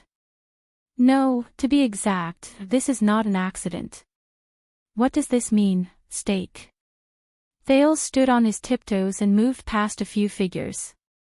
With the help of the torch in Klein's hand, he saw the hooded man standing in front of the group. Stake. He still had a smile on his face. He rubbed his hands together and stood in front of the dim firelight. Everything around him was dark. Didn't I say that I'll wait for you outside? And, Ricky took a step forward and said coldly, you know that's not what I'm talking about. Ricky waved his hand gently. Almost in the span of a breath, Thail sensed that the atmosphere around him had changed. The disaster swords turned sideways and bent their knees. They pressed down on their weapons and switched to the most suitable position to attack. Marina did not forget to grab his shoulder with one hand to prevent any changes from happening. At this moment, everyone was like a soldier at the front lines. They instantly entered a battle-ready state. Thales carefully held his breath and paid attention to every slight change around him. It's here. I can feel it. Ricky stared at Stake, whose smile froze in front of him. His gaze swept across the man's surroundings, and he cast it into the seemingly empty darkness. The cold air in the darkness. It's like an unsheathed sword. Stake's smile slowly disappeared. He rubbed his forehead, as if he was wiping off sweat. Baron LaSalle saw that the situation was not good, and he quickly said, everyone, but at this moment, no one gave the spokesperson of King Chapman any face. Ricky's aggressive words were still going on. Stake, you went out for a while. Did you summon all the people from Shadow Shield on the ground? Then, you blocked our path here and waited for us. There was silence. Even LaSalle looked at the assassin in front of him in surprise. Thales noticed that the disaster swords, be it Klein or Samuel, were staring at the dark corners around them warily and fearfully, as if someone would suddenly appear in the darkness. Soon, the prince was no longer puzzled. Through Hell's senses, he received multiple breathing sounds. They came from the ominous darkness where the light from the fire could not illuminate in a regular and rhythmic manner. It was steady, drawn out, and frightening. This scene was divided into two sides.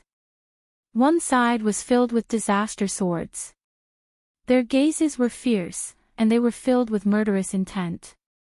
With Ricky at the center, they were as fierce as a cold wind. On the other side was Stake, who was alone. He stood in the darkness. Only his silhouette could be seen in the firelight, but he seemed to be ruling over the darkness that did not allow any light to pass through. Thales felt that the cold air Ricky mentioned seemed to have materialized, and it slowly froze the two sides, who had been working together happily just now. Stake's expression was indifferent.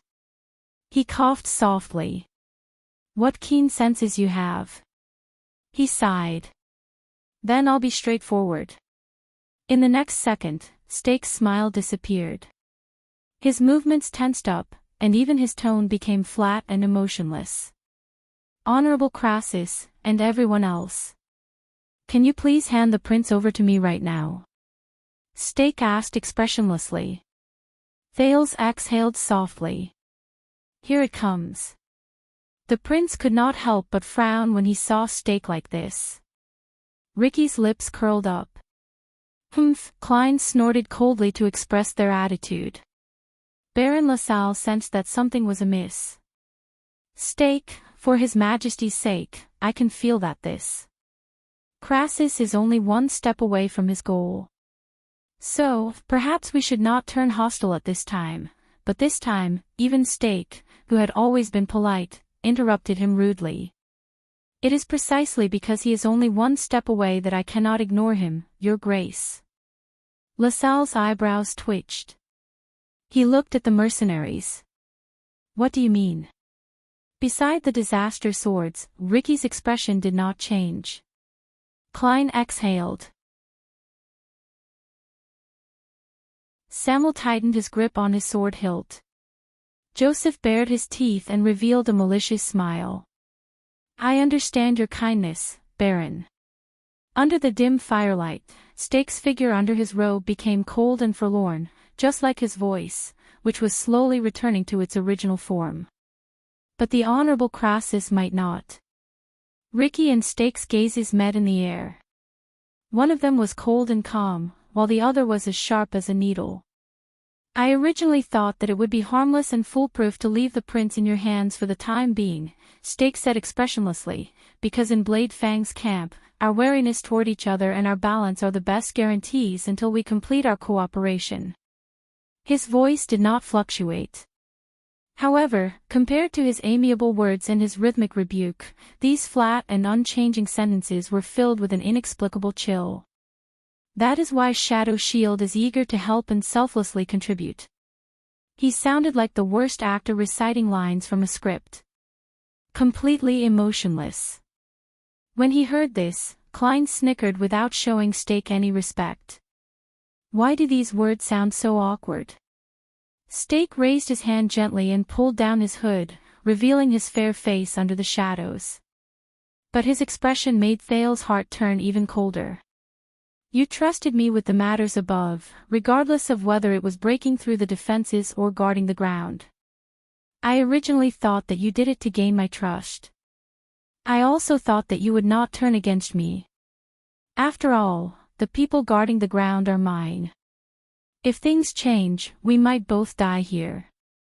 Stake continued speaking steadily. His gaze never left Ricky. "But it wasn't until I saw such a breathtaking building that I understood something. You must have been prepared a long time ago to know the wizard's territory like the back of your hand, am I right?" The leader of the disaster swords did not answer. He only twitched the corners of his lips. Stake continued, "I was wondering why you didn't care even though it was clearly a suicide mission. You made up your mind to barge in from the beginning, and you didn't worry about your path of retreat. You even handed over the defense on the ground to us, the shadow shield that you all distrust. Klein cut him off impatiently. What are you trying to say? Stake smiled. But this smile made Thale's skin crawl. Because he did not look like he was smiling. Instead, he looked like he was passively twitching his face. There was no life in him. He was like a puppet. And Stake looked at Thales. His smile was terrifying. I was just chatting with Prince Thales. Stake's words made the prince the center of attention again. We all agreed that the ventilation in this place is too good. Not only is it not stuffy, you can even light a torch without hesitation. The disaster swords were stunned. There is only one possibility. Stake still stared at Thales, but his words slowly turned cold. This place, the Prison of Bones, the Alchemy Tower, the Confinement Research Institute, or whatever the hell it is, there must be another exit. Isn't there? Once he said this, the entire place fell silent. Baron LaSalle, who was watching the situation from the side, understood something. His face immediately turned pale. What? The silence in Black Prison lasted for a few seconds. The disaster swords looked at each other, but none of them made a sound. Then, Ricky slowly turned his head around and cast Thales a profound glance. It made the latter feel a chill run down his spine. *T, I was just making small talk, Thales said awkwardly. You know, when I was in Dragon Cloud City, the tunnels of the Northlanders were also like this. Because the exit was made, it was ventilated. But his voice became softer, and in the end, he quietly retreated in defeat under Crassus' gaze. Maybe I should have listened to you just now, Ricky said with a chuckle, Marina. Just as Marina frowned, Thales felt a chill in his heart, and both of them thought about the meaning of this sentence. Ricky turned his gaze around and looked at Stake again. In front of him, the person in charge of Shadow Shield shook his head in a seemingly regretful manner. His gaze was as cold as ice. Just now, my people searched around. Even though they did not find the exit, judging from your reaction at this moment, it should be right. Stake's gaze became sharper. So, you are not willing to let go of the prince in your hands, nor are you worried about your retreat on the surface. Because you did not intend to abide by our agreement from the beginning, my honorable Crassus. Stake gritted his teeth coldly. Ricky snorted, his intentions unclear. Why do you have to go through so many twists and turns? I am not a fool. Stake sighed and said, in the tavern, our troublesome prince must have given you some bargaining chip, and that changed your attitude. When Thales heard this, his eyebrows twitched. He lowered his head quietly. Stake slowly narrowed his eyes, and a cold glint shone from between his eyes. You did not intend to go out the way you came. Instead, you planned to disappear from another exit after you completed your goal, with your spoils of war. Stake said softly, and our prince. Perhaps, while you were at it, you killed us here and left us in Blade Fang's camp for the furious Constellations. LaSalle stared at the disaster swords in disbelief. He subconsciously took 2 steps back and left the team with their swords drawn. 1 second, 2 seconds, 3 seconds passed. Ricky took a slow breath. He laughed faintly. You are not Ting, after all. Ricky sighed, as if he was regretful. If it were him, he would have done everything he could to take action when we were in the Prison of Bones, and when we were in a dilemma. Ricky did not answer Stake's question, but Stake did not pursue the matter. I will not repeat myself, disaster swords. Stake retreated slowly in the darkness. His face became more and more blurry, and his gaze on Thales became colder and fiercer. Give him to me immediately, and we will be safe. Ricky shook his head and laughed. Or else. Stake sneered. Or else, maybe you know the magic tower better than all of you, but, Stake clicked his tongue and chuckled. He disappeared into the darkness and only left behind a sentence that made people uneasy. Darkness, however, is our home ground. In the next second, before Ricky could respond, an incredibly clear scream of pain rose from the back of the disaster swords. Ah! Almost at the same time, without waiting for anyone's reminder, the battle-hardened mercenaries drew their weapons without hesitation. Asterisk whoosh. Clang. Clang, asterisk countless sounds of metal rubbing against leather, and metal rubbing against metal rose in unison. Thales felt as if he had experienced another black storm in the desert, and he had to cover his ears with his hands. However, in the next moment, asterisk thud. Bang! Bang! Asterisk with a few shrill sounds of wind being torn apart, almost everyone's torches were extinguished in an instant. All the light in the field disappeared, and Thales' vision instantly turned dark. Ah! They're here. Asterisk shik, asterisk, be careful of ambush. By your feet. Asterisk clang. Kill him, in just the span of a breath, weapons clashed, flesh was torn, screams of pain, angry shouts, and countless sounds of intense fighting rose in the deep darkness, and they intersected with each other. At the same time, they rang in Thales' ears. Disaster swords. Shadow shield. Both sides, who had their own ulterior motives and had been feigning civility, finally tore off their pretense at this moment and broke off completely.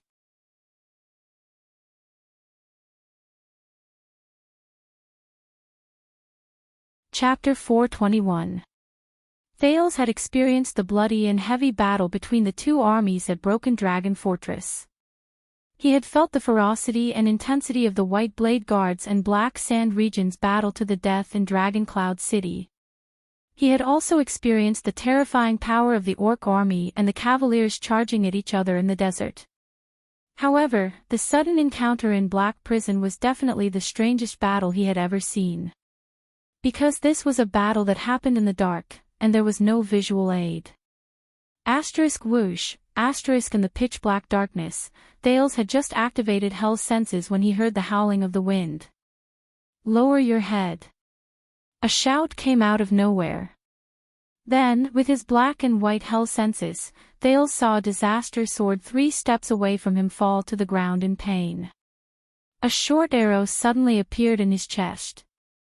The mercenaries beside him raised their swords warily, but they could not see where the threat came from since they were in the dark.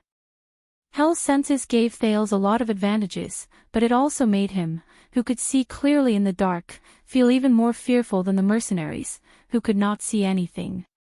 They were like two people who were driving on the edge of a precipitous cliff during the day and night. 3 o'clock. Crossbows. Sean the mercenary's angry shout traveled into Thales' ears. Thales saw Sean's figure turn around quickly, and a hand axe flew out of his palm. Suppress the perimeter.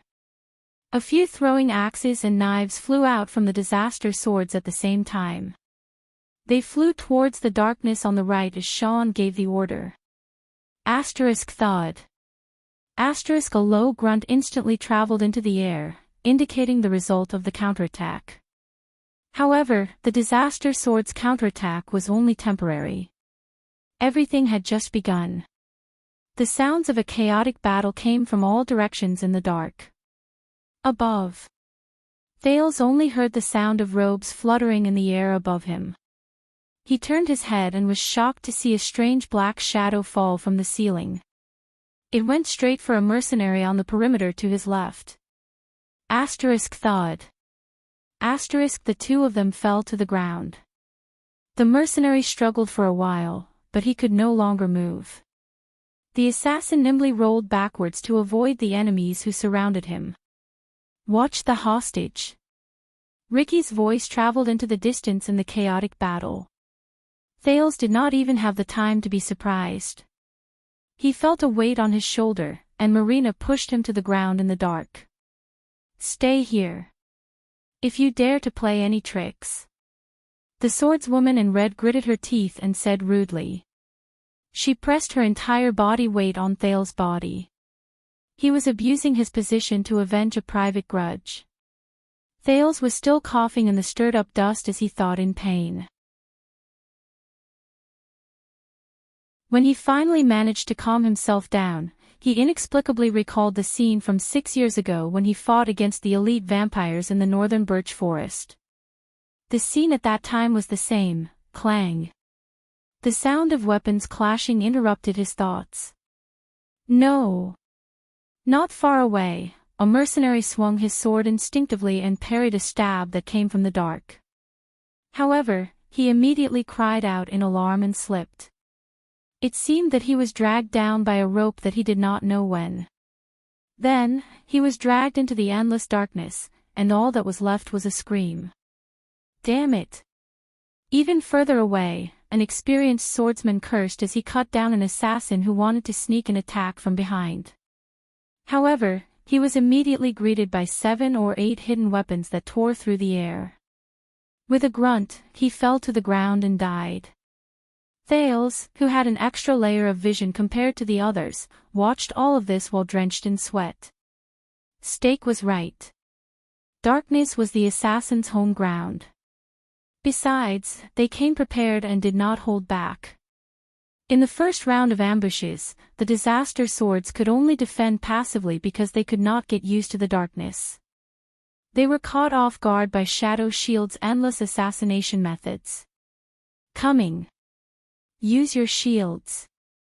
One of them is heading to your right. Ah. Go up, I've been hit. Arrows, throwing knives, tore through the air, and screams echoed in Thales' ears. The assassins nimbly moved past the periphery of the formation. They were either looking for a chance to attack or making sounds to probe. It made people nervous. Even Thales, who could barely see clearly, found it difficult to suppress his fear.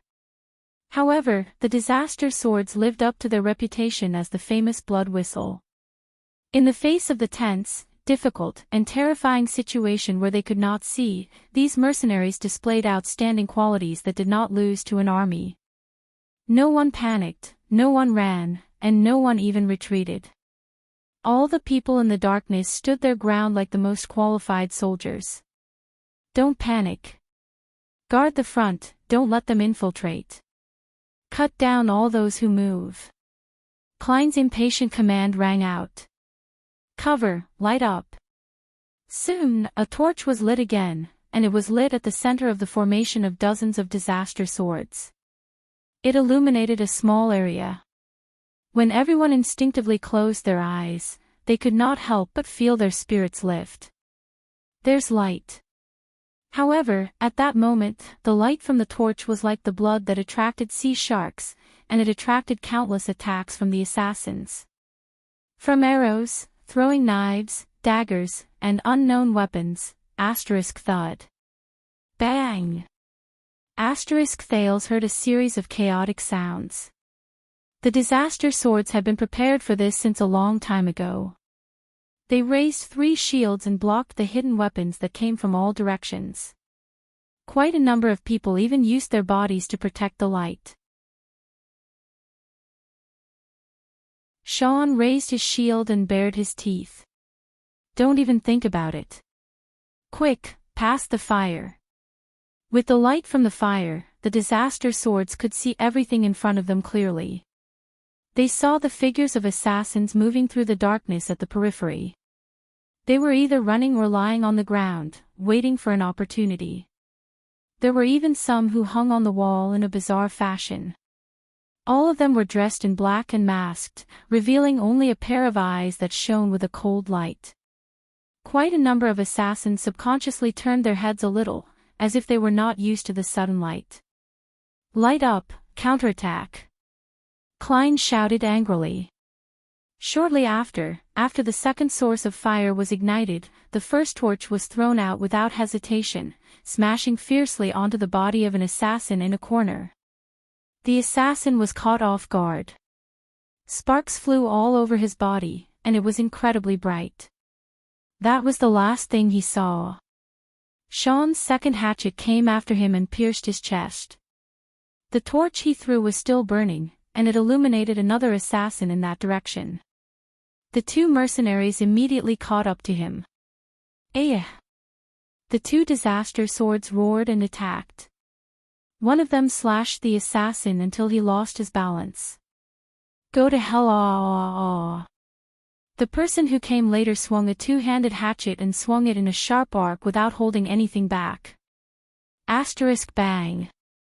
At the same time the blade of the hatchet cut open the assassin's neck, blood sprayed everywhere. It was a very intimidating sight. The hatchet man was still roaring, as if he was venting his anger. Thud. His head hit the wall and bounced back. A few drops of blood splashed into Thales's mouth, causing the prince to turn his head and spit in disgust. Damn it. He hated the smell of blood. No matter what. The fanatical roars still rang in his ears, and the sounds of chaotic battle became more frequent. The tables seemed to have turned at that moment. After the first wave of panic, the disaster sword's counterattack soon arrived. 9 o'clock, behind you. Straight ahead, suppress them in one go. Orders were given in an orderly manner. More torches were thrown, and they either hit the assassins hiding in the dark, or illuminated their indistinct figures. The disaster swords caught up to them with great teamwork. They either worked together to suppress them or killed them in one strike. Most of their gazes were filled with anger, and their attitudes were fanatical.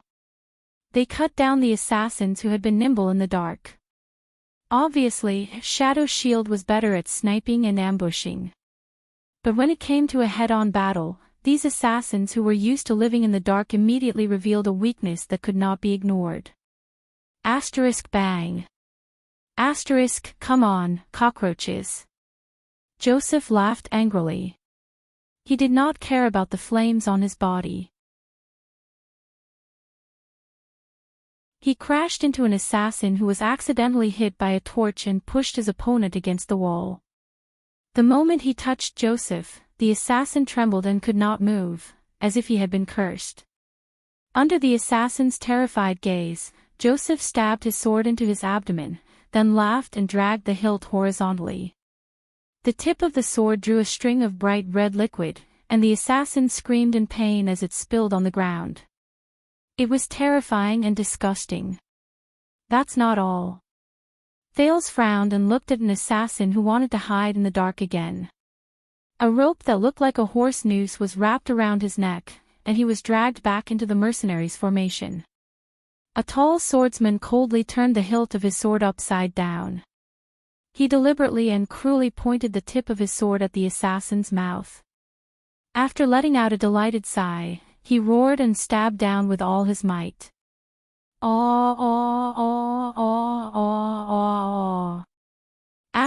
Rip. The poor assassin, whose mouth and the back of his head had been pierced, let out a muffled groan.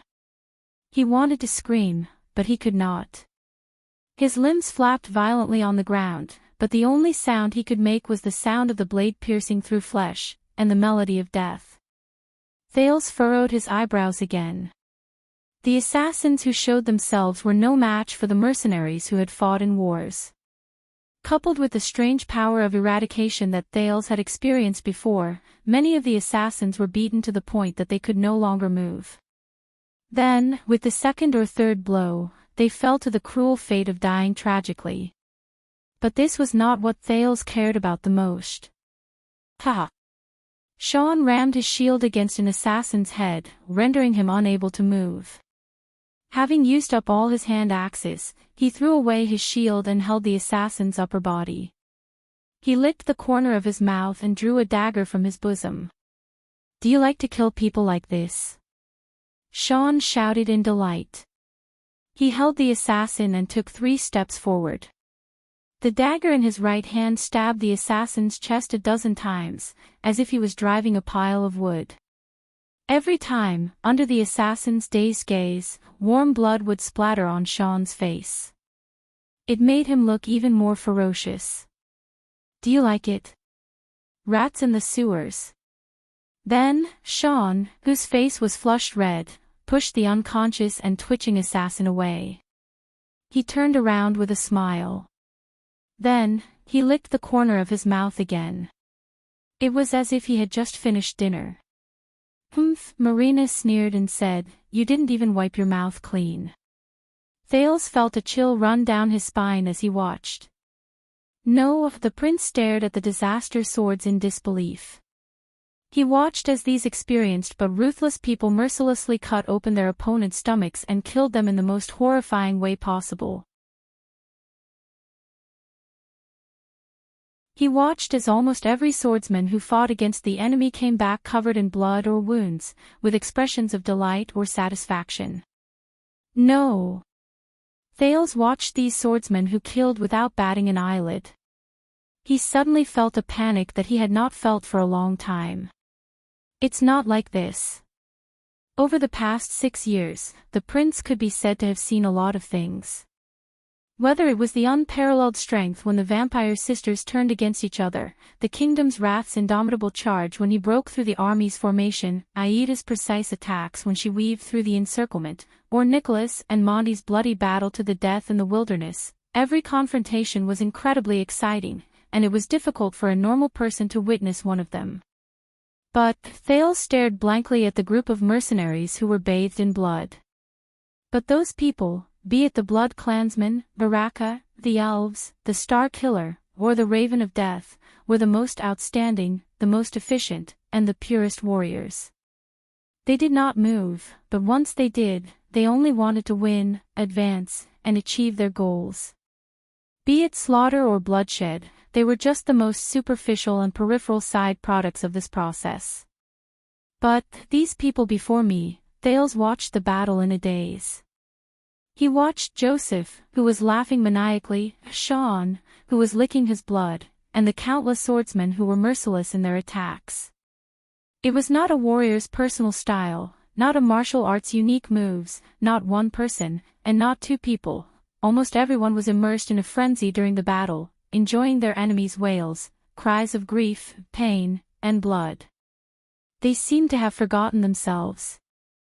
Thales became more and more frightened as he watched. No, there's definitely something wrong with this group of people. A normal battle is definitely not like this. He suddenly noticed that among the disaster swords, only Ricky, Klein, and a few other leaders did not move.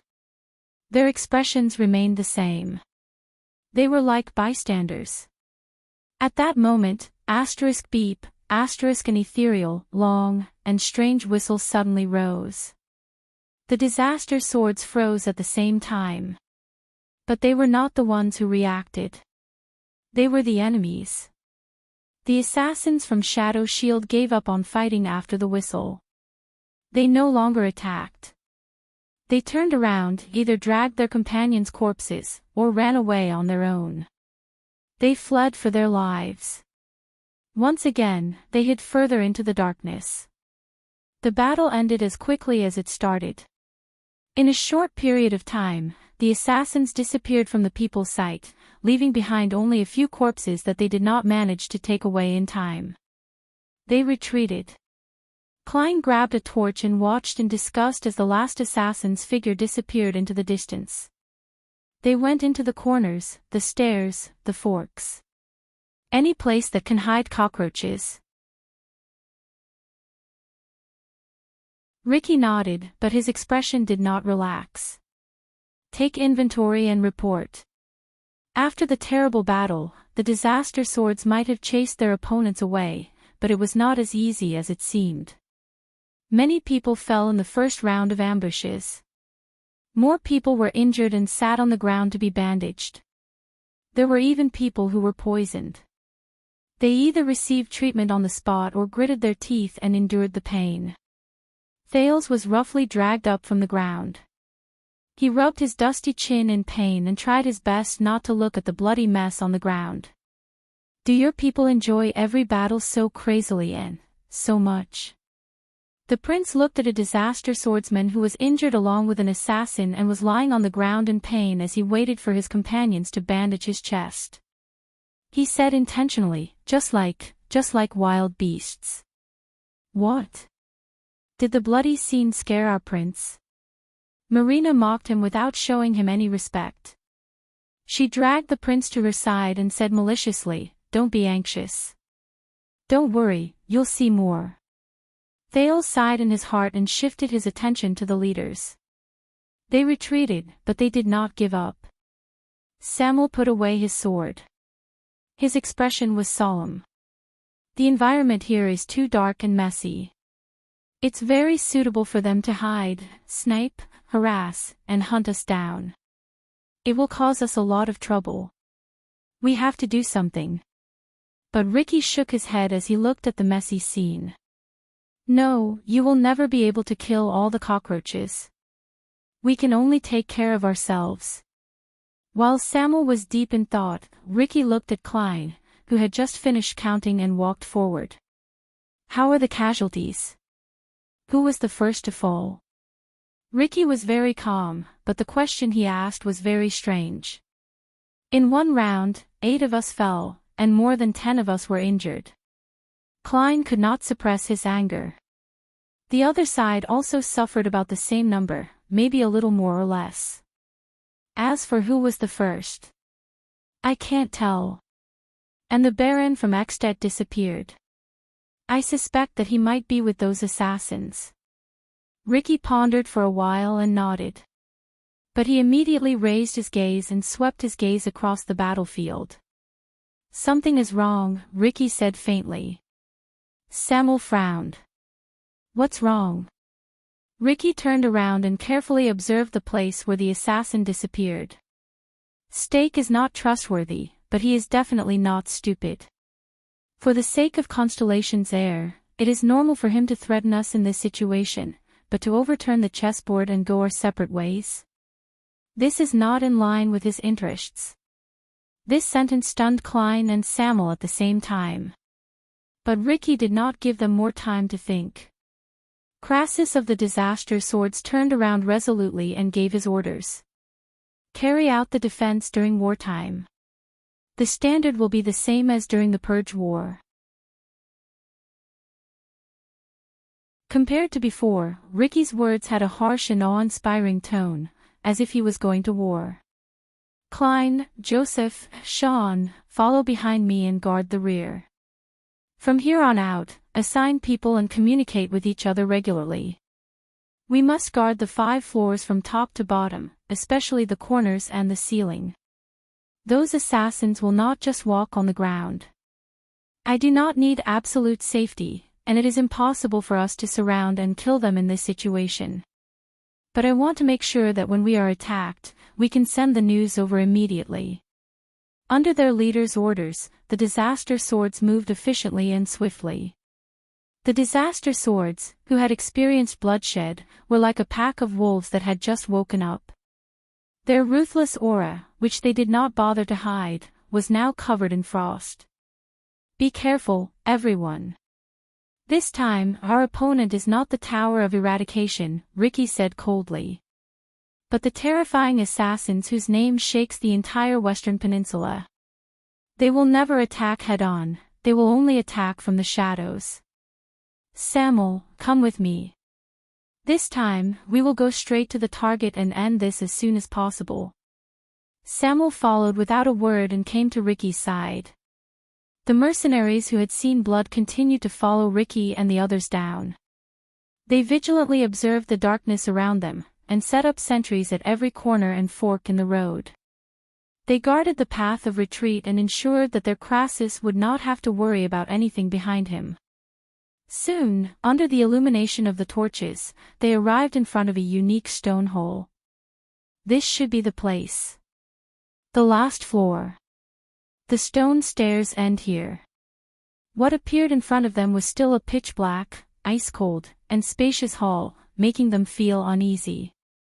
However, the strange thing was that this stone hall wasn't as clear and distinct as the previous few floors. Instead, it was divided into 3 paths that led to 3 deep and serene passages. The structure here is much more complicated. Samuel furrowed his brows. Ricky raised his torch and carefully observed the 3 tunnels. According to the information I obtained from the Oracle, This is the place where the Confinement Research Institute developed anti-mystic equipment. Although Constellation's secret intelligence department later converted it into a prison, the general structure could not be changed much. Crassus soon found the emblem of an eye. Ricky pointed at one of the tunnels. This leads to the original storage room. I guess. His expression suddenly changed. What is that sound? His words made everyone nervous. Even though they had taken a lot of precautions before this, many of them still turned around and vigilantly paid attention to the path they came from. But Thales also furrowed his brows. He had heard the sound Ricky mentioned.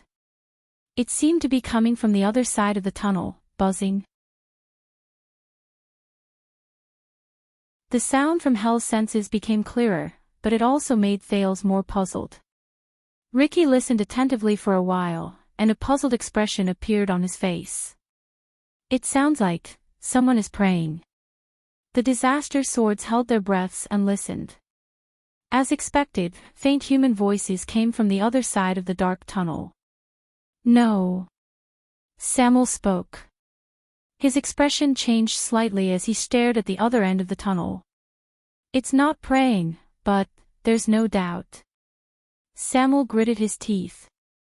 His torch illuminated the first half of the tunnel from which the mysterious voice came. Our target is here, at the other end. The disaster sword's spirits were lifted. Bring some people to ensure the exit first. If I remember correctly, it's the other two tunnels. Ricky nodded at Klein. Don't let the cockroaches and rats block it. Once we're done. Klein smiled faintly and led the others to the other tunnel. The rest of you, guard outside. Pay special attention to the back, Ricky said to Sean and Joseph solemnly. Samuel can follow us in. Just when Thales thought that Ricky was going to search for his target, to his surprise, Ricky walked over and stared at the prince with a spirited gaze. You can rest now, Marina. From now on, I will personally watch over our guests. While Thales was still in shock, Ricky walked forward and dragged Thales away from the puzzled Marina's hands without giving her any explanation. The prince staggered as he followed Ricky through the crowd. Samuel followed behind them. The three of them walked forward step by step and entered the dark tunnel. Why me? Thales managed to steady his feet after much difficulty. He followed Ricky's torch and groped his way forward in the tunnel that was only as tall as two people. Ricky chuckled. Our friend lurking in the dark is too worrisome. I'd rather watch you by myself, and listen carefully. Ricky's expression changed. As expected, the moment Thales activated Hell's senses, he heard an unusual human voice. It was a dry and cold male voice. There was a faint drawl to it as he mumbled. I know. I know. I know very well. Something is coming. The voice gave off the impression of an antique covered in dust. It echoed through the narrow stone wall and spread faintly. It seemed to be mumbling to itself. The expressions of the three people in the tunnel changed at the same time. It's him. Samuel could not hide his excitement as he looked at the other end of the dark tunnel. That's right, it's him. He's still alive. Ricky remained calm. Continue. But compared to the other two, Thales had the help of Hell's senses, so he could hear more. He heard the voice at the end of the tunnel continue quietly. I know that your appearance is not without reason. You must be foretelling something, and you want to remind me. Thales frowned deeply. It sounds like the dry male voice is talking to someone. But he did not have the time to ask his question. He was forced forward by the two disaster swords' footsteps. They were getting closer and closer to the source of the voice. But what do you want me to do? Give you another sacrifice? Save you one more time? Regret one more time? The voice was filled with doubt and longing. It seemed to be asking for his opinion, but it also sounded like it was begging for forgiveness. But the emotions contained in the voice that were about to overflow made Thales feel a little uneasy. The person at the end of the tunnel. What is he doing? Soon, as the torch trembled slightly, they walked out of the unsettling tunnel. The light from the torch shone and illuminated the stone hall that was neither too big nor too small. The scene before them was still gray and ruined.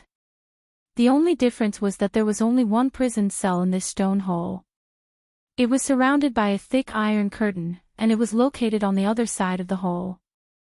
And the dry male voice that had been lingering for a long time came from behind the iron curtain. No, I know that you are testing me. But please believe me, I have never wavered because of sacrifices. I know that this is what I must give. No matter whether it is merits or sins, good deeds or evil deeds, I will accept them calmly, and will never run away. The voice rose and fell, but its rhythm was orderly. Ricky and Samuel looked at each other. One frowned, and the other nodded. They slowly approached the prison cell. Yes, I have foreseen my mission, my salvation, but when will it come? The voice continued. Thales looked at the iron curtain, and an ominous feeling rose in his heart. So, the person locked in that prison cell is, *clack. Before he could finish his thoughts, Ricky had already walked to the wall and stuffed the long, dark green key into the center of the Alchemy Tower's emblem. Soon, the iron curtain slowly descended amid the rumbling sounds of machinery. The cover was opened, and light shone in the prison cell. The final goal of the disaster swords was revealed.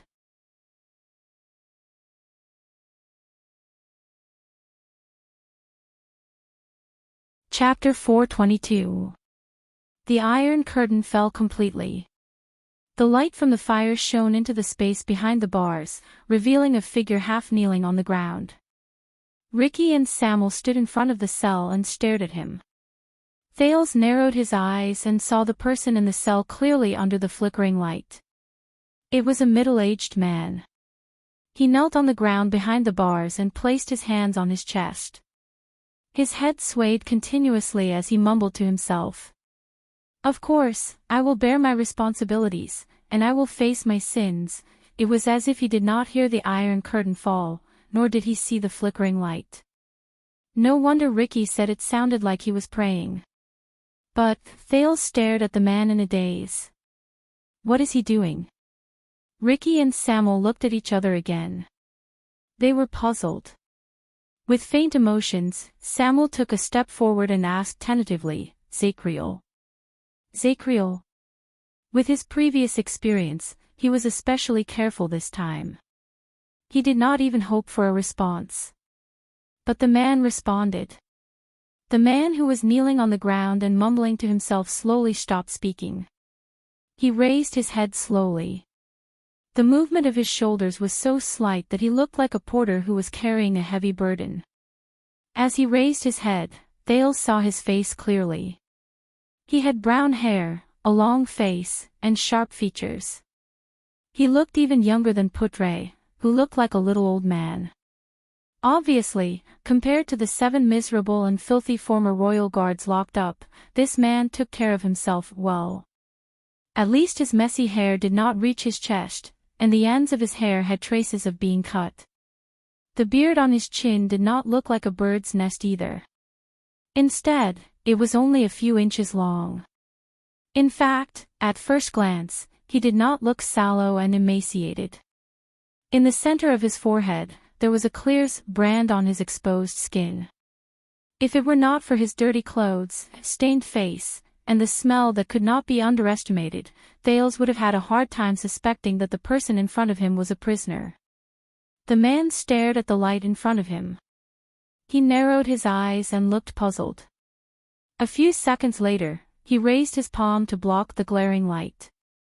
He seemed to have just come to his senses. Light and sound. The middle-aged man revealed a dazed expression. He seemed a little slow. There's someone else. But very quickly, the man hid his face behind his palms again. He pressed his head against the ground and curled up on the ground, letting out a painful cry. No, no, no. Samuel and Ricky looked at each other in surprise, not understanding what was going on. The middle-aged man who buried his face in his hands asked vaguely, "Is this another test for you?" "Saw you." Samuel took a step forward and stared at the reaction of the person in front of him in disbelief. He wanted to say something, but in the end, he still answered him. "What test?" In just a few seconds, the middle-aged man suddenly raised his head. "The test before us." This time, the long-faced man looked nervous. He finally shifted his gaze to the three visitors. 3 of them. They look like they're alive. 2 of them are armed, and 1 is young and immature. What is this? An opponent that must be defeated, or a hostage that must be saved? Or is it an illusion forged by hope to lure me into a trap of despair? The 3 people who were mentioned shuddered. Very suddenly, the long-faced man's expression changed again. He turned to Ricky, who was outside the prison cell. "Hey, are you a demon?" The torch in Ricky's hand trembled slightly. The disaster swords gritted their teeth and looked at their companions in confusion. Samuel shook his head. His expression was grave, and there was pain in his eyes. The long-faced man did not seem to want them to answer him. He took a deep breath, got up from the ground, and smiled. "I have to admit that I always see them. They are the demons who bewitch people in legends, the monsters who never see the light of day in hell. Their claws are always scratching my heart. Their tongues never stop whispering in my ears. Their gazes are always hidden in the dark. Every minute, every second, they change their own scenes, trying to tempt me into falling into the abyss, into hell." The man leaned against the wall and stared into the distance with a profound gaze. He seemed to be talking to them, but he also seemed to be talking to himself. "They will tell us to give up, accept it, and compromise. There's no hope in your world anyway." Samuel could not take it anymore. He took a step forward, and the torch illuminated the man's face. He shouted his name loudly, "Zachriel." His voice was so loud that it shook the hall. The long-faced man in the prison cell shuddered. He froze for a moment. His dazed gaze slowly focused. "Zachriel," the middle-aged man repeated slowly, almost enunciating each syllable. Samuel gritted his teeth. An inexplicable resentment rose in his heart. He waved the torch in his hand fiercely, making it burn even brighter. "Yes." Samuel hit the bars with the torch, and sparks flew. "It's me. Samuel. Wake up. Zachriel, the night of judgment." The man named Zachriel froze. He breathed slowly and asked in puzzlement, "The night of judgment?" But immediately after, Zachriel shook his head and laughed out loud. "In the past, yes. Over the endless years, the demons in my heart always liked to use this to bewitch me. The glory of the past, the regrets of the past, and the remorse of the past. But those were all fake. They lied to me, and wanted me to believe in them." As he spoke, Zachriel seemed to have sunk into a mumble. "Maybe I'm not perfect enough. Maybe I'm not determined enough. Maybe I'm not strong enough. That's why they're taking advantage of me again. They're trying to defeat me and defeat me. But at least I'm glad that I'm aware of their existence and that we'll have to fight each other." The communication failed. Samuel stared at the person in front of him in a daze. Beside him, Ricky let out a faint sigh. Ricky suddenly noticed that Thales was staring at the man who did not seem to be in his right mind. His eyes were fixed on him. He seemed to have remembered something. But as Zachriel spoke, his expression slowly changed. "But yes, I will pull myself together. I will remember that I once fought to the death against the most powerful enemy, and I once sacrificed myself for the noblest ideals. Everything before me is just a fork in the road when I am lost. The middle-aged man's smile slowly disappeared, and his breathing quickened. He seemed to have remembered something. He grabbed his hair with both hands and knelt on the ground again. The man's lips trembled, and his entire body trembled. Wait, Zachriel, Zachriel, Zachriel. The people outside the prison looked at him, but they did not know what to do. Suddenly, Zachriel's eyes lit up. Yes, Zachriel. Flames burst out of the man's eyes, and his expression instantly became incredibly savage. Ayaha! Zachriel roared furiously. He grabbed his hair, threw his head back, and shouted. Get the hell out of my head! His roar was very loud, and his movements were very loud. The three people in front of the prison had no choice but to subconsciously take a few steps back. But Zachriel's madness did not end. Filthy, filthy monster. Despicable, despicable *tch. Sneaky demon. What a crooked trick. The man in the prison scratched his head with all his might. He knelt on the ground, raised his head, and shouted in pain. I am Emmanuel Zachriel, the glorious Redalian. I am the noble descendant of the great empire, who walks the land of chauvinism. I was born in the vanguard of the ancient knights under great Emperor Camelot's command. Thales stared at the man's madness. He did not even pay attention to the words he shouted. Then, Zachriel clenched his fists. A great force erupted from his muscles, and he punched the ground. Dong! Zachriel became crazier and lost his composure. His roars echoed in the hall, causing Samuel and Ricky's expressions to change. I am Constellation's royal knight and honorary lord. The penal officer of the royal guards, the watchman, the guardian of the throne, the keeper of the royal treasury. Dong! Dong! Dong!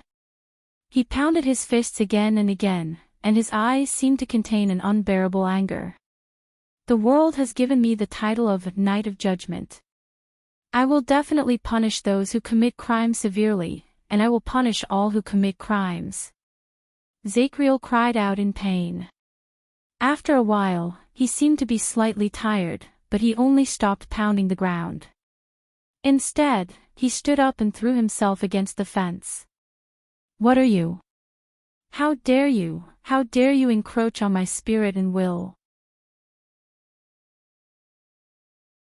Gritting his teeth, he stared at the empty, dark void. His hands, which were gripping the railing, could not stop trembling. Ah! You're delusional enough to think you can destroy me. The three people outside the cell looked at the crazy scene of the prisoner in fear. They looked at each other and didn't know what to do. I will definitely defeat you, and destroy you. I will not hesitate to perish with my enemy. Zachriel's madness seemed to have reached its peak. He held the fence and roared hysterically. Finally, the light smoke between the fence and his palm turned into a bright light. Bang. After a loud bang, Zachriel, who seemed to have gone mad, fell to the ground and stopped moving. The hall became quiet again. The three people outside the cell held their breaths. They did not come back to their senses for a long time. I thought that Barney Jr. and the others were serious enough. Samuel turned his head around laboriously. But I didn't expect that even such a strong warrior like Zachriel would become, he couldn't continue. Ricky snorted softly and looked at the cell in disdain. He stared at the unmoving figure on the ground and finished Samuel's sentence. Become a lunatic. There was silence. Then, a slightly childish voice broke the silence. Not a lunatic. Ricky and Samuel turned their heads around in surprise and looked at Thales, who spoke. At that moment, the prince was staring at the person in the cell. His eyes shone with a deep pain that no one knew where it came from. He just lives in another world, a world different from ours. Thales said laboriously. His emotions were complicated. Ricky cast the prince a few strange glances. He was locked up in solitary confinement for 18 years. Samuel sighed. That's not his fault. However, a few seconds later, a dull voice that they did not expect rose from the cell again. Even if you lock up a coward for 18 years, he won't become a brave man. Compared to before, this man's voice was firmer and more dignified. But you locked up a powerful man for 18 years and made him face his own heart. Zacriel crawled up from the ground again and supported himself against the wall with some difficulty. He will only become stronger. The current prisoner, who was once the watchman of the royal guards, Zacriel turned his indifferent and cold face around. His eyes were incredibly clear as he looked at them through the bars. The three of them stared at Zacriel, who spoke again in surprise. They remembered his performance just now, and they stared at his posture in puzzlement. Ricky looked at the prisoner, then turned his head around and asked Samuel in disbelief, "He's talking to us?" But Samuel only stared at Zacriel in the cell in a daze and did not answer. Zacriel snorted coldly and glanced at the three people outside the cell. There was no trace of the madness he showed just now. Thales, who was under his gaze, felt his entire body tense up. But the prince was not certain whether the prisoner was rational at that moment. "Is there someone else?" Zacriel's dull voice was a little deep, and it was filled with a rhythm that made people nervous. "So, I have a visitor today. That's rare." The three of them looked at each other. They were finally certain that the long-faced man was talking to them. Samuel stared at the prisoner, and shock slowly appeared in his eyes. "Zacriel, are you all right? Don't worry about me. I'm very clear-headed now. It's just that I haven't seen the light for a long time." Zacriel frowned and patted the bars. He then swung his palms. He was obviously not very comfortable. "This thing is quite useful. As for what happened just now, it's just a daily process.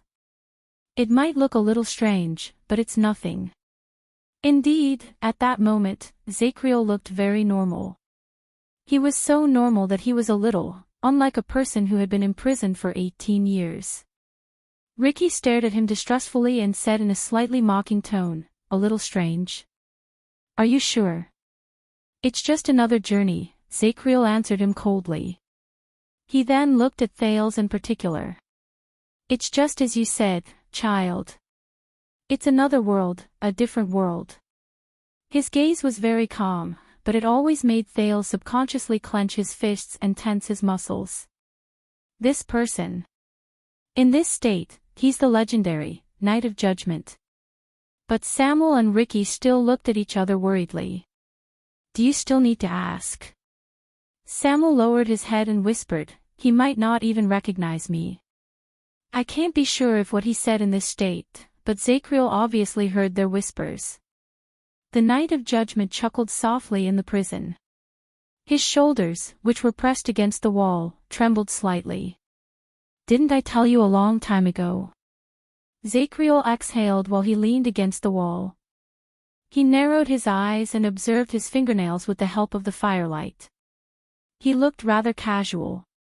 "Most of the time, you have to fight against yourself, and this enemy known as yourself is very powerful." He clenched his fists and turned to Samuel in a profound manner. "But you just can't give up, Colin Samuel. You can't." Samuel's expression changed slightly. He seemed to have remembered something. He sucked in a breath and took a step forward. He looked a little agitated. "Zacriel, why you still recognize me?" Zacriel twitched the corners of his mouth. He unclenched his fists and began to look at the fingernails of his other hand. "I know everyone in the guards, and I also recognize the brand on your face."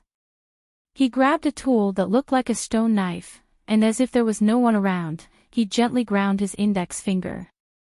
"As I said, I am very clear-headed now. After all, the sounds of fighting coming down from the floors above are not common. Ricky watched his calm actions, and his expression became even more solemn. Zacriel blew at his fingernails, which were ground flat by the stone knife, and stared at Samuel from afar. You just said that it was 18 years, right? Samuel's cheeks trembled. 18 years. Ricky and Thales moved at the same time. This is what I just said when Zacriel went mad. He actually remembers all of it. So, fugitive Colin Samuel. It's been 18 years. They finally caught you and sent you down here to rot. Zacriel narrowed his eyes and looked at his old colleague. Or did you break the rules and laws again, and appear here not quite legally? Thales sized up the legendary figure of the royal guards who did not seem to be normal again. He wondered what kind of person he was. Samuel pursed his lips. After the previous reunion with the guards, he did not know how to speak. Ricky, who had been suspicious all this while, said, "Very good, he can still talk. Although he still doesn't look normal." He nodded at Samuel. "Let's try." When he heard the leader of the disaster sword speak, Zacriel's gaze swept past Ricky and Thales. His eyes sparkled, and he seemed to be thinking about something. Samuel took a deep breath and said in a tactful but serious manner, "Zacriel, listen. It's been 18 years. You shouldn't be trapped here. We came here because," but Zacriel quickly cut him off. "Prison break, rescue, treasure hunt, revenge, suicide, atonement, and answer questions." The former prisoner of the royal guard sneered. "There are only these few reasons why you came here." He propped himself up from the wall and turned his head. "I'm not interested in any of them," Zacriel said coldly without turning his head around. "You can leave now." At that moment, Ricky and Samuel were stunned. Both of them were rendered speechless by his uncooperative attitude. However, Zacriel did not even look at them. He only showed the people behind him his heavy and dull back. The three people outside the prison looked at each other at a loss. In the prison, Zacriel stroked his rough chin and said softly with slight regret, maybe."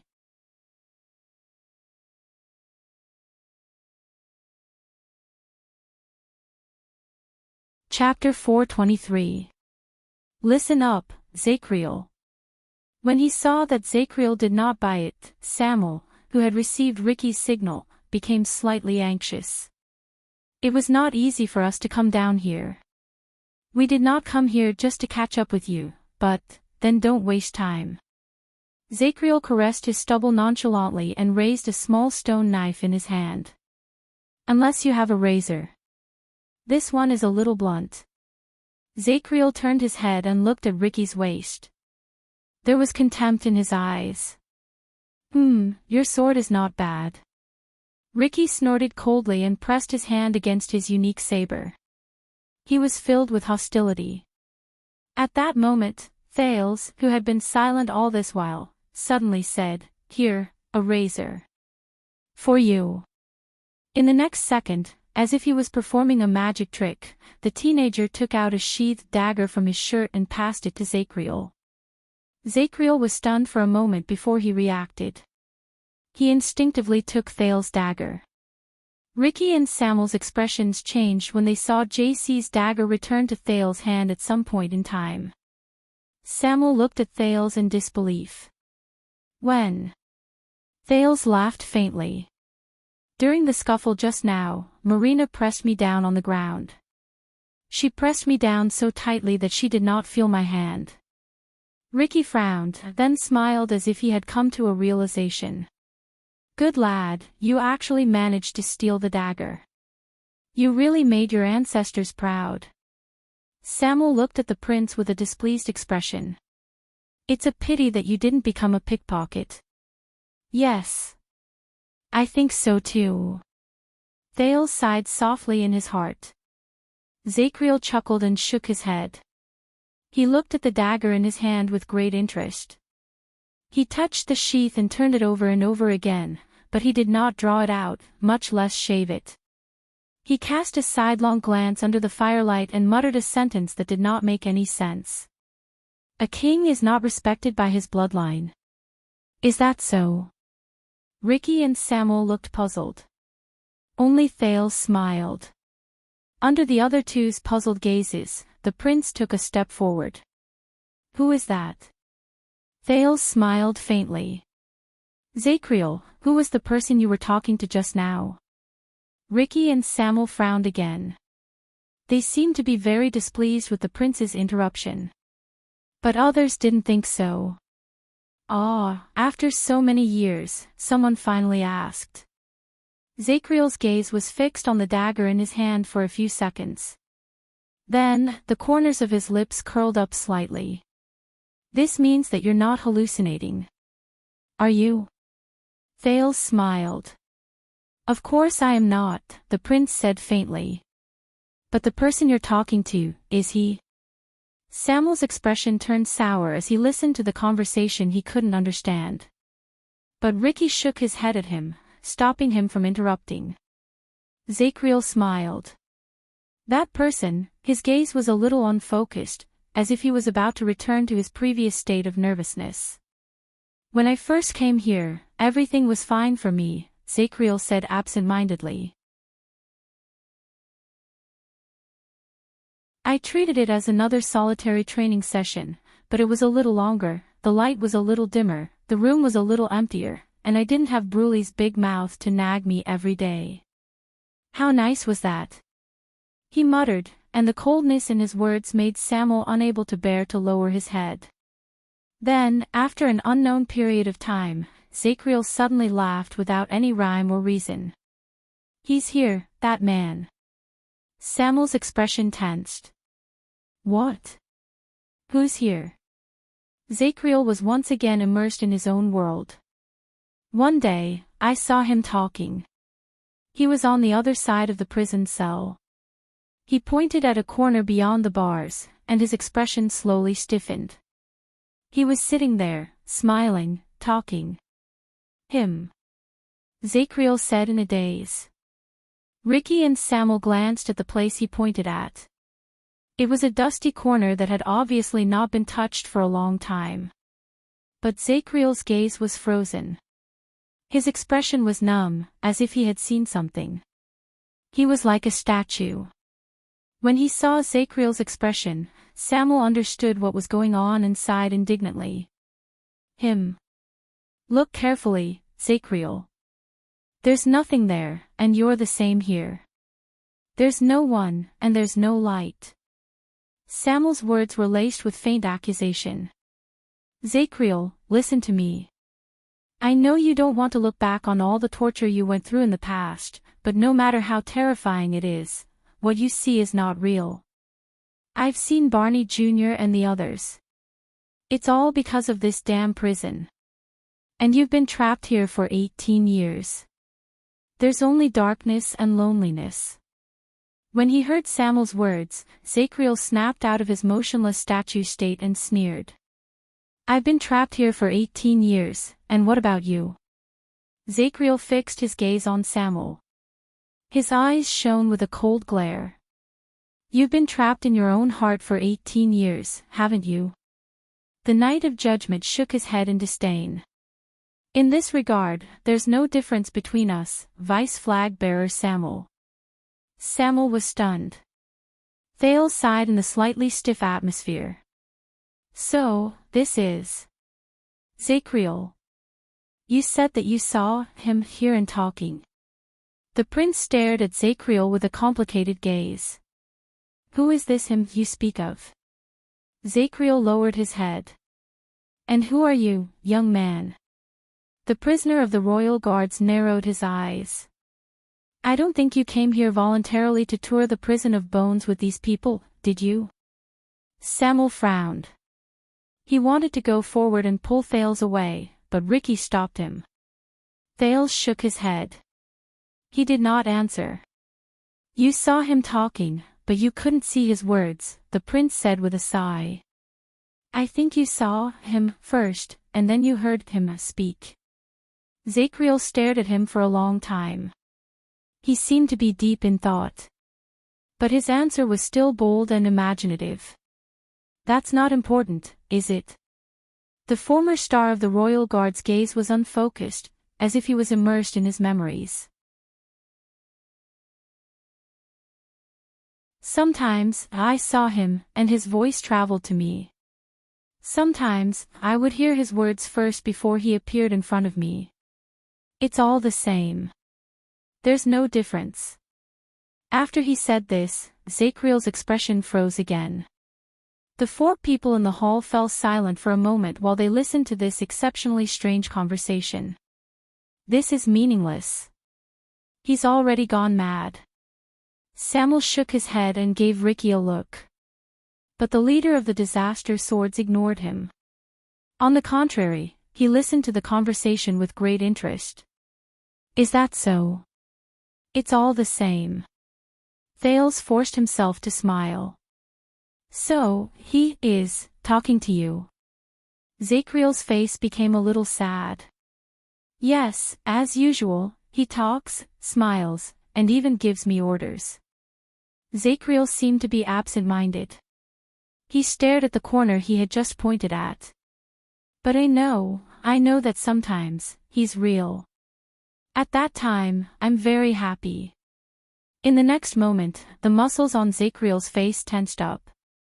He gritted his teeth, as if he had seen something evil. But I also know that sometimes, he's someone else in disguise, just to lure out the weakness and darkness in the depths of my heart, and then destroy me. Thales' eyebrows twitched. Something else. When Samuel saw this, he sighed and whispered into Ricky's ear. Another meaningless, crazy talk. But Ricky was obviously not bothered. As long as he can speak. Zacriel ignored the whispers of the other two. He focused on his conversation with Thales. Yes, those things that want to harm you. The long-faced, middle-aged man stared at the empty space. His words were filled with emotion. You know, he's not bad, but those things are very cunning. At first, it was very difficult for me to tell the difference between them. As Zacriel spoke, he seemed to be lost in thought. He seemed to be talking to himself. They would tell me about the past. The training when I was young, the selection when I grew up, the duty in Renaissance Palace, the diplomatic mission to Northland, the expedition to the desert, the expedition to Blade Edge Hill in the south. Of course, there were people. Father, mother, brother, sister, His Majesty, His Highness, the old captain, Barney Sr., the old smoker, Glover, and of course, her. Then, when he said this, Zacriel shuddered slightly. Thales watched him attentively, encouraging him to continue. Those things are especially despicable. They like to whisper in my ears when I sleep. Zacriel seemed to have returned to his previous state. He gritted his teeth, and his expression was ferocious. Then, they would show me something else. They tried to destroy me. He stared at the dagger in his hand. His gaze was deep and cold. What was it? Thales asked softly, as if he was guiding a child to learn. What did they show you, Zacriel? Zacriel raised his head swiftly and gritted his teeth like a wild beast. His eyes were bloodshot as he stared straight ahead, as if his mortal enemy was there. Sometimes, I can see rotten skin with maggots and flies on it when I open my eyes. Zacriel's words were filled with a chilling aura, and his body trembled along with it. They're so rotten that they can't be recognized, but they're still moving. But I know that they're the royal guards. It's their faces that appear from the darkness and suddenly appear in front of your eyes. Samuel looked at him with a pained expression and shook his head softly. He's really crazy. Ricky ignored him. Sometimes, there are countless heads stuck on the tips of spears. They fill every corner of the cell, leaving me with no place to hide. Even when I sleep, I can only stand with my back against the wall. Thales listened quietly. His gaze was compassionate. Those heads have been dead for a long time, but they can still speak. They like to suddenly open their eyes and speak when I squeeze past them to get food. Some of them even try to bite me. Zachriel clenched the dagger in his hand tightly. He covered his shoulder with his left hand, as if the monster he spoke of had bitten him there. I have to say that the head that looks like Prince Banker is quite similar. His words made me unable to sleep for a few days. Zachriel squeaked with the ghost of a smile on his face. He widened his eyes and stared at Thales in a rather frightening manner.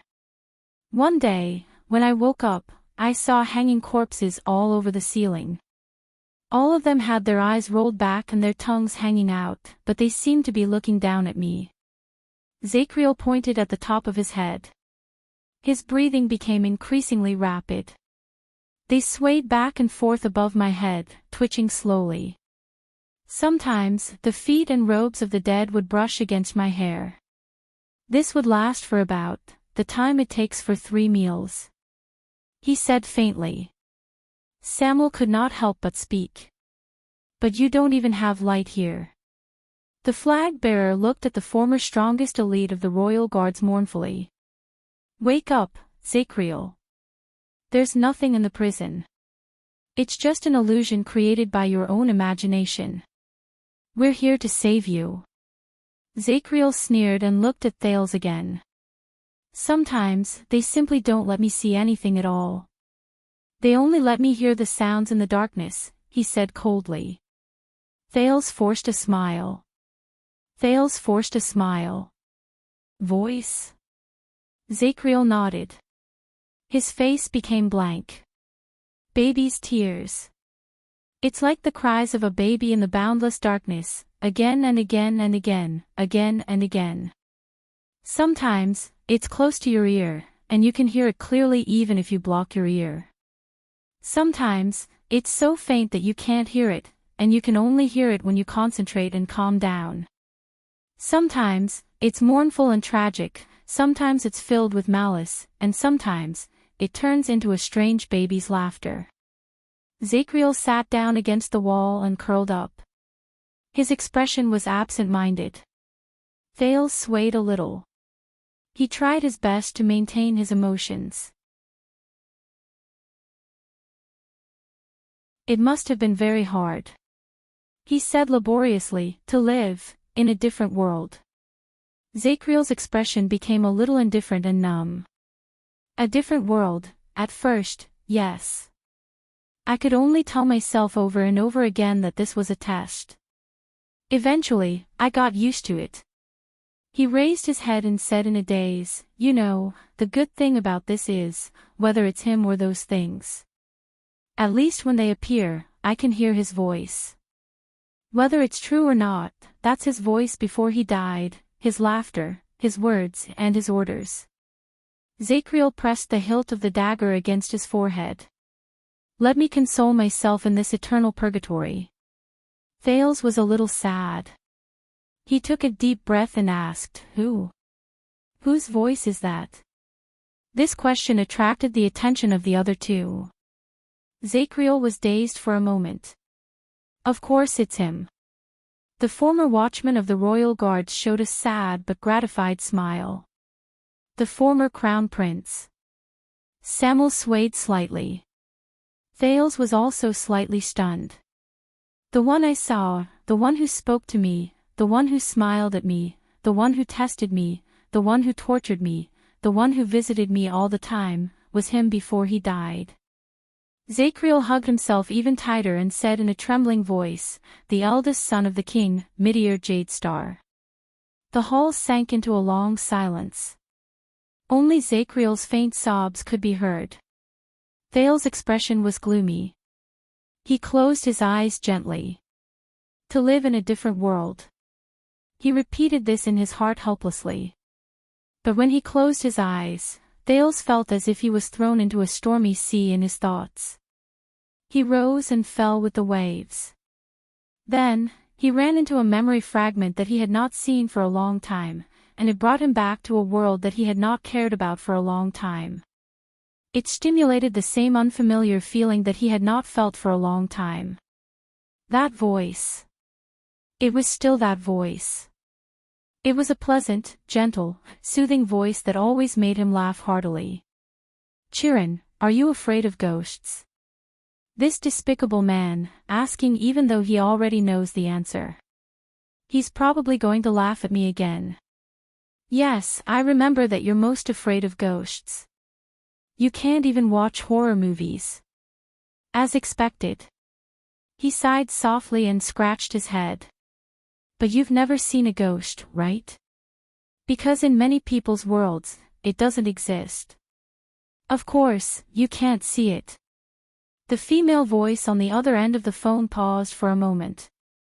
She sounded a little depressed. But why don't you imagine that there is a kind of person who sees, ghosts exist in the world they see. Exist. He frowned. What? So, when they sleep at night, they might see a hideous face on the pillow or stuck to the ceiling. Or, when they open their eyes in the morning, they might see a bloody head standing at the window, and a pale dead person squatting in the corner. When they walk, they might see a faceless little girl dressed in red, and when they eat, they might see a bloody eyeball. At any time, they would feel, the female voice was a little low, trembling, and intermittent, as if she was trying her best to suppress some emotions. Hey, don't scare me, my lady. You know that I'm most afraid of these things, so. The voice trembled. He felt an inexplicable sense of unease. So, for this kind of person, ghosts are real. At least in their own world, they are real. Really, they can see. But they can't tell whether they're real or not. In their eyes, they really see ghosts. The female voice seemed to be unable to control her emotions anymore. Countless negative emotions gushed out like a broken dam, along with her frail and fragile voice. They don't want to either. They're also very afraid, but they're not watching a horror movie. They're actually living in a horror movie. They can't struggle out of it. They're really powerless. They're really seeing the most realistic, living, ferocious-looking, ghosts in their lives all the time. He was puzzled, confused, and uneasy. Other than that, he was also a little anxious. What's wrong with her? Is the signal bad? Wait, why are you crying? Did you see something? Hey, don't cry, it's okay. No matter what strange things happen, I'm here. Don't be afraid. Chiron, I'm begging you, don't be afraid of me, I'm not. I am not. I'm begging you, I'm just, sob, I'm just living in a different world from you. The gentle voice was filled with panic and fear. Her sobbing voice trembled. This made him extremely flustered. What did she mean, by a different world from him? He did not know. He could only try his best to comfort her. Come, take a deep breath with me. Don't be afraid, there's nothing to be afraid of, right? If anything really happens, at most, we'll look for a Taoist, a witch, or a superpower expert. Feel better, right? Come, tell me, what's wrong? Why did you suddenly say? A faint sobbing sound came from the other end of the phone, but it was calmer than before. Chiron, today, the doctor told me the diagnosis. The female voice was much more dejected. There was even a hint of despair in her voice. He wanted to say something, but the words were stuck in his heart. He could only say 3 words. How is it? The female voice laughed.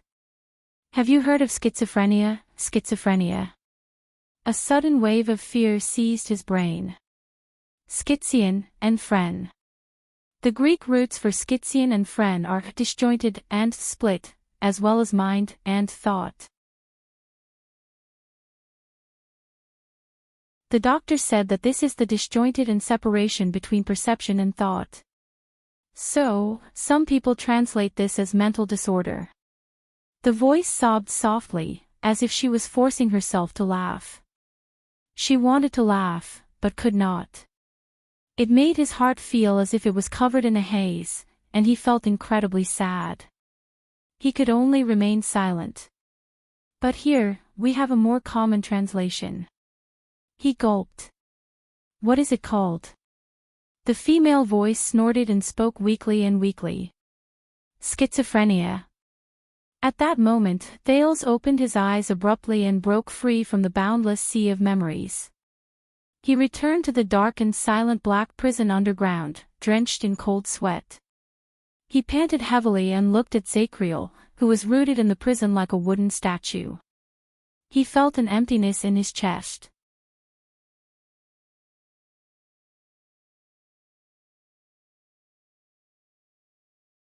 Chapter 424. The silence in Black Prison lasted for a long time. Zacriel leaned against the wall like a child who had lost his soul. He did not make a sound. Samuel lowered his head for a long time. His body was stiff. Thales stood where he was, on the verge of collapsing. He was in a daze. Then Ricky, who was outside, sighed softly and attracted everyone's attention. Zacriel slowly stood up from the ground. Thank you for your question, child. The former Knight of Judgment moved forward dejectedly and passed the JC dagger in his hand through the gap between the bars. And your razor. This is a good knife. It should not be used to shave a sinner. The fence cast shadows in the firelight and carved black marks on Zacriel's face. Thales, who had a lot on his mind, took a deep breath and forced himself to stay awake. He nodded with a forced smile and took the dagger. Zacriel's hand was rough, and the calluses on it were so hard that they did not seem like skin. Thales took the dagger back with his mind in a mess. But when he turned his head, he saw Ricky looking at him expressionlessly. Crassus of the Disaster Sword slowly extended his right palm towards the prince. He curled his palm. Thales was slightly stunned at first. He then looked at the dagger in his hand and exhaled in resignation. He took a step forward in frustration and placed the JC dagger in Ricky's hand. Ricky then showed a faint smile that said, "You're so sensible." The leader of the Disaster Swords lowered his head and flipped his hand over. He saw a line of words on the black sheath of the dagger. A king is not respected by his bloodline. Ricky came to a sudden realization. He looked at Zacriel, then at the gloomy Thales. He snorted softly. Zacriel watched their interaction and curled up the corners of his lips. His tone was indifferent. Thank you too. Thank you for not being a hallucination. Thales snorted with the ghost of a smile. He tried hard to dispel the inexplicable gloom that haunted his heart. How would you know? Zacriel smiled. Of course. Or perhaps your hallucinations are even more powerful than the ones in the past. We don't know. The Knight of Judgment shook his head and combed his hair. He seemed to have sobered up a little. But you know, every time it happens, it's like my head has turned into a big pot, and 20 people are taking turns to use it to stew beef. He frowned, but his expression was somewhat absent-minded. They never shut up, but they don't ask me anything. They don't ask me how I feel, and they don't ask me who I saw. They don't ask unnecessary questions, just like you. Zacriel sometimes gritted his teeth, sometimes smiled bitterly, and in the end, his expression turned into one of helplessness. Because they already knew. He shook his head in self-mockery. Just like I know. As he spoke, Zacriel seemed to be amused by himself. He suddenly slapped his thigh and could not stop laughing. Haha, I know. Ha ha ha ha ha. Amidst his laughter, the wrinkles on his forehead appeared and disappeared, pulling at the brand of sin on his forehead, causing the sinister S to tremble back and forth. Thales felt rather bitter when he saw this scene through the cell door. Samuel, who was beside him, could no longer hold it in. The former flag-bearer took a deep breath and said, "You know, Zacriel, I can still save you." No matter what happens after that, you won't have to face this. Zacriel stopped laughing. There's no need for that, he said gloomily. Everyone has a price they have to pay. Zacriel looked around his cell.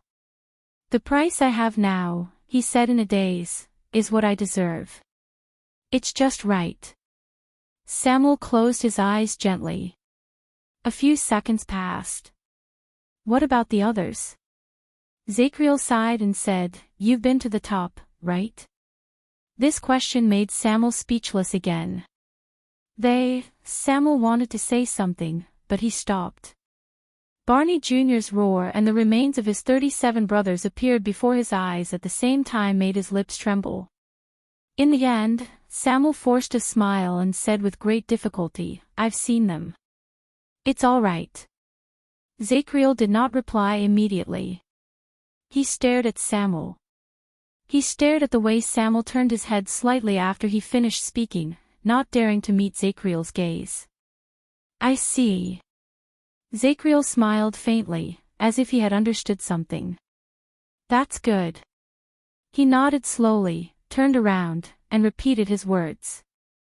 That's good. Suddenly, Thales felt that the man's back had become hunched and small.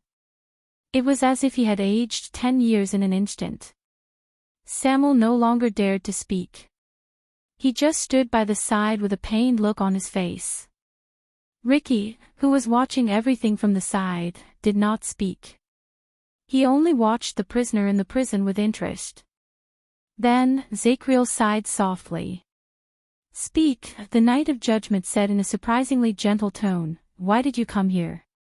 He looked at Thales. For the sake of this child. Thales smiled at him in return. At that moment, Samuel and Ricky were shocked at the same time. They looked at each other.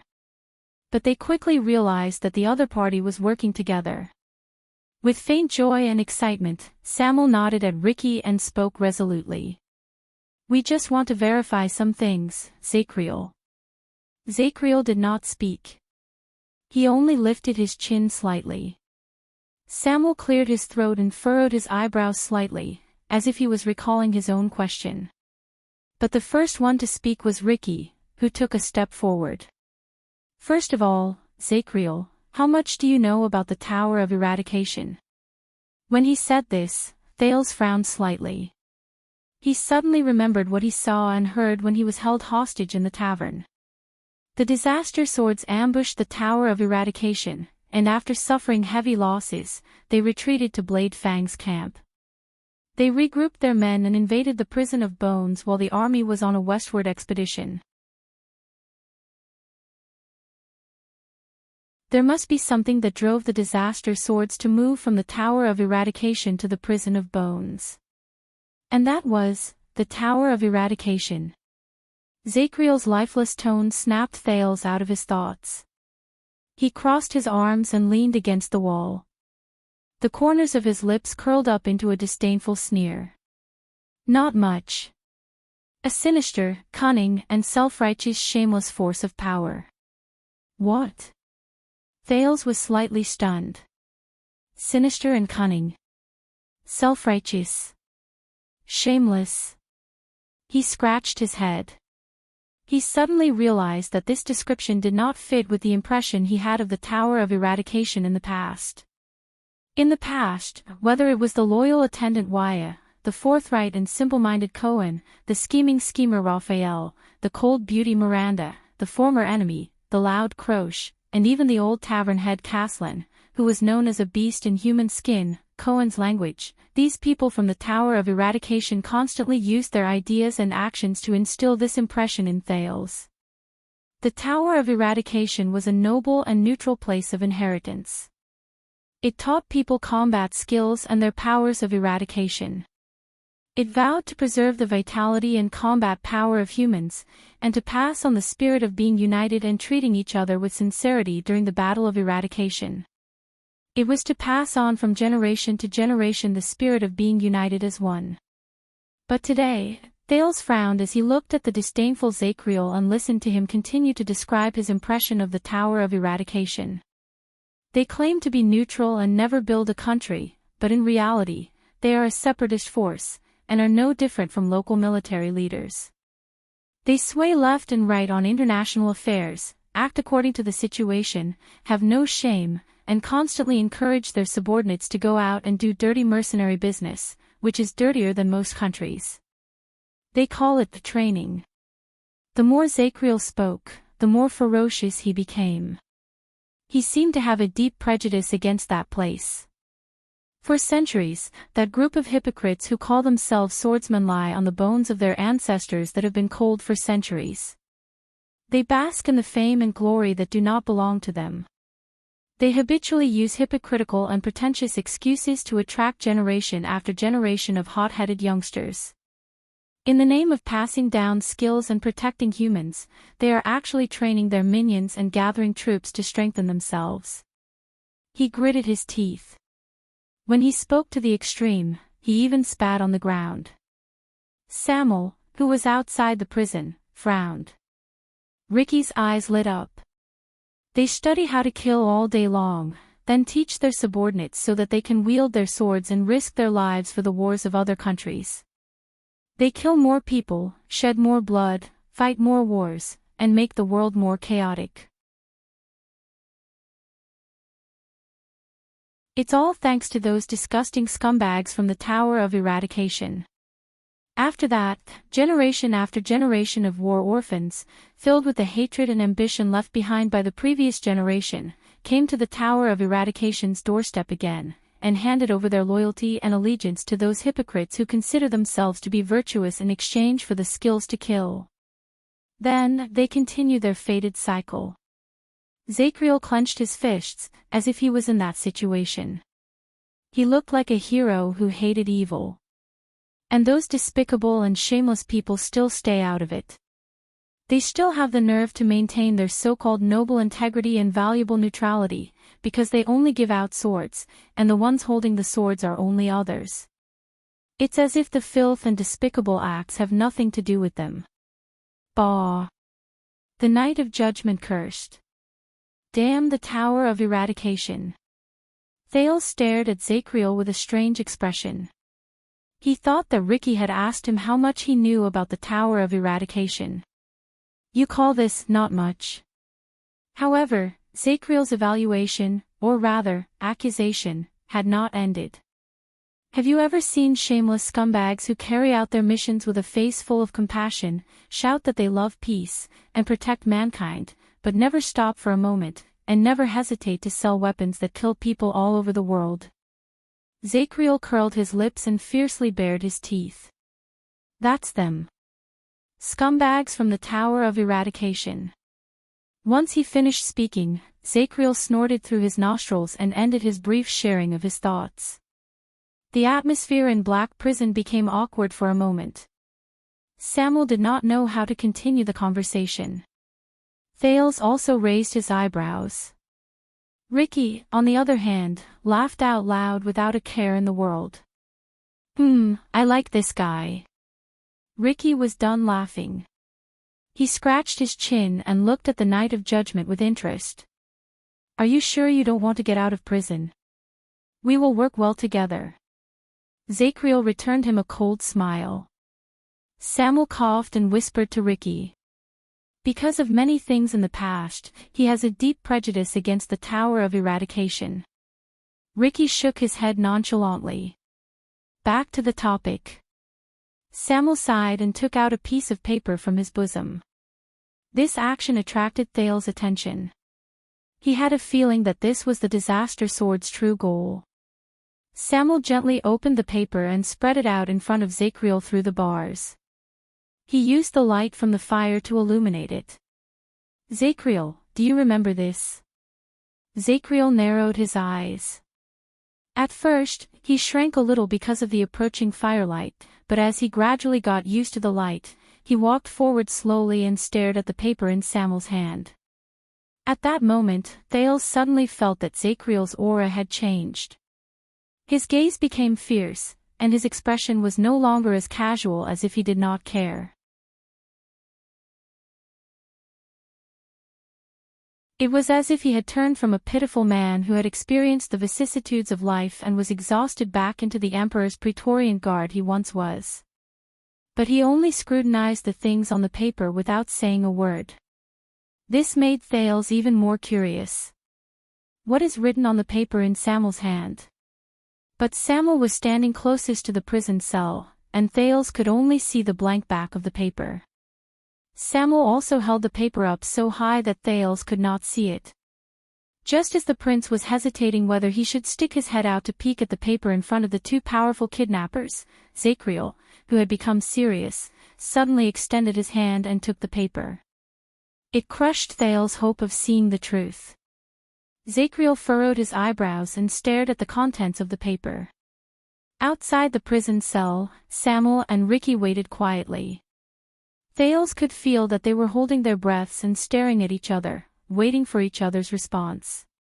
After a long while, Zachriel finally raised his head. His expression was solemn. He waved the paper in his hand and slowly asked the two uninvited guests. "What is this?" Samuel was obviously encouraged by their unusual reaction. He curled up the corners of his lips. "This is a sketch I drew based on my impression of it after I saw it once. As you can see, the real thing has color, and it is much brighter." Zachriel's eyebrows furrowed even more. He first cast a glance at the two people outside the prison cell, then snorted coldly. "How would I know what it is just based on this piece of paper?" Samuel stared coldly at his former colleague. If it were someone else, or something else, the answer might be no, but Samuel raised the torch high and shrouded Zachriel's entire face in its light, but Thales only felt that the latter's expression was a little gloomy. "Do you see its outline? Do you see how special it is? More than 10 years ago, when I was still in Renaissance Palace, I saw it when I was on duty at the entrance of the royal treasury." Samuel stared at the prisoner very seriously. "At that time, I only caught a glimpse of it from afar, but I will never forget it." Thales' heart skipped a beat. The royal treasury, in Renaissance Palace. Zachriel did not answer. He only shifted his gaze to the paper, and his grip on the edge of the paper gradually tightened. As if talking about the past, Samuel's tone became a little gloomy. "The secret treasures in the royal treasury are all invaluable and hold great significance. In all of Renaissance Palace, aside from the royal family, there is only one position in the guards who can directly come into contact with them. That position protects the inheritance of the royal guards and knows countless secrets. Only those who are trusted and have high hopes can take up the position. Based on convention, that person is basically the next captain and commander of the royal guards." Zachriel still did not speak, but everyone in the room understood what Samuel meant. Samuel composed his emotions, pointed at the paper, and said solemnly, "Guarding the royal treasury and controlling the movement of the secret treasures is one of his unique responsibilities. Guarding the royal treasury and controlling the entry and exit of secret treasures is one of his special duties. I can guarantee that this item is definitely on the list of people he should be guarding." When he said this, Samuel took a step forward and almost leaned against the bars. "Tell me, Zachriel, former watchman of the royal guards," the former flag-bearer said coldly. "What exactly is the thing drawn on the paper that was hidden in the royal treasury many years ago?" In that second, Thales felt the atmosphere in the room turn cold. The pressure around Zachriel seemed to have dropped by another level. Ricky's gaze on Zachriel gradually became sharp. This made Thales even more curious about the paper in Zachriel's hand. The Knight of Judgment sneered. "You spent so much effort just to get me to appraise an antique." He looked up and glanced at Samuel and Ricky. Samuel gritted his teeth in a barely noticeable manner. But he knew that he could not use force against the person in front of him. So, Samuel only took a deep breath and said gently, "Please, Zachriel. Please, Zachriel. This is very important to us." Ricky did not move. Zachriel stared at the contents of the paper for a few more times. He asked faintly, why are you asking this? Did you find it somewhere? Samuel exhaled and frowned. Zachriel, I am the one asking the question. But Zachriel only shook his head. The value of information lies in the circulation of information. It allows both parties to take the next valuable action while receiving feedback and gaining benefits. If you do not tell me more information, I will not be able to give more accurate answers. He raised the paper to eye level and waved it between them. Samuel was about to say something, but Ricky interrupted. Not long ago, we found this in the House of Legacy of the Tower of Eradication. The three of them turned their heads together and looked at Ricky. They said calmly, it is their top secret in recent years. Thale's eyebrows twitched again. The Tower of Eradication's top secret. The Tower of Eradication. Zachriel's expression finally changed. He looked like he was deep in thought. I'm guessing you weren't invited to visit, right? The House of Legacy is their core area. Zachriel pondered for a while, then revealed a gloating smile. By the way, well done. But Ricky only shook his head. We did not get it. The Tower of Eradication has always protected it very tightly. Even though we paid a terrible price, we could only get a glimpse of it. Samuel's expression darkened. He nodded quietly. And according to the information, the master of the Tower of Eradication, the old Far Easterner, values it very much. Ricky looked at Zachriel with a serious expression that was rarely seen. According to him, this may be the key to changing the world. Zachriel frowned. Shao. His face was filled with disgust. That stupid, old fool of a gray-robed sword guard. Thales did not listen to Zachriel's disrespectful words about the Tower of Eradication, but his attention was attracted by Ricky's words. The Tower of Eradication has the key to changing the world. What is that? Thales stared at the piece of paper curiously, imagining what was drawn on it. Now you have the information you wanted, Knight of Judgment. Ricky gestured at the piece of paper with his chin. We found it in the Tower of Eradication, and Samuel was the only one who recognized it. This brought us here, to you. Even if it's for the sake of us barging in to relieve your boredom. Zachriel, answer us. What is this? He focused his gaze on Zachriel's calm and dark face, as if he was trying to see something from it. Zachriel was silent for a long time, staring at the piece of paper. But Ricky and Samuel seemed to be very patient. Until the former watchman of the Royal Guard spoke faintly. 300 years ago. Samuel's expression froze. What? Under the illumination of the fire, Zachriel walked closer to the bars, revealing his half-glowing, half-dark face. The ferocious brand on his forehead was very clear, and the lower half of his face was completely dark. But his eyes were full of life. He swept his gaze over the guests outside the prison cell, and his eyes shone like swords. He did not look like a person who had lost his mind at all. Zachriel continued to speak.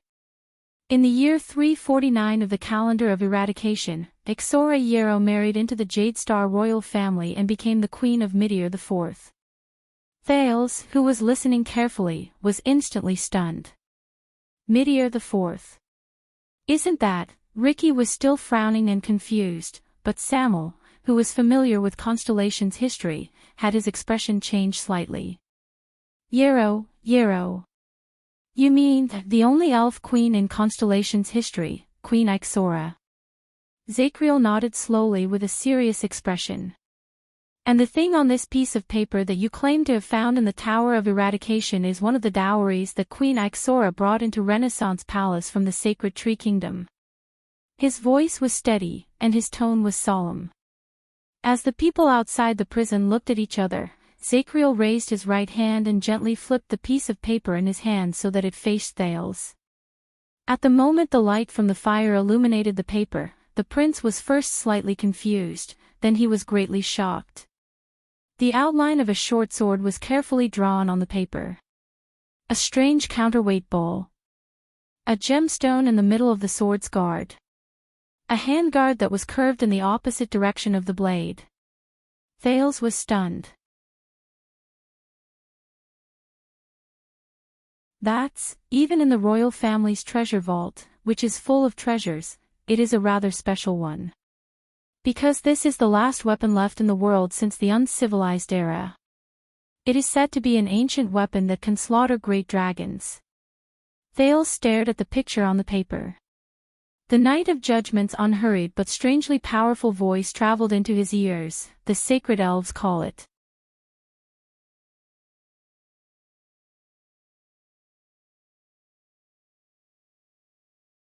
Chapter 425. Blade of Purification. This name, which he had not heard for a long time, echoed in Thales' mind again. How could it be? He stared at the dragon breaker on the piece of paper. He had countless questions, and his emotions were a mess.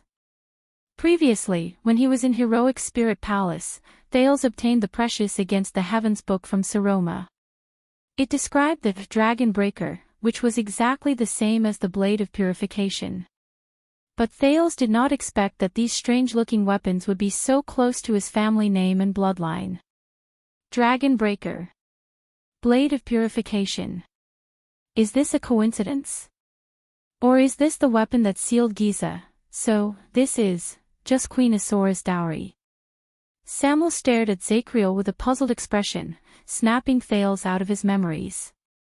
When the Night of Judgment mentioned the past, he seemed to have entered a dazed state again. Not only that, it is also a testimony to a period of history. Every item in the treasury is of great significance. Samuel and Ricky frowned and looked at each other. Zacriel gently touched the bars of black prison. Before it could take effect, he quickly left his hand. He was deft and skilled. That was probably one of the most tense times between Constellation and Extet. The former watchman's gaze was lost. The Nightwing King's invasion and the disaster of the Third Peninsular War broke the political balance, causing countless small and medium-sized forces to perish. The big countries that survived the disaster did not have it easy either. The Western Peninsula welcomed another round of reshuffling. Hence, the struggle for supremacy in the Western Peninsula and the conflict between the descendants of the Empire and the Dragon's children reached its peak again. 2 of the 3 heroes of Dawn ascended to high positions. Chara the hero became the regent of Dragon Cloud City and the actual ruler of Extet, while Midir Jadestar was crowned as the 4th King Midir in Constellation's history. But due to the hatred between their countries and their families, they turned against each other. Samuel and Ricky looked at each other. They seemed to be dissatisfied with the prisoner's rambling and aimless words. Thales listened quietly to the man's narration, which sounded as if he was sleepwalking. He remembered the poem Pudray sang in the Black Sand military camp 6 years ago. When Dawn Rises. He still remembered Putray's tune, as well as the 3 main characters in the song. In fact, the Prince of Constellation did not attend to his proper duties, and learned to play the lute and sing bardic poems. It was one of the few pleasures in the palace of the Northland nobles, who lacked entertainment. After the Night of Dragon's Blood, the Star Killer, who was not that amiable to begin with, became even more extreme. He treated any stranger who entered Heroic Spirit Palace as a potential assassin, and the bards who entertained the banquets were no exception. Zacriel continued to speak. The political chess game between the 2 countries has begun again, and it's even better than before. Under such circumstances, due to political needs, the Sacred Tree Kingdom and Constellation realized a royal marriage that was rare even in the history of the elves and humans.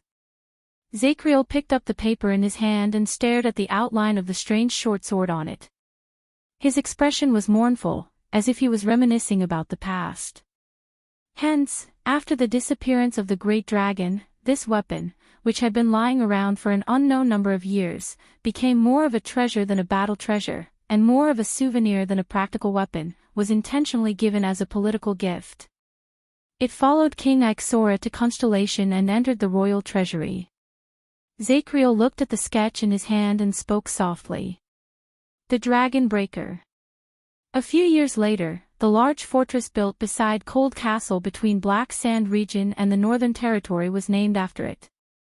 For the next 100 years or so, Constellation and the Great Dragon used that fortress to attack and defend against each other, until Queen Erica defeated the Extension Alliance army 6 times in the famous Three Pockets battle.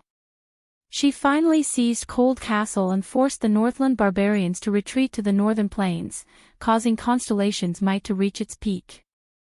Under the dim firelight, the Night of Judgment's words floated in the dust-covered black prison, which had been abandoned for a long time. One could vaguely hear the excitement and loftiness of that era. Zacriel gently loosened his fingers and let the paper fall to the ground. He slowly retracted his gaze from the void. His gaze became clear again. Of course, perhaps one of the reasons why Constellation's ancestors brought this weapon was because they were worried about the legendary Queen of the Sky. They were worried that it would intervene in the political situation when Extet was at its weakest. This way, they at least had a weapon that could theoretically restrain it, even though it never showed up. Zacriel said faintly. It showed up. Samuel, who had been silent for a while, said softly, that legendary dragon was in Dragon Cloud City 6 years ago. This sentence made Zacriel tremble slightly, and Thales sank into deep thought. On the night of King Nuvan's death.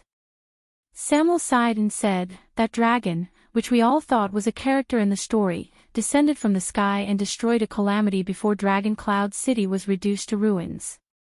There was a long silence inside and outside the prison cell. Then, Zacriel closed his eyes and exhaled. It seems that I have indeed missed a lot over the years. Ricky seemed to be unable to listen to Zacriel's rambling and erratic narration. He took a step forward and asked straightforwardly, but what I don't understand is, how did the secret treasure of the royal family in Renaissance Palace end up in the Tower of Eradication? Zacriel snorted and shook his head. Who knows? The Night of Judgment's attitude toward strangers was not as good. He looked indifferent. More than 10 years ago, many of the items in the treasury were conscripted for the king's wedding. Perhaps this item is also on the list. Who knows? Wait. Thale's ears twitched. The king's wedding. Which king? Is he talking about Kessel V? The wedding when he was still a prince. Anne. Queen Kia. A beautiful figure holding a doll appeared before Thale's eyes. He felt sad. So, we can confirm it. As he watched the paper fall to the ground, Samuel turned to look at Ricky, as if asking for his opinion. More than 10 years ago, under the king's orders, the Dragon Breaker was moved out of the treasury. But Zacriel only looked like he did not care. He leaned against the wall casually. Is it important whether it is or not? Samuel was about to retort, but Ricky was faster than him. Very well, then let me change my question. The leader of the Disaster Sword still looked relaxed. He had the ghost of a smile on his face, but Thales could vaguely sense the seriousness hidden in his tone. What is so special about the Dragon Breaker? Does it have no other secrets? Zacriel changed his posture. The light from the fire drew a long shadow on the wall. Then what do you want to know? His words gradually showed his impatience.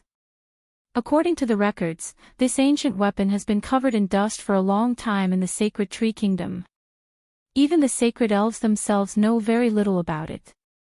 That's why they sent it as a political dowry, let alone us, who have reached the end of our lives.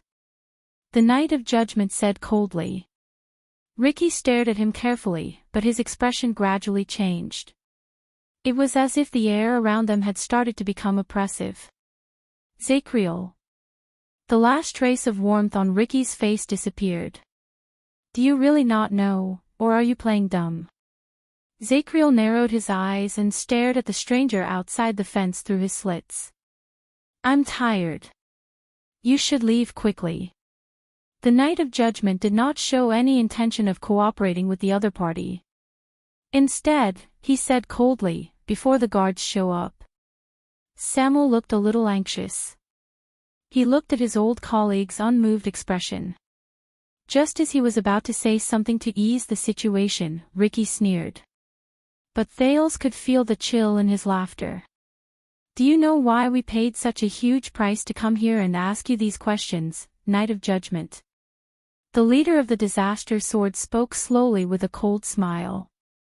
Because what we really want to know is, Zachriel still leaned against the wall without moving. As if he was distracted, he started to observe his nails again. It was as if he was indifferent to everything. That was until Ricky asked his question. 18 years ago, this was the so-called Dragon Breaker that Samuel saw. You personally guarded it. Ricky said softly. Is it a legendary anti-mystic equipment? Ricky's soft words echoed in the hall. At that second, the light from the fire flickered slightly, but the inside and outside of the prison fell into absolute silence. Soon, Thales' breathing became chaotic without him realizing it. He had to rely on the sin of Hell's River to stabilize it. What did he say? He said, legendary anti-mystic equipment. Thales stared at the piece of paper by his feet and slowly picked it up. That means, the blade of purification that sealed Giza 6 years ago, the Dragon Breaker in Saroma's book, the black sword that the mercenaries in the tavern were interested in, the Dragon Breaker that Zachriel spoke of, the Dragon Breaker the Disaster Sword saw when they met Black Sword not long ago. He stared at the familiar yet unfamiliar picture on the paper. In just a few seconds, the events, elements, and clues were pieced together in Thales' mind. But at that moment, someone lost his composure even more than Thales did. Asterisk bang. Thud. Asterisk an explosive sound, followed by a muffled thud, brought Thales back to reality. He turned his head and was shocked to see Zachriel, who had leaned against the bars at some point in time. He fell heavily to the ground in a cloud of smoke. But the Knight of Judgment did not care about the pain he suffered. He only struggled to get up. There was shock and fear on his face that Thales had never seen since he saw the man. What did you say? Zachriel gritted his teeth and stood up straight.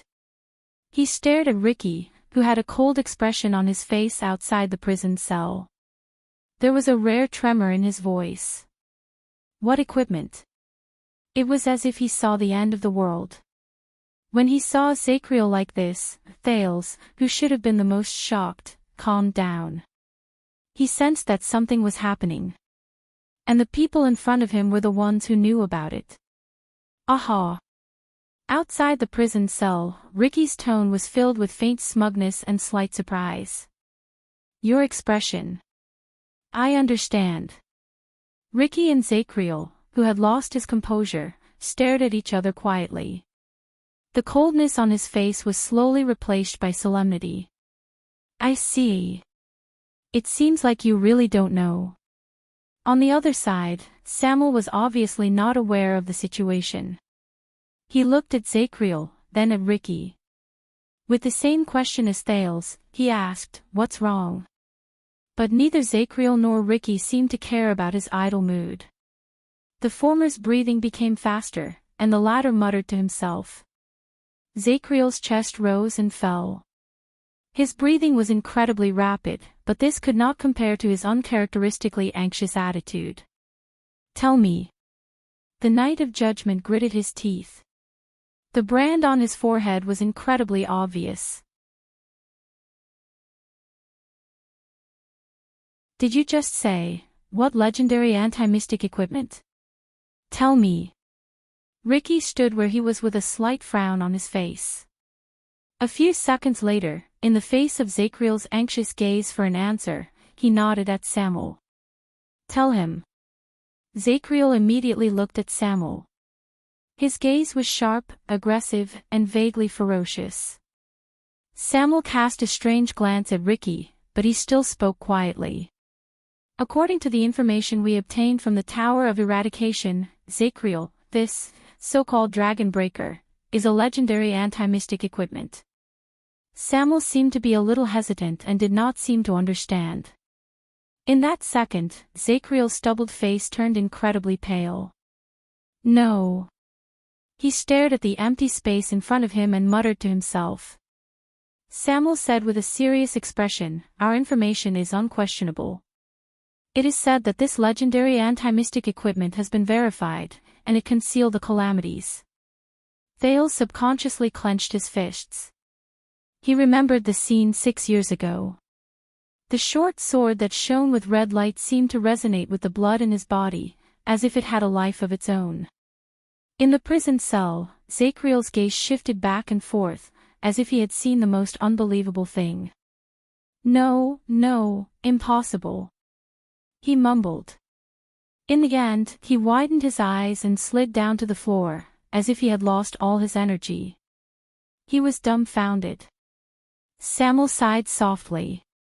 "Yes, we never knew that the royal family had such a legendary anti-mystic," but before he could finish speaking, Zacriel suddenly raised his head from behind the bars. "No!" The prisoner's expression changed abruptly as he shouted, interrupting Samuel's words. "No, it's not like this. It's not. He shouted at the top of his lungs while he pounded the floor with all his might. Asterisk thud. Thud. Thud. Asterisk the Night of Judgment's sudden outburst caught Samuel off guard. He stared in shock at Zacriel, who was breathing heavily and trembling. He could not understand what was going on. Did he go crazy again? Outside the prison cell, Ricky stared at the prisoner, who had become abnormal again. He did not say a word. Thales, on the other hand, was as confused as Samuel. He was filled with questions. No, finally, Zacriel stopped pounding the floor with much difficulty. In a daze, he supported himself against the floor. Dragon Breaker. Dragon Breaker. He shook his head in disbelief, as if he wanted to ask for help from the people in the void. The light from the fire dimmed slightly. The air was filled with the shock of the few people outside the prison cell. Ricky sighed softly and said something profound. "It seems that you understand as well, don't you?" Zacriel's expression changed a few times. All sorts of emotions surged within him. A few seconds later, the prisoner in the prison cell seemed to have figured something out. His shocked expression slowly faded away. His shoulders began to tremble. In the next moment, the long-faced man raised his head. His face was filled with panic and helplessness. He laughed loudly as if he had gone mad. "Ha, I see." For a full 10 seconds, Zacriel's laughter echoed in the hall. Ha. His laughter was filled with sorrow after he was relieved of his burden. It also seemed to contain pain that could not be resolved. It made the puzzled Thales feel uncomfortable. Ha. In the end, Zacriel's broken laughter slowly disappeared. He knelt on the ground, slowly closed his eyes, and let out a cry filled with regret and pain. "Your Majesty! Your Majesty!" Thales furrowed his eyebrows tightly. He did not understand. Zacriel's laughter died away, but another one followed.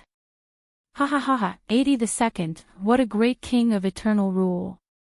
Compared to the Night of Judgment's pain and panic, this laughter was filled with boldness and grandeur, as if it was the excitement and desire of someone who had seen through the truth. What a courageous king. The prince and Samuel turned their heads in surprise and looked at Ricky, who suddenly laughed. They saw the rare excitement and ecstasy on his face. 82nd. King. Thales' puzzlement became more complicated. "Ricky?" Samuel asked tentatively. But the leader of the disaster swords ignored him. Instead, he was immersed in a rare moment of joy and pleasure. His laughter was sonorous. Whether it was the King of Renaissance, the Dragon Knight King, the King of Vanguards, or Senior Cattle, these so-called peerless heroes in human history, their achievements, courage, and heroic spirit were not even 1/10,000th of yours. Ricky laughed so hard that he slapped his thigh in delight. It was a stark contrast to Zacriel's pained moans and trembling in the prison. 18 years ago, 18 years ago. What a pity, what a pity. A rare excitement shone in his eyes, and he said loudly, "Why wasn't I in the Western Peninsula that year? Why didn't I witness this magnificent and crazy scene that made people's hearts surge with excitement?" Ricky turned around and looked excitedly at Thales, who did not know what was going on. He extended his arm and pressed down on the prince's shoulder. Thales grunted.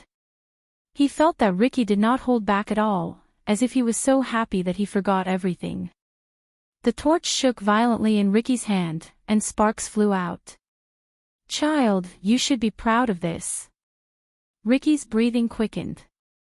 He was like an emotional bard who watched the rise and fall of history through the ages. He sighed and said, "Your grandfather was practically the greatest and most fearless supreme king in human history since the Battle of Eradication." Thales stared at him in a daze. He sensed the unusual passion in his words, and he could not help but open his mouth to ask. But Samuel was faster than him. The former flag-bearer of the Royal Guards asked sternly, "Zacriel. Ricky? What is going on? What are you talking about?" Ricky's laughter slowly disappeared. He let go of Thales' shoulder and took the paper from the prince's hand, but he did not answer Samuel's question. "Night of Judgment, let me confirm for the last time." Ricky's expression returned to normal, and he stared solemnly at the dazed Zacriel in the prison cell. "This thing, the so-called Dragon Breaker, when it flowed out of your hands from the treasury 18 years ago, was it just the Dragon Breaker?" Zacriel shuddered slightly, as if he had just woken up from a nightmare. He gave a nervous snort of laughter. "Ha ha ha ha ha." Zacriel's gruff laughter came from his chest, and it was hollow. "Look at the present, think of the past." The Knight of Judgment lowered his head and said softly, "Do you still need confirmation?" Ricky smiled. He turned around. "Samuel, let's go," Ricky said casually. But his eyes were filled with unprecedented confidence. "We didn't come here for nothing." He strode forward, leaving Zacriel behind him. He remained in the boundless darkness. But Samuel made a low sound. "Ricky." The flag-bearer raised his head coldly and raised the torch. His tone was filled with dissatisfaction. "I need an explanation." Ricky stopped in his tracks. Thales frowned as he watched the interaction between the two men. Ricky let out a sigh and turned his head. "Samuel, you are a noble in the capital. Tell me, how did we win the Battle of Eradication?" His expression was indifferent, and the corners of his lips curled up slightly, as if this was just a normal conversation between friends. Samuel was slightly startled at first, then he instinctively said, "The legendary anti-mystic equipment." Ricky snapped his fingers, which showed how relaxed he was at that moment. He turned around and walked closer to Samuel, completely ignoring Zacriel, who lowered his head and trembled in the prison cell. It was as if he had already lost his value. Yes, for more than 600 years, as their greatest nemesis, every legendary anti-mystic equipment concealed the calamities.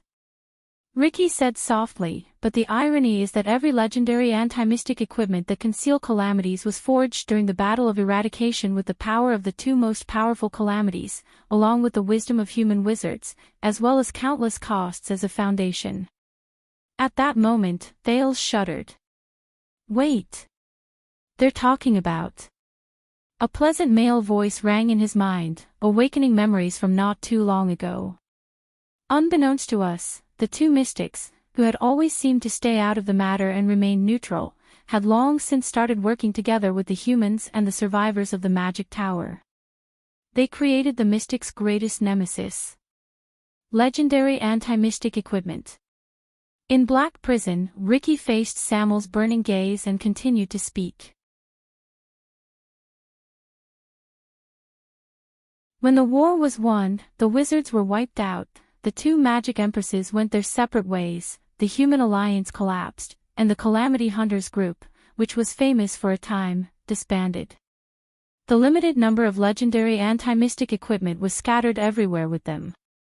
However, what most people don't know, Ricky said with a cold smile, Bloodspike and Helen, the two most powerful calamities who were once on the same side as us, were the creators of the legendary anti-mystic equipment. They secretly tampered with their works. Samuel was slightly startled. Tampered with? Thale's breathing quickened, and he subconsciously straightened his body. Memories of the past seized his mind again. Wait, I thought of a problem. If the legendary anti-mystic equipment is the mystic's greatest nemesis, what about the two empresses? Won't the weapons they created pose a threat to themselves? At that moment, what appeared before Thale's eyes was the elegant smile of the man in blue, as well as his faint gaze, which was suffused with blue light. Good question. You're getting closer to the truth of the world, Your Highness. Thales was stunned. He understood something. Then, Ricky's faint voice traveled into his ears. After the war, the human heroes used tragic facts to prove that all the existing legendary anti-mystic equipment could not seal Bloodspike and Helen. In Black Prison, Samuel raised his eyebrows slightly. Ricky smiled and threw down the torch. That's right. The strongest weapon in the Battle of Eradication could seal almost every mystic and end the disaster they brought, but it could not hurt their creators. Not even a little bit, not even a little bit. The torch fell to the ground, and sparks flew. But as it rolled, it gradually dimmed. It no longer shone or heated up. Yes, it makes sense when you think about it. If I were them, why would I do something that would harm others without benefiting myself? Ricky raised his head and sighed softly in the much dimmer Black Prison. So, Bloodspike and Helen, the two magic empresses, the most powerful mystics in the world, were exceptions that could not be sealed. They were like two unbreakable taboos that hung over the entire world. For many years, no one could control them. They stood above all things, transcended above all else, and forged a terrifying balance in Errol that lasted for 7 centuries. All the countries and races were as silent as cicadas in winter, not daring to voice their anger. As he listened to Ricky's words, Thale's thoughts became more and more agile. There was a hint of shock and understanding in his heart. The words of his mysterious teacher rang in his ears again. But the secret of the legendary anti-mystic equipment has always been in the hands of the two empresses. We have no way of knowing. This is a shackle that has been pressing on our shoulders for nearly 700 years. It is still hard to understand. At that moment, he felt that a lot of the fog that had surrounded him since he came to this world had suddenly cleared up, and many mysteries were easily solved. He was not the only one who had this thought. Samuel's cheeks twitched slightly. He seemed to have understood something, and he suddenly raised his head. Wait, the Dragon Breaker was not a legendary anti-mystic 18 years ago. That means, Samuel's words stopped at the tip of his tongue, and they froze along with his expression. Ricky threw his head back and laughed. His laughter echoed in the hall. Yes, although we don't know the details, if our guess is correct. Ricky took a deep breath and lowered his head. His eyes reflected Samuel's torch in the darkness, and they instantly became sharp, like a beast on the hunt. Ricky gently let go, and the paper with the Dragon Breaker on it slowly slid down. 18 years ago, the first and only legendary anti-mystic equipment in history that did not come from the hands of the Empress of Magic, in Constellation, on the foundation of this Dragon Breaker, it was just barely forged. His voice was like a bard sitting by the fireside at night. The rhythm was orderly, and the tone was mysterious. Samuel's entire body froze. As Ricky's words gradually spread out, the atmosphere in Black Prison had never been so terrifying. It was as if they were talking about the most unbearable secret in the world. Thales watched the paper float in the air a few times before it landed on the stubbornly burning torch on the ground. 18 years ago, the King of Eternal Rule, 80 Jade Star II, and the constellation under him recreated the miracle of our ancestors in the Battle of Eradication. They created a forbidden weapon that had never been seen before. Ricky's voice became fierce and solemn, and there was a faint chill that went straight up Thales' spine. A legendary anti-mystic equipment without any trace of the two empresses, without any restrictions or restraints. Tongues of flame licked the dragon breaker on the paper, dyeing the rather clear sketch into an unsettling, scorched black. It was darker and darker than the hue in Black Prison. A secret weapon that can completely seal Blood Spike and Helen. Ricky's voice was cold. Ricky's voice traveled out coldly. Every word was accompanied by the soft sound of the paper being burned. A weapon that can completely end the terrifying haze that has haunted them for 7 centuries, the perfect anti-mystic equipment. Asterisk click. Asterisk the flame trembled slightly, and sparks exploded. Thales' thoughts were almost frozen. He felt his breathing stop, and his hands and feet were cold. The Black Prophet's inexplicable attitude. Asda's fanaticism. The Duke of the Northern Territories' hysteria before he was imprisoned. King Nuvan's thought-provoking attitude when he told him the truth. Little Rascal's hesitation before she left. And the secret of the bloody year. Countless terrifying answers and questions crept into his mind. Of course. Ricky sneered. It was also during the bloody year, before the Jade Star royal family went to Hell's River, the ferryman's bell. In the darkness, the Night of Judgment's trembling voice rose slowly. No, Thales suddenly felt that his surroundings were so dark, so still, so cold. Ricky chuckled, and his voice was accompanied by Zachriel's faint sobs. It's hard to imagine that 80 II was such a mediocre king who, in the eyes of the people, had neither merits nor demerits, and was almost incompetent. Ricky's face was covered in layers of shadows in the darkness. As he spoke, his voice was filled with endless lament and mockery. The shadows gradually spread. He was probably the first person since the Battle of Eradication who dared to trample on the authority and power of the Calamities, and the strength and pride of the two empresses at the same time, the human king. Asterisk thud. Asterisk with a soft sound, the torch on the ground burst into the last sparks.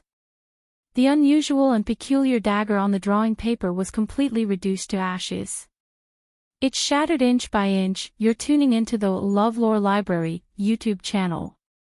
We're so grateful for your support, and don't forget to subscribe to join us on this incredible journey through captivating stories. Your generosity through donations truly makes a world of difference, as it's the primary source of revenue that allows me to expand and enhance this channel for you. Thank you from the bottom of my heart for being a part of this adventure.